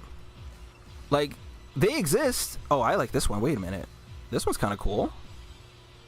Can you still get this one? I might do it, man. I don't know. That one's fine. That one's alright. Maybe some extreme circumstance you might find somebody wearing that. I don't know. These you can find somebody wearing something like that. Like a lot of the fairy tales. You had Urza. Damn, I didn't even realize that. Okay, what the fuck? Okay. Like, you know, the quality has gone down over some time. They've got some really good ones, but a lot of them are just not it. So is it fan service if they're actually depicting women and how they go to the beach? Not really, but think about it like this. Is that the only outfit you ever see women wear? Like, this is creative for Nyotengu. And I'm glad, I mean, they gave it to Honoka. They didn't make 16 outfits like this. And these fits, also, like these, like, okay, I think this is a better example, right? You're never going to see anyone wearing shit like Neo Tengu, right? Not this one specifically. And not any of these. You're going to find people wearing this one. You will find people. But, at the same time, it's practical. Now, you could find somebody who would want to cosplay this outfit, and it would be fine because it's not ridiculous. And it's like, I don't know how much people who care about fan service like this one, but for me, it's like it hits, like it's just normal, right? Not normal in the sense of like somebody will be outside wearing it, but normal in the sense like it's not super ridiculous and not like over the top. Let's see. Stellar Blade's still a good game though. Like I said, the game is fun. If the game was only fan service and the game was not fun and the story sucked, bro, I would be returning that shit, making fun of that shit, and shitting on that game at every opportunity. Trust me. Like, as someone who played Nikke initially to make fun of that game, my friends and I, we all played that game to shit on that shit. Like, you guys have to understand, we were gonna go to town on that shit, but the game was actually good. And that's what I want DOA to be. I want people to go, oh, let's shit on this game, fan service. Oh, wait, it's actually good? Wait a minute, have everyone been lying to me this whole time? That's what I want. I want it to be like, oh shit, you found $500 under your couch.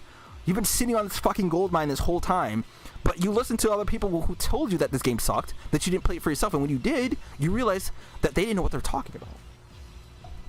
Hello, Law Free in chat. Yeah, you want to create DOA game, not fan service garbage? Absolutely. Ever been to an EDM concert? I have not.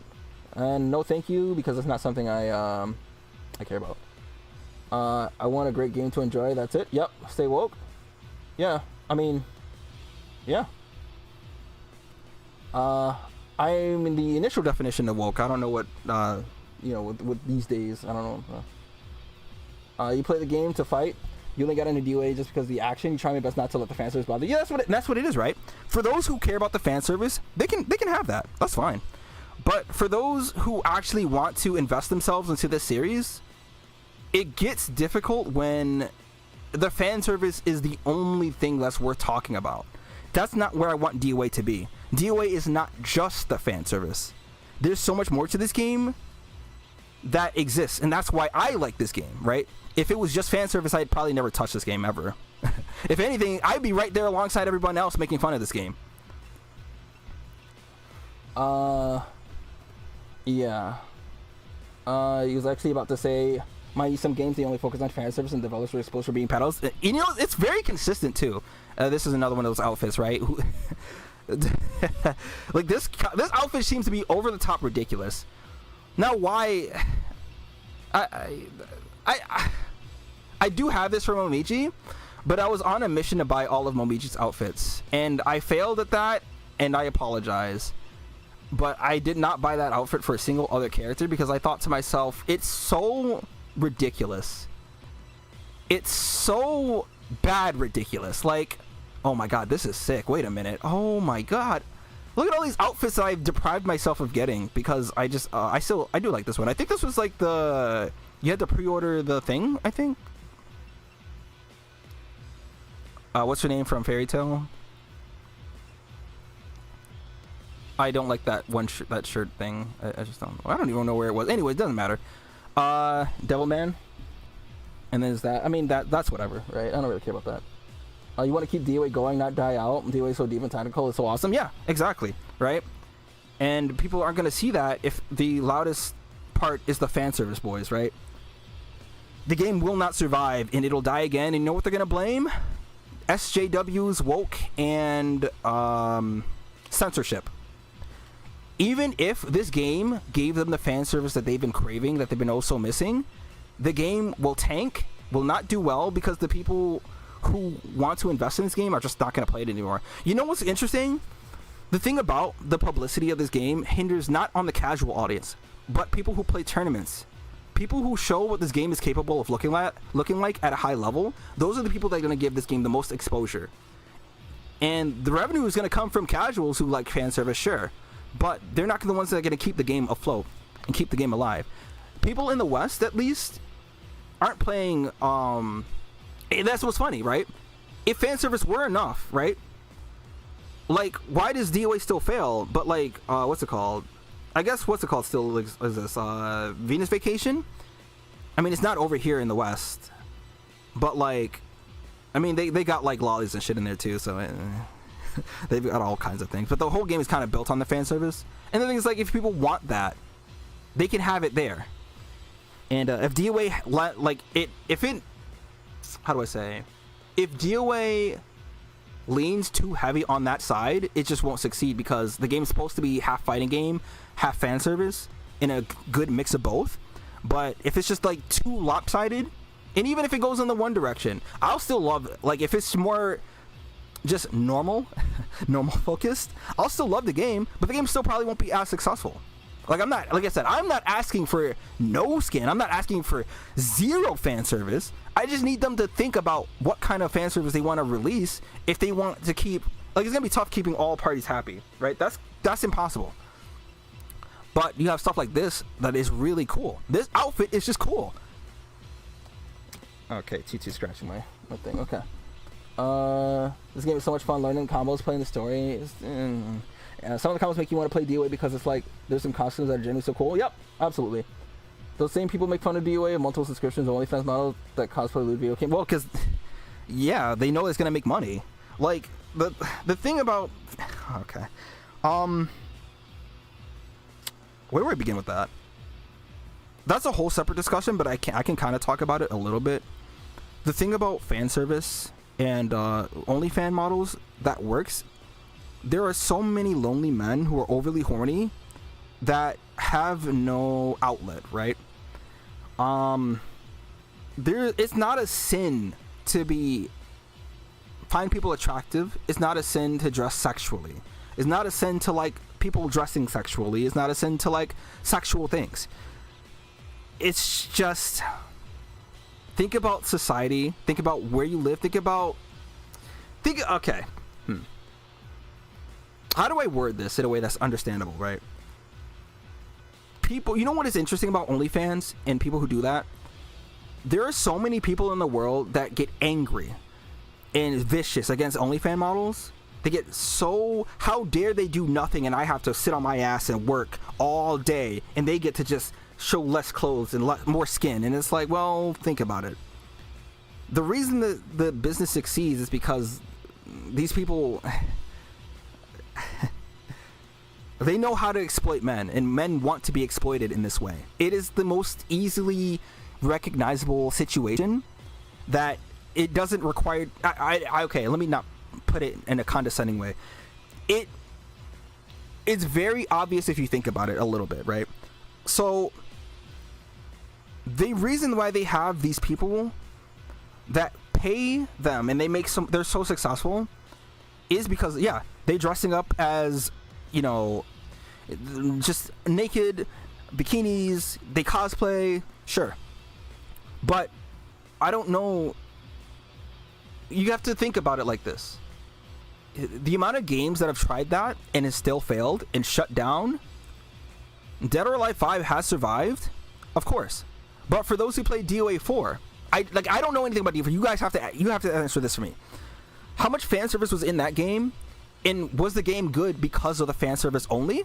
Or was it good because there was genuine care put into the game that made people want to play it? Right? Like, there could have been an even balance of both of those things where everybody succeeded and everybody won. But when it leans too heavy on one side, like the DOA6 release with the Twitch thing, then you're like, is this what this game is about? I'm good. Times have changed, right? I gotta emphasize that. And again, yeah, OnlyFans and shit is successful because they know what kind of people are going to spend their money there. Let's see. I believe DOA should be coming in this conversation, not be laughed at. Yeah, I need to re-release DOA 5 by 6 copies. Yeah, regardless of fan service, you still think people are gatekeeping DOA out of conversation or purpose? Well, that's the thing. It becomes the butt of the joke. It becomes something that is easy to make fun of because everybody's already dogpiling on it. And even if it tries to make a stand or change its ways, it doesn't change the roots. And when people are adamant about sticking to those roots and not changing the way that the perception is, and those people are dying on that hill that fan service above everything else, then it's going to look really bad and it's not going to stop the bullying, right? DOA gets bullied. DOA6 didn't constantly, like, okay, back in the, like, if you think back in the 90s, right, when DOA2, DOA3, sexiness, oh, she kicks high, you know, all that kind of stuff was not fresh and new, but it felt unexplored and it felt, how do I say, the roads were unexplored. Like, I'd say, like, the roads were not paved, right? They were pioneers. DOA was kind of like the pioneer in terms of, like, sexy fighter, because it had a good fighting game underneath. But sexy game at that time period, people were exploring adult content and how far they can push things that adults have access to. they were saying games are just for kids, but what if you make an adult game? Then what? Laser shoot Larry and shit like that. You know, they got taken off the air. You can't play that. The AO, what is it? Adults only games? They don't exist. They've been taken out, right? And with that, all these games, except for DOA, have adjusted to the times, and they've found success. DOA has not adjusted to the times, and look at where it is. It is not because of the way that the fighting game is, I'll tell you. It's because of how heavy they push the fan service that people get turned off, and they just don't want anything to do with it.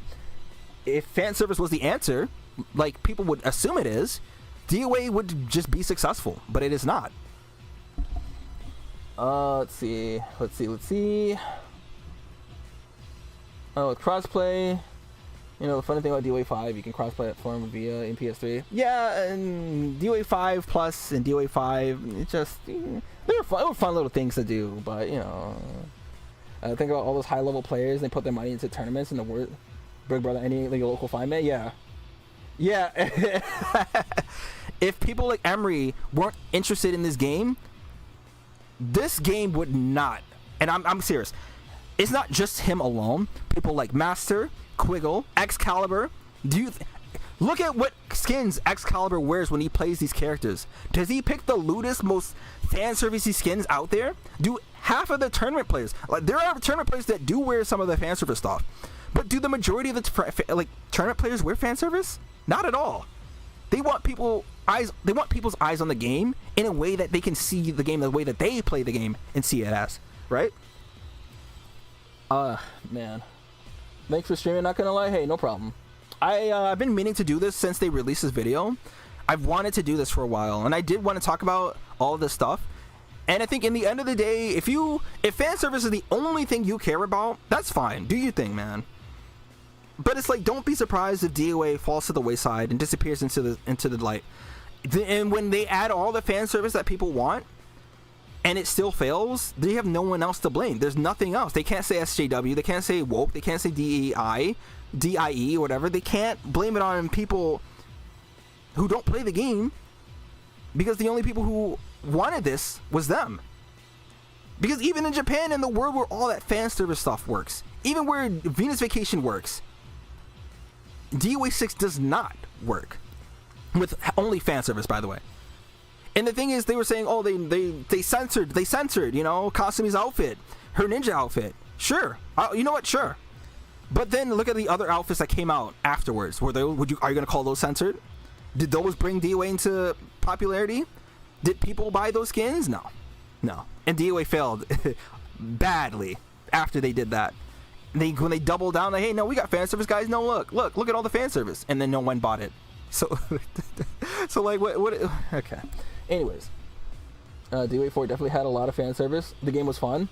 Okay, but like, was it a split 50-50 on fan service? Was it 80-20 fan service, or was it like 60-40? Some men are pathetic. It's really sad. Some women too, but the men is like, yeah, it's mostly the men, dude. Until men look into themselves and realize that they are the problem, this shit is not going to change, right? I don't give a fuck about OnlyFans. Like, if they're successful and they're making bread, bro, they're making money, do your thing, bro. Cook, do it, because you got so many people willing to spend money on these things that they can never attain, and they develop poor social skills. Maybe not all of them, and it's like, hey, it's a service at the end of the day. People who want to go and explore these things, right? They don't make it their whole personality. Sure, you can do this in a healthy manner. You can engage with this concept in a healthy manner. But people who, incels, there's no saving them. There's no helping them, bro. All right, DOA is so good. It's hard to play than other fighters because of the authentic DOA gameplay. It's realism fighting. This, and you know, and I have to make a note of this. When Smug picked this game up, he was praising how realistic the movements were. When the characters move and they do combos and they do attacks, he was talking about how the characters look like they can actually do these things.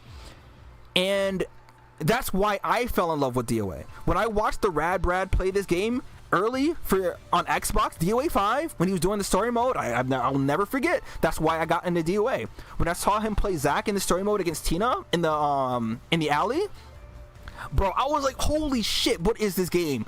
And how come I've never heard anyone talk about it? And then over the years, I quickly learned, oh, when you have Incel HQ running shit for DOA, of course the game isn't going to be taken seriously. And unfortunately, we're going to get some really ugly communities, terrible people, and just a bad mix of like all kinds of just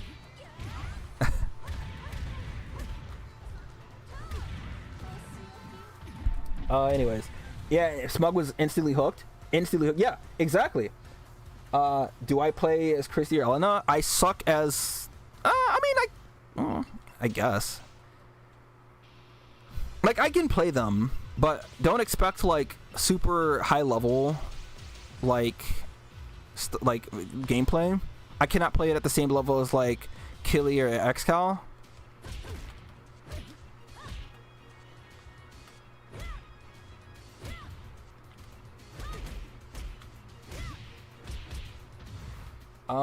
But yeah, I advise people who are watching this to definitely check out Smug's stream, like when he first started playing DOA.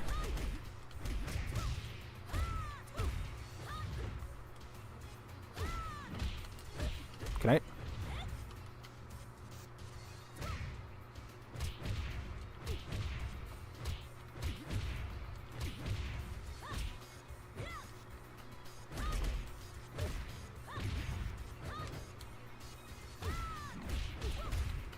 Can I do? I was wondering if I could do something there. Oops. Can't do that here. Hello? There you go. But yeah, I don't know. Joe, Christy, and Elena use Kiribati and Brad too much. The way that they work. Let me see. Can I? How do I? Like, you can do that.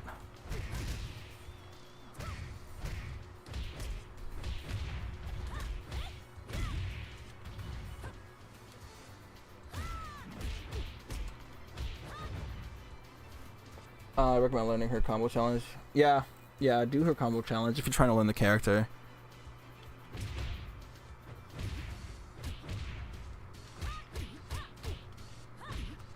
But yeah, like I said, I just wanted to talk about a little bit. So I can talk about Neo Tengu a little bit if you're trying to get started with her. I'll talk about the things that apply in DOA6 if you're talking about DOA6 specifically. But Neo Tengu, her game plan, because she's a very slow character, so you got to think about her frames and how they interact with the cast. When is it your turn and when you should press buttons, right? The best thing that she has, this move right here is one of the best moves in the game. It's to make up for her lack of speed, and think about how much power it has. So it does 20 damage. Oh, me? Oh, yeah, okay, yeah, you're talking about that. Okay, so anyways, yeah, think about moves. This crushes highs. This also crushes highs. This crushes highs. This crushes highs. That crushes lows. But it's a jump attack, so it goes under highs at certain frames, and then you can follow up. So you got to think about all of their moves and think about the application of those moves. So like, think about Neo Tengu. Like I said, Neo Tengu has heavy stuns, and you want to abuse that. When you fight a lot of players, you're gonna find them holding all the time, because these stuns, like, you see how Hayabusa falls over like that? You can't just like stagger escape. You can't press buttons. Like, if you're a fast character, you cannot just press triangle, you know, your fastest attack, because if you do, nothing will happen and I get a free launch. No, all of your moves that keep her at advantage. So I cannot show them in this game, but I can do this. I do have content that I haven't uploaded. That is not content that I haven't uploaded. That I can share. Okay. Probably not this one. What is this? Yeah, same guy. Same guy, yeah. What was this? Is this him too? Yeah. I fought him a lot and... Okay. You know what? I kind of want to talk about this. So, this fight was super laggy. I do have to say that first. Alright. I'm going to... I'll play it from here. I'm trying to see if this is a good example of, like...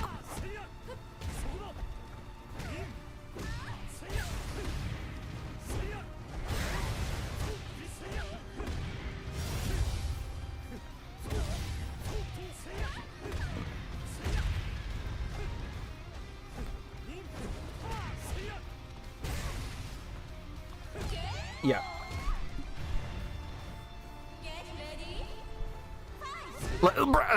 Oh my god. Yo, I was so like frustrated. Like, I was like, usually when it lags like this, I don't rematch them. Because people who play in this lag have been molded in it. And you cannot win against somebody who lives in this, right?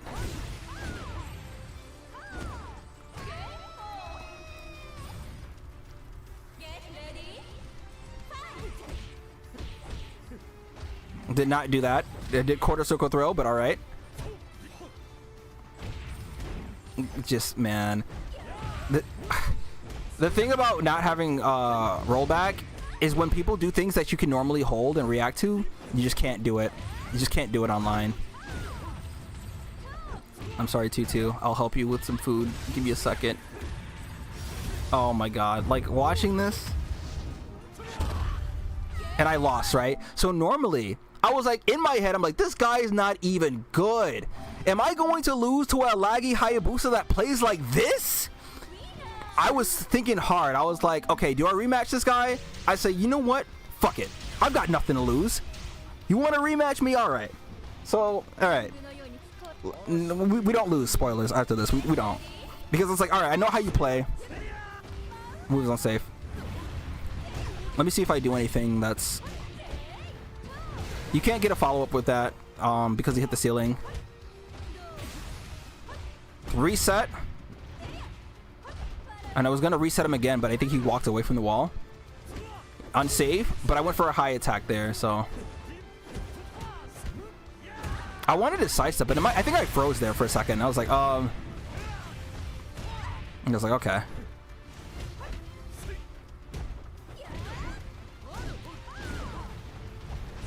Just go for it. Also, I can't be throw punished from that. I can actually go for P plus K there. Yeah. Like, offline, I can hold those no problem.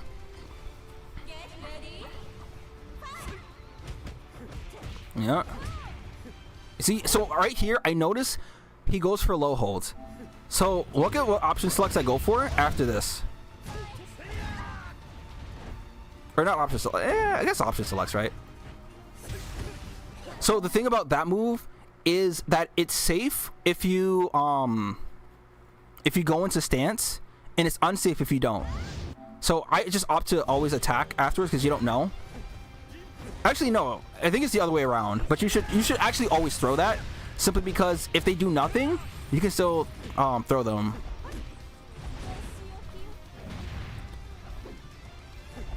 Now I tried to duck. He did that to my face, and I said, I can't believe I got hit by that. I was just sitting there like, I know he did not just do that. But anyways, as stupid as it is, whatever. Yep, comp of that. Yep, see, I just like, because I know he tried to throw last time.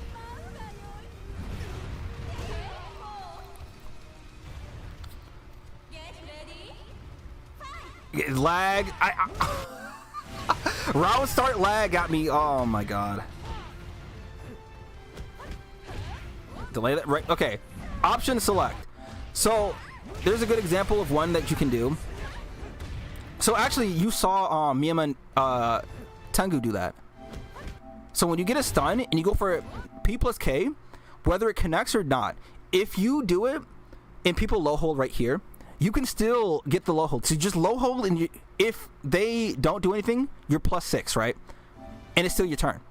So you catch them with this, and you get all that damage. And then he did that to me online. I said, okay. I don't know what I tried to do there. Yep, still my turn. It's minus. I'm very minus there. I don't know what I tried to do there. Oh, so something happened there. So when you back up like that, oh, guess what happens again? So yeah, when you back up like that, you're still gonna get caught because you're not blocking. 66K, when it doesn't whiff, he's not gonna stop low holding, by the way. Let him do his dance. I thought he was gonna try and come up again, but he didn't. Well, you should. That's death, right? Yeah. All right. So we move on to the next round. All right. Interesting hold. Yep. And I was like, okay, we're not gonna do that again. Now, personally, I'm like, why would you hold that? I don't think I've ever exhibited any reason to do a mid punch there.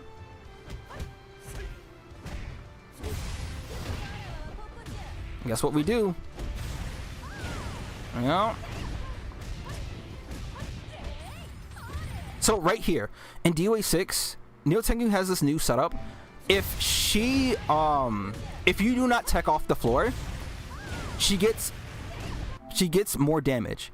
If you do tech off the ground, she's still plus. It is still her turn. So right here, he didn't tech up, so I got way more damage because throw damage in combos are unscaled. And I was like, okay, he did that to me twice. He's just gonna keep doing it because, like, if you try to react to it online, it's not going to work. So you have to assume he's going to do it rather than react to it. Especially in this connection, it's just not good. Yeah, no. Yeah. Just keep pressing buttons, because I was like, I'm still plus. I'm still plus. You see here, he tried to press a button, and I beat him. And I move either one. So I have it to where I know how to sidestep. The timing is the same. Both moves are very unsafe if you don't get hit, if you whiff it. So, yeah.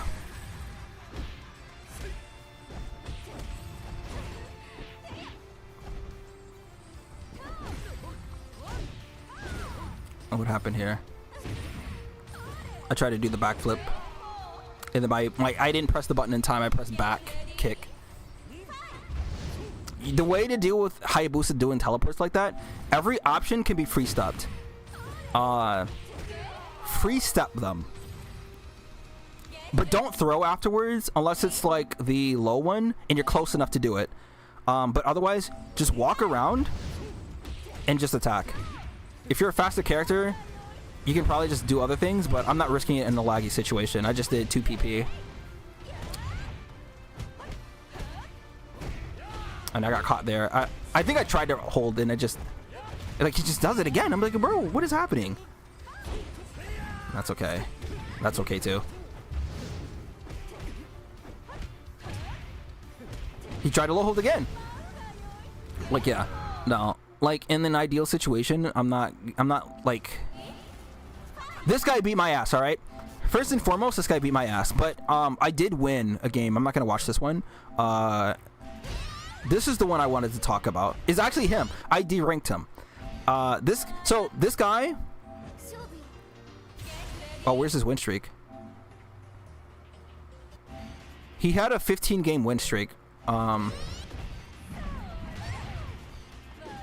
had to make adjustments. He actually, like, not 6-0'd me. I think I got a round off of him once, but he actually completely beat me. So, like, you see how he's playing? he gets his hits in and then he backs off. This is what I was talking about earlier. And this is the match where I discovered that running in and doing the see, because Kasumi is gonna be too fast for me to do anything, right? I thought about running up and blocking, and you see he goes for lows. So now you got to think about what's the mix. I don't know what I was doing there. And see, this is his whole game plan, but it stops working when you learn how to deal with it.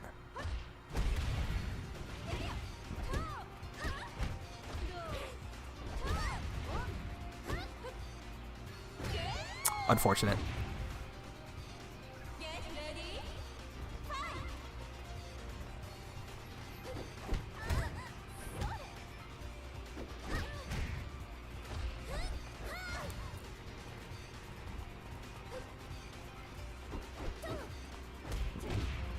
We got punishment? Yeah, we just...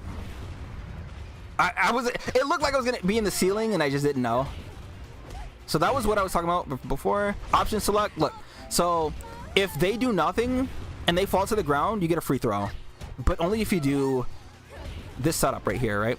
You go for the 12 frame throw, and then you can immediately follow up with the low if they don't tech up. See, now he's going on the offensive because I have the life lead. So now I just decided, hey, what if I decided to hang back? I don't know why I attacked there. Like, I don't know why I walked up when all I had to do was hang back.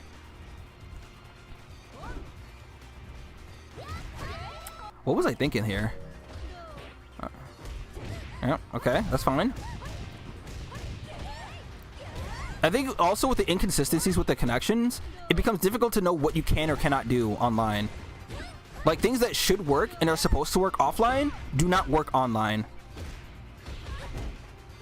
Also, pay attention to what he's doing, right? Look at the combo he's doing. I have no reason to hold. I don't care if you do your whole, like, your biggest combo. He won't be able to kill me. And that's what I'm looking at. You can get your, like, Twitter combo, right? That's unsafe. He tried to press something afterwards. That's unsafe. I don't know why I didn't... Because I probably didn't think I was going to be able to actually do anything.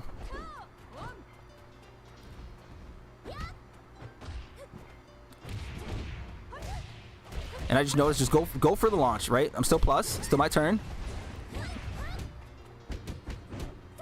Okay, I was expecting the low. I was trying to get ready for that. It's tough to hold that online. Oh, he beat me on this one. Okay. And so I was like, okay. We have to get it together. Get it together.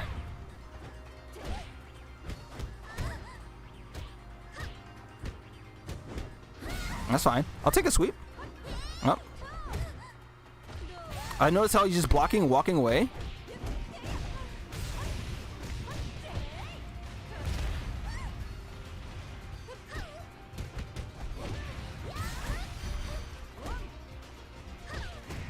Tengu's too slow to delay. I should have delayed it as much as I did, but I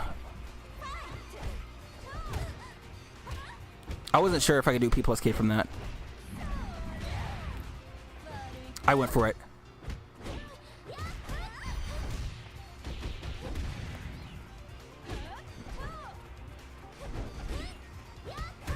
I tried to duck that.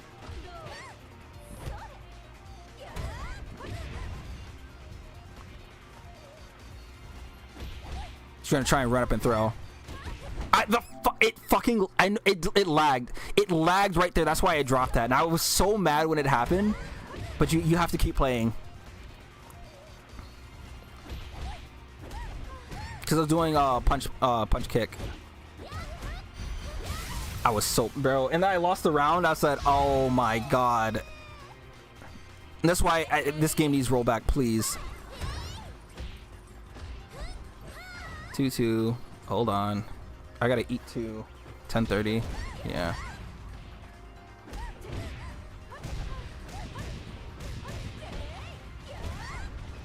Alright, I thought he was gonna lay on the ground. That's fine. Because I noticed, I think at this point, and even earlier, I noticed when he doesn't have the life lead is when he plays a lot more aggressively. That's unsafe. That's unsafe. Interesting. He tried to attack afterwards too. Ain't that something? You see the way that online players play, bro? This is infuriating to no end.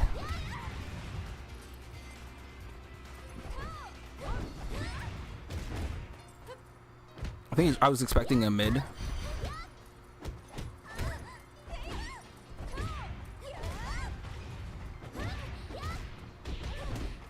Notice that he goes for that. And he backs away. Interesting. Okay, what happens after this? Unsafe. Interesting.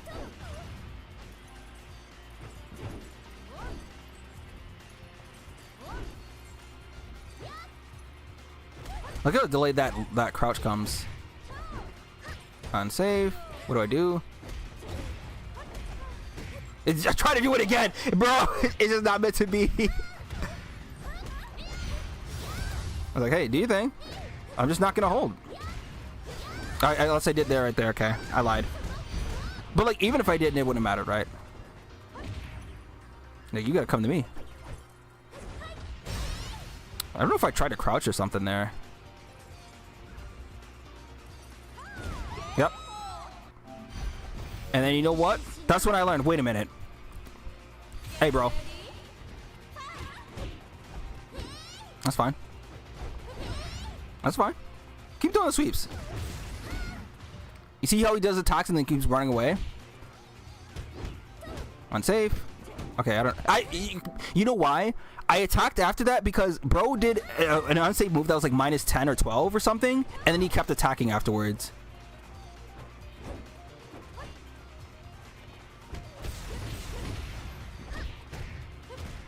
Yep.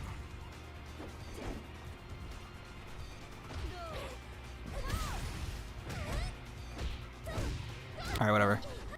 Oh, what happened? What happened to my health? Oh, that's what happened. I was expecting a high after that, I'm pretty sure. Go for a neutral because online you just don't know. That's unsafe. Like, when moves are unsafe online, it's just so hard to, like, apply it because it's like, you don't know if that move is going to be thrown punished or not.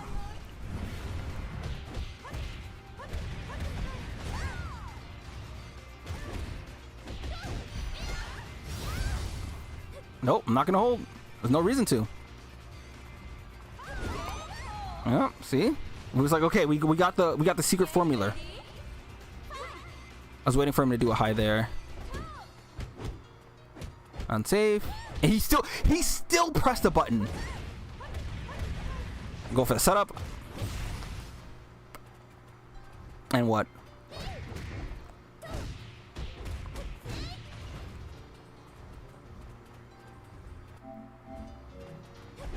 Yep. Yep.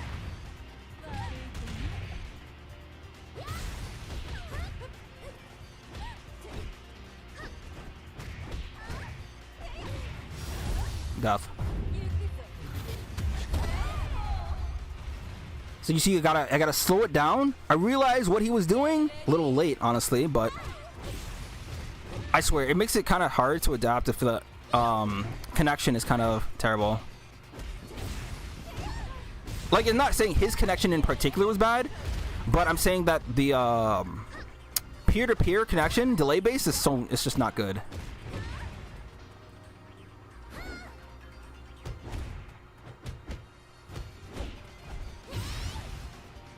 No, keep backing up. Keep running back, man. Yep.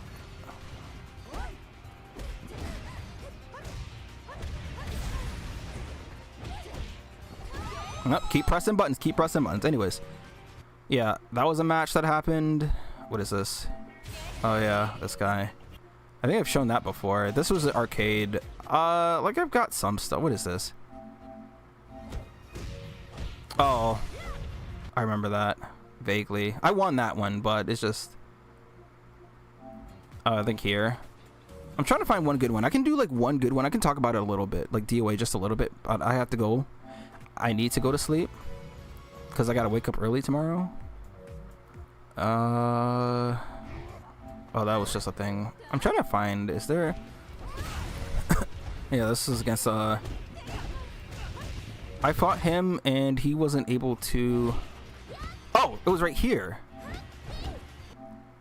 This was the one I was looking for. Wait, what the fuck was that other one then? Oh, that was the other guy. This guy. This was the guy. This is the one. Okay. Okay. So yeah, this guy gave me some trouble. Connection was not an issue here.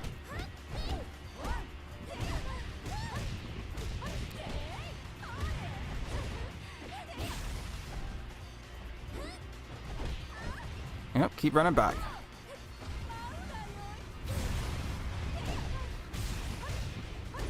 What the heck?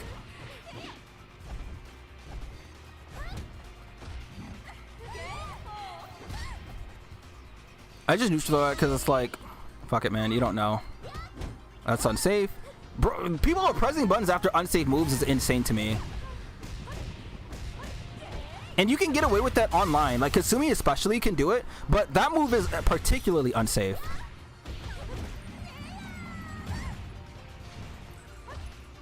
Bro was probably shook. Didn't know I got those. I got those. But I mean, as much as I complain about it and talk about like the way that these games are, like we can hold those on. Like online, it's just harder to do because it's not consistent.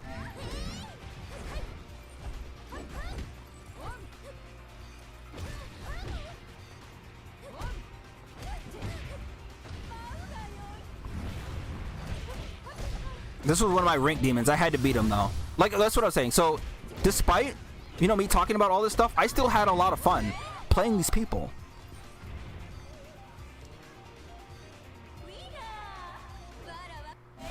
Okay. I could have just did a low throw there. So the classic running away tactic.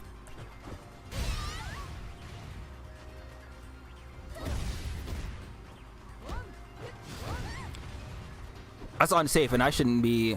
I was like, what if I did an unsafe move and did some shit afterwards? You know how stupid that looks? And then I did it. Oh, I thought this guy usually techs up.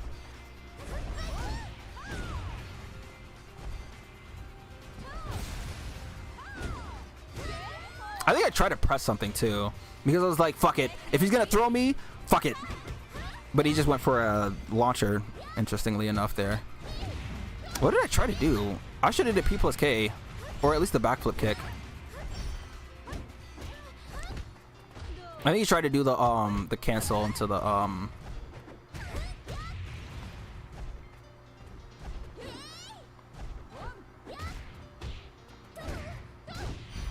Normally I know that's just a mid kick to hold, and I just didn't. Unfortunately, Kasumi's faster, so I lost that anyways.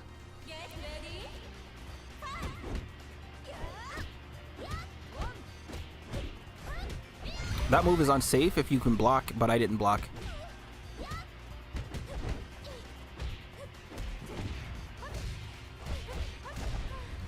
Boy, that fucking... Oh, ah! Oh man. That's a move that's guaranteed to work on all weight classes. And the fact that it dropped against the lightest weight class is really funny. All right, and they got the 3-0, and I said, you know what? Okay, lock in. Lock in. We are not losing this game.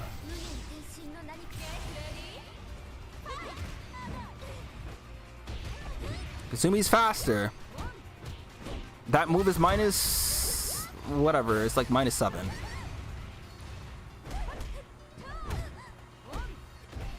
Safe throw. Okay, I was feeling myself a little bit. And then we sidestep again and said, fuck it. All right.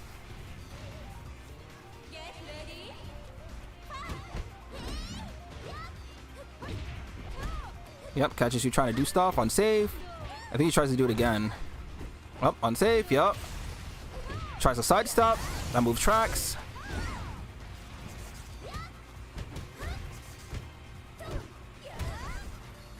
Unsafe. Fuck it.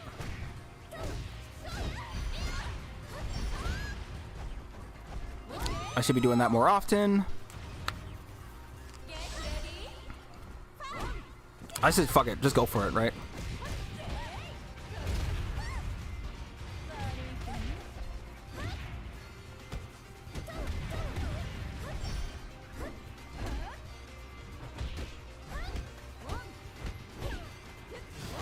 Alright, that was bad by me. Unfortunately, that move is not good. Standing K, it's only a +2 guard break, so Neo Tengu doesn't get much off of it. I should have been punished there. That move, it's only good if you can stun somebody, but I should have did P+K afterwards. I should, even if it doesn't stun, if people block it, P+K is going to be my best bet, because after it's stunned, or after people block it, they're likely going to press buttons, and this guy did. I'm +2. P+K would have been 8 frames. In that move, while it is an 11 frame mid, it would have beaten that if I just did it.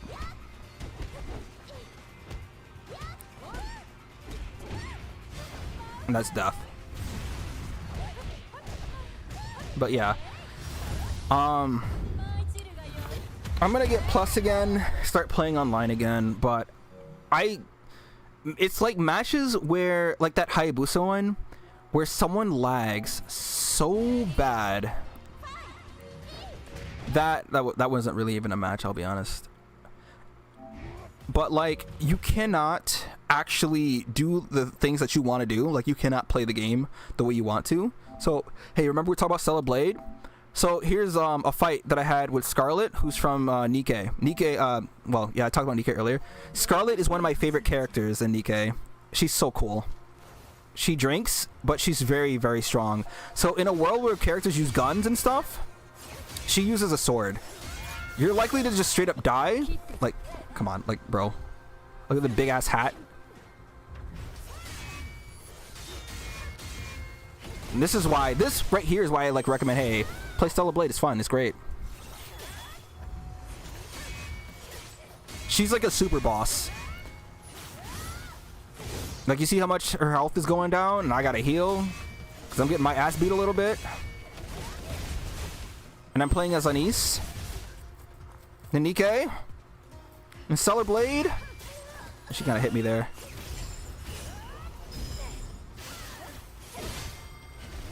Like, yeah, Stellar Blade has all the fan service it wants to have, and people go crazy with mods and whatever. But like, look at what the game has to offer. The game is actually genuinely difficult too. Like, it isn't just like, hey, this game is super easy. Nah, it's not like, I don't think it's just like Dark Souls hard, but it is up there. It's very hard. This boss took me 3 hours to beat, I'm pretty sure, because I did it on stream. This is her alt lines that she says in the game. Now hard mode is activated, right? And the music changes. You have to parry a certain amount of hits of this, I think. Otherwise, you instantly die. I don't know how this works. All I know is sometimes I was able to do it, and then sometimes I wasn't. Guden, no! Her Japanese name is Guden. Ow. Yeah, I had to heal. You also have to know how many attacks she has, otherwise you're gonna get blown up. So those yellow diamonds under her health, if you parry that many times, you can break her. And I'm getting, look, I'm getting fucked up. But she attacks enough that it's not that big a deal. And yeah, certain attacks can lower that. I did not dodge that correctly.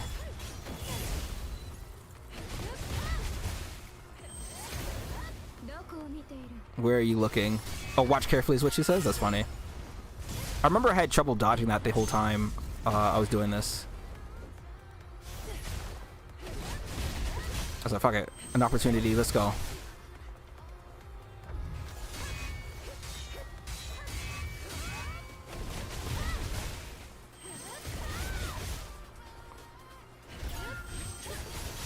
And that also interrupts.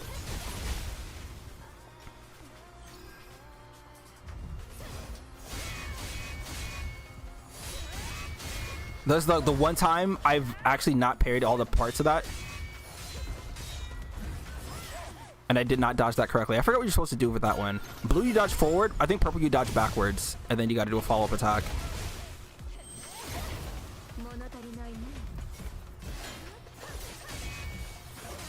Bro, she's beating my ass.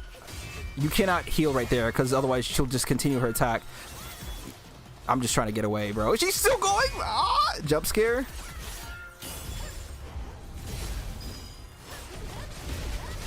I was supposed to dodge that, but I'm now, my heart is racing. I'm like, oh my god, I'm gonna do it. So now I unload everything. I'm like, okay, use everything. I have to wait. You just gotta play patient.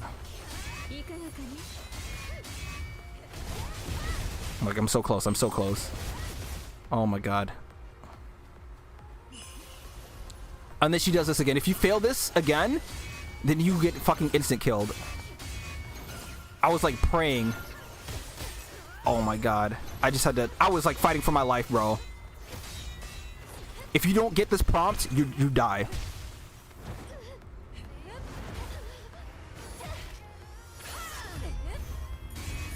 And there QTEs.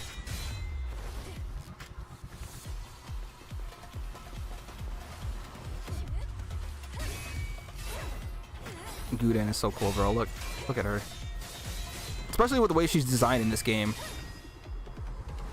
And that's like, this is in the Nikkei. This is where she's standing in her Nikkei portrait. Gosh, she's so fucking cool, bro. I love Scarlet. But anyways, and there's like a bunch of other boss fights in this game, so. But yeah, you know, hopefully what we discussed at the end of the stream was like good stuff, good content to talk about. I'm hoping people reflect on what they really want their favorite franchises to be and what's the best way to make them successful. Maybe don't punch down a veteran player of the game that you claim to like. I don't know. But again, like I said, that's why I said, as much as I was talking violently, not violently, but like, how do I say, very against the other side, it doesn't mean that that side is incorrect in all aspects, right? I think it's just people need to really think critically about the future of this franchise and what can they do to be successful. Don't grift. Don't get because you know, people with blue check marks, I don't if you guys don't know, people get money based off of engagement that they do on Twitter. So they can say some rage baiting things, get people on their side to say those things too, just to make an outrage to get paid. So I don't know, I don't remember if he had blue checkmark or not, but you cannot get through to an incel. And in the same token, in the same vein, someone who's made up their mind like that is not likely going to understand. But like, if after all that I've said, you end up siding with him, that's fine, right? Or if you read the tweet, that's also like, I think it's important that you think critically about what you as a player want, and not just what I want, right? I'm looking at it from, you know, there's a little bias where it's like I'm looking at it from what I would want DOA to be, and then you also have to look at it from the perspective of what is this game going to do to succeed and not die off. Ninja Gaiden 4 is really fucking fun, by the way. Buy this game, play it. Holy shit, it's so much fun. Anyways, I do have to go. Stream is awesome. Thanks for this. Hey, no problem.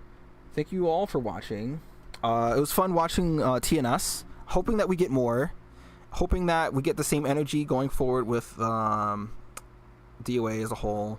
Loving that they're giving this game a chance, and I'm hoping Smug continues to play. I've just been watching him. He's been like getting good, all right, and he's been playing even in the worst connection. I still believe DOA6 last round needs rollback, and I was very adamant like on not buying the game. But like I said, I love DOA. I do want DOA7 to come into fruition, so I'm probably going to do everything that I can to ensure that we get that timeline, that future.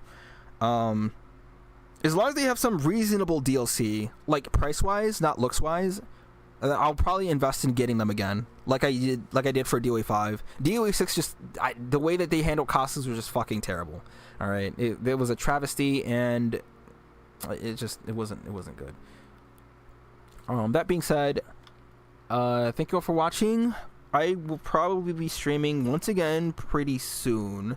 I probably want to do Grand Blue stuff because the anniversary starts on the 10th, but the stream starts this Friday, but like at 3 a.m. or 4 a.m. or something.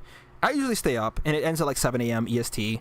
So, I'm probably not gonna stream that. I'm gonna be watching like AJ or somebody, or DY or somebody. I don't know. You subscribe to the Smug? Hey, that's good. Your Smug is already a beast in DOA? Yes. It is actually crazy, his development. But yeah. Alright, I'll see y'all later. I don't know when I'm gonna stream again, but I will stream. Thank you all for watching. Really think about what I said earlier. Think about what you want for the game. Love yourself. Take care of yourself. Do not engage in Twitter rage bait. And I will be back on a day. Good night.